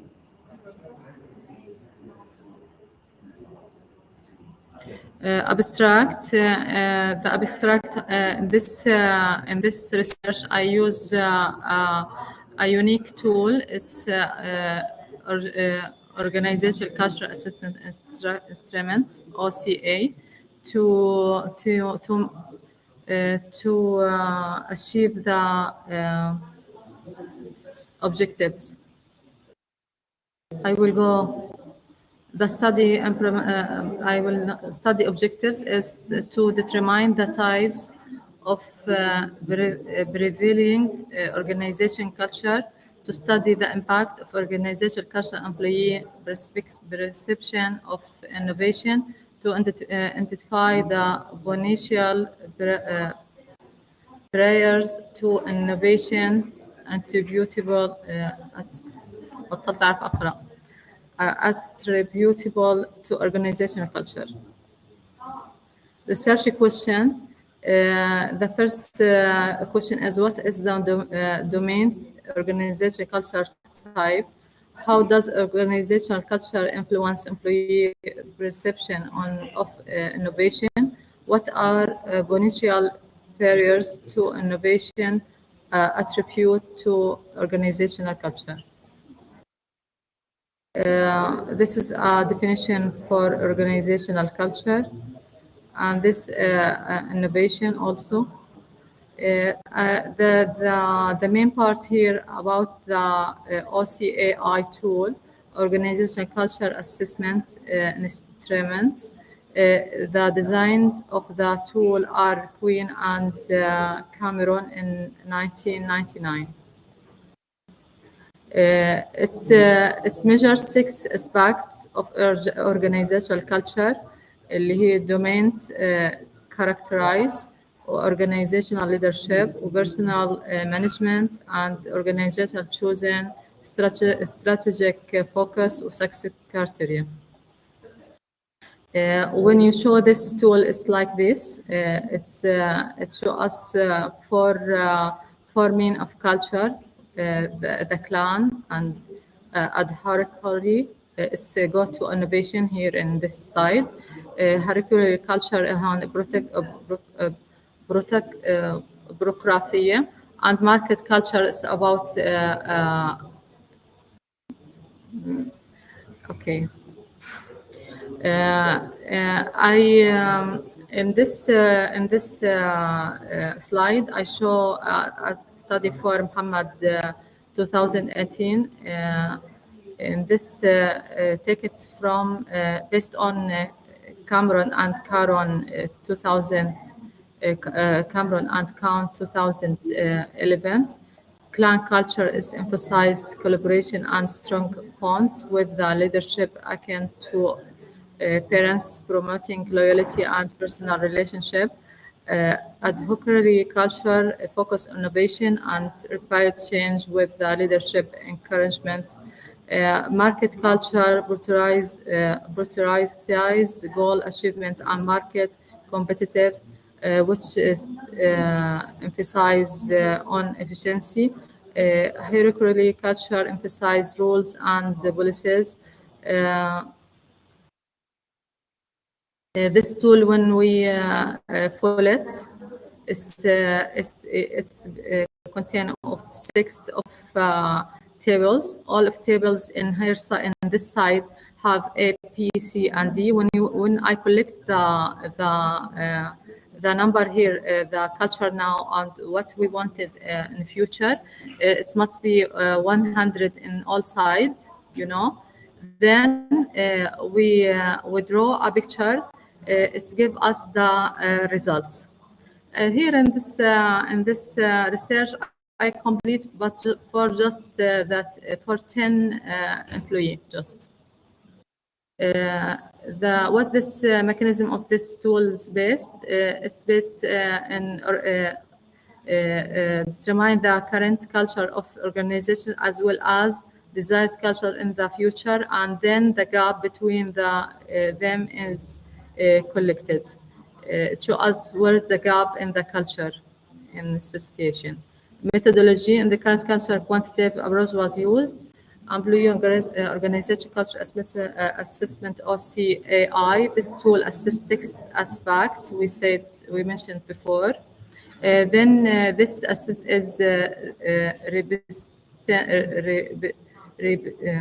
represented on a chart, allow for a clear understanding of organizational current culture. Population, the study applied to a sample of employees of the Jordanian ministry in this year, and the employee and the population, the employee in the body of ministry, it's contain amount about 800 employee, and we collect a sample size about 113 employee. For limitation, I applied for on 10 just. This on I show a video how this items, but it's not work. I show video how we collect the data. Discussions, I have discussion due to the limitation of the study. I just applied for 10%. For the question number 1, what's the domain organization culture? The Jordanian of education combine clan, hierarchy, and market culture. That's what I find. How does the organization culture influence employee perception of innovation within the ministry? Clan culture and hierarchy culture received high rating from employee as preferred organization culture. That's this answer this question. I get it from analyze the data also. So it's come. I explain the results, and this for the barriers. I write also the barriers. I get conclusion. But we confirm the result. I test the full number of sample. And then I get the recommendation. Promote innovation culture by empowering employee creating supporting environment, offering training and development program, rewarding innovation effort. Just, and this is the reference. Thank you.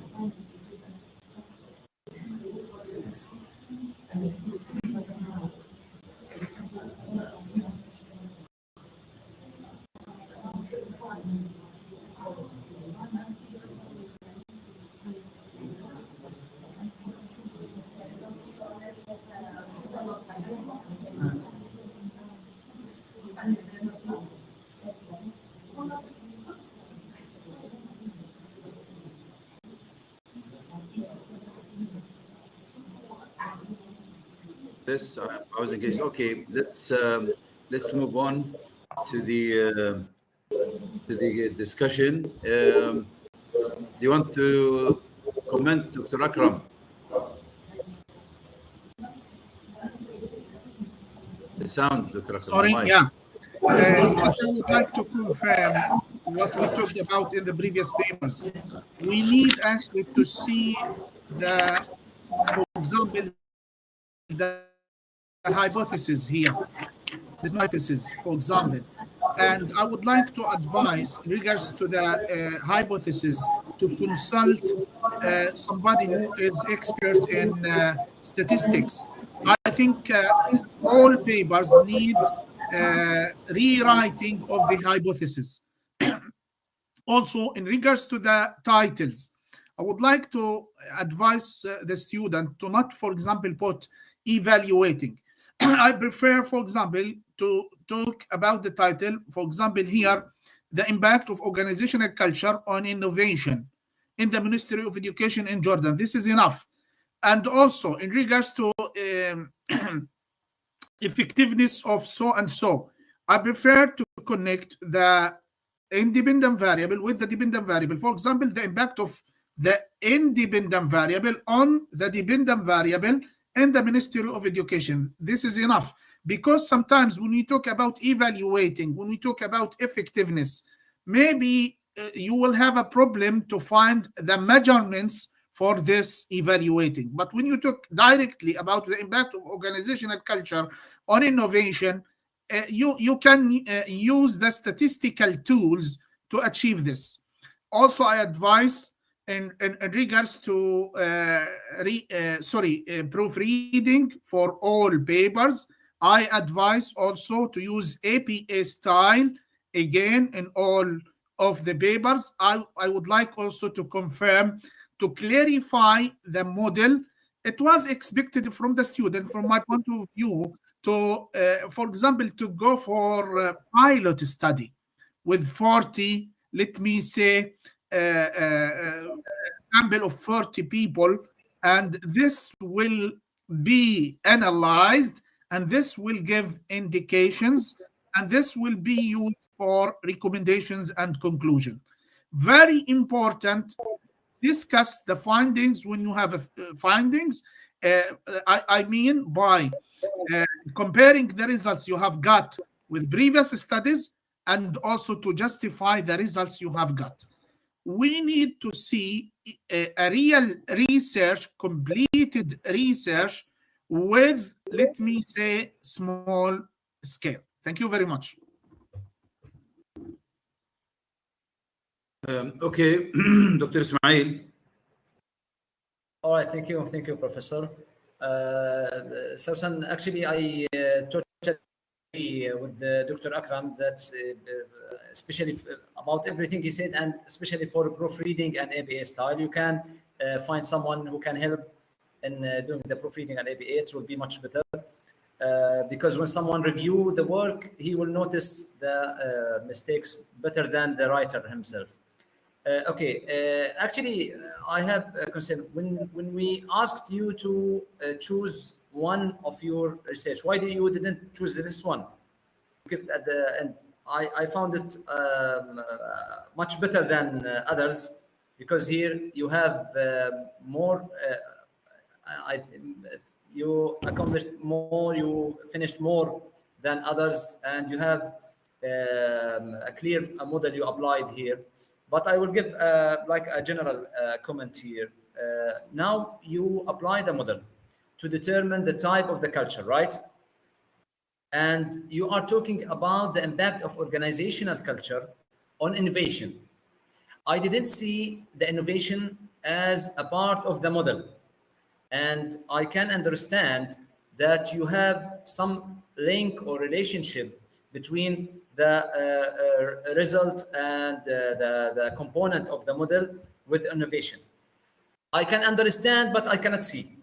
So make the relationship, the link between the model, the place of the innovation in the model, the relation of innovation with the model, because you are now studying the impact of the organizational culture which you determine according to the model on the innovation. So first of all, you have to show me the link between innovation and the model, because as I said, the model did not include the innovation as a part of the model. I have some similar comments about the problem statement, and you don't have hypotheses here in this research, and actually also about the innovation. So I think it's better to make it more specific. You mentioned something in the literature review about the innovation, but when you go to study the innovation, you have to show the parameters, as Professor Zahar said, because it's a dependent variable. So you have to show the parameters of this variable. In general, I think it's okay. But another comment, the tool, the instrument you are using, it's originated since 1999. So I think there's a long period of time. So make sure there is no recent or newest models. If you find a newer model, if you have something to comment, please. All right.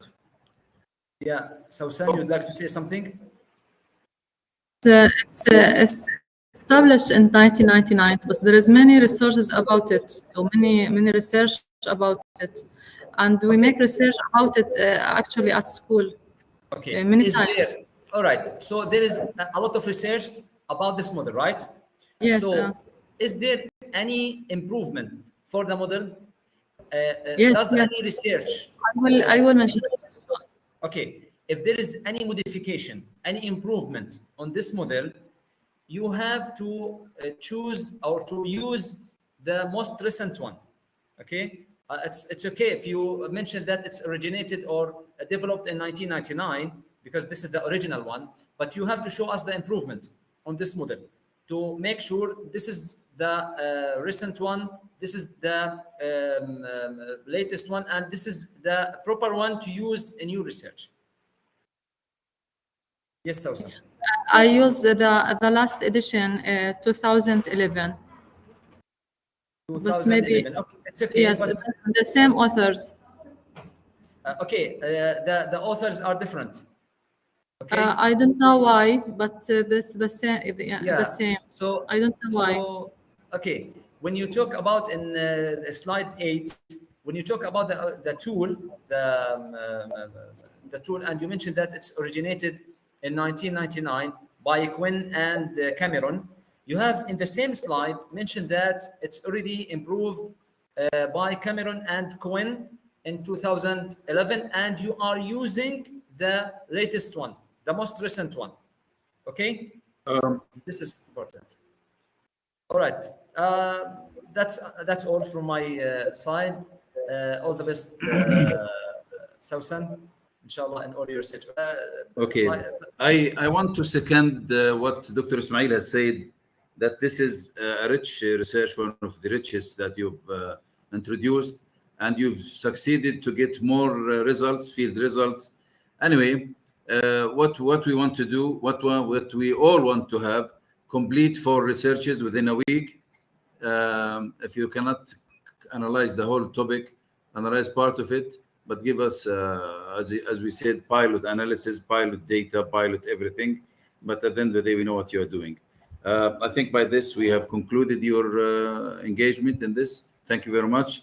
Overall, I appreciate what you've done, but always the purpose of this meeting, this discussion, is to enrich your work and to make sure that's up to the standard that we are after. Dr. Akram, go ahead.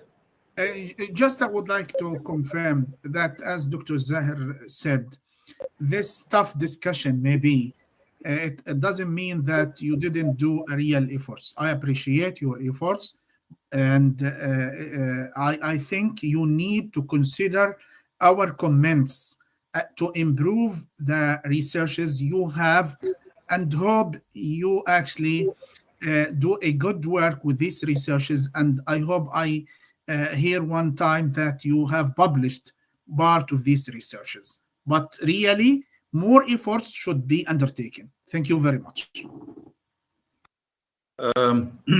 Okay, thank you very much. We will be coming back at 3 o'clock to continue our discussion. I would like to ask our team in Jordan, this great team, to arrange for the coming one for the next discussion, which is Mustafa Abu Damis. I don't know, Mustafa said that he was not feeling well. I hope he can make it. If not, it will be online. And then after that, Mustafa Shara, and after that, Imad Hunaya, if he's around. Thank you very much. Thank you, Dr. Akram. Thank you, Dr. Ismail. Thank you, Sausan. Prof. Zahir, yes. it was, according to my knowledge, it was Imad Haniya now. No, yeah, but Ahmad is he has a problem in coming, so we put him till the end. Okay. Thank you, Dr. So what time I'll be with you again? Oh, Ahmad is yeah. Sorry, 1 moment. I'll tell you. Now you have Mustafa Damis directly at 3 o'clock. That agreed. Ahmad, I'll send you over the WhatsApp. What is the situation? I have two today, please. Let me know. I'll send you I'll explain the situation with Ahmad over the WhatsApp. Okay. Same, Dr. Akram. You are the examiner for same two students. I mean, Mustafa Abu Damis and Imad Haniya. We just replaced one with the other, but you still the examiner for both of them. So at 3 o'clock Jordan time, you'll be with us. In 40 minutes, you'll be again with us for Mustafa Abu Damis. Okay. Thank you very much. Thank you. So we leave now. Yes. The discussion will be later on. At 3 o'clock Jordan time. No. I'm asking about the discussion about the evaluation. Later. Yes, when we finish all, we will have a group discussion and we'll decide on everything. Today? Yes. It will be not long time. Okay. Once we finish the Mustafa Abu Damis, we will have a group discussion between us to see how it goes. Thank you very much. Okay. شكرا. يعطيك العافية دكتور. الله يعافيك. شكرا. الله يبارك فيك. حياكم الله. We have stopped the recording now, and we'll resume it at 3 o'clock. Thank you very much. So you have 40 minutes to relax. Thank you very much. Okay.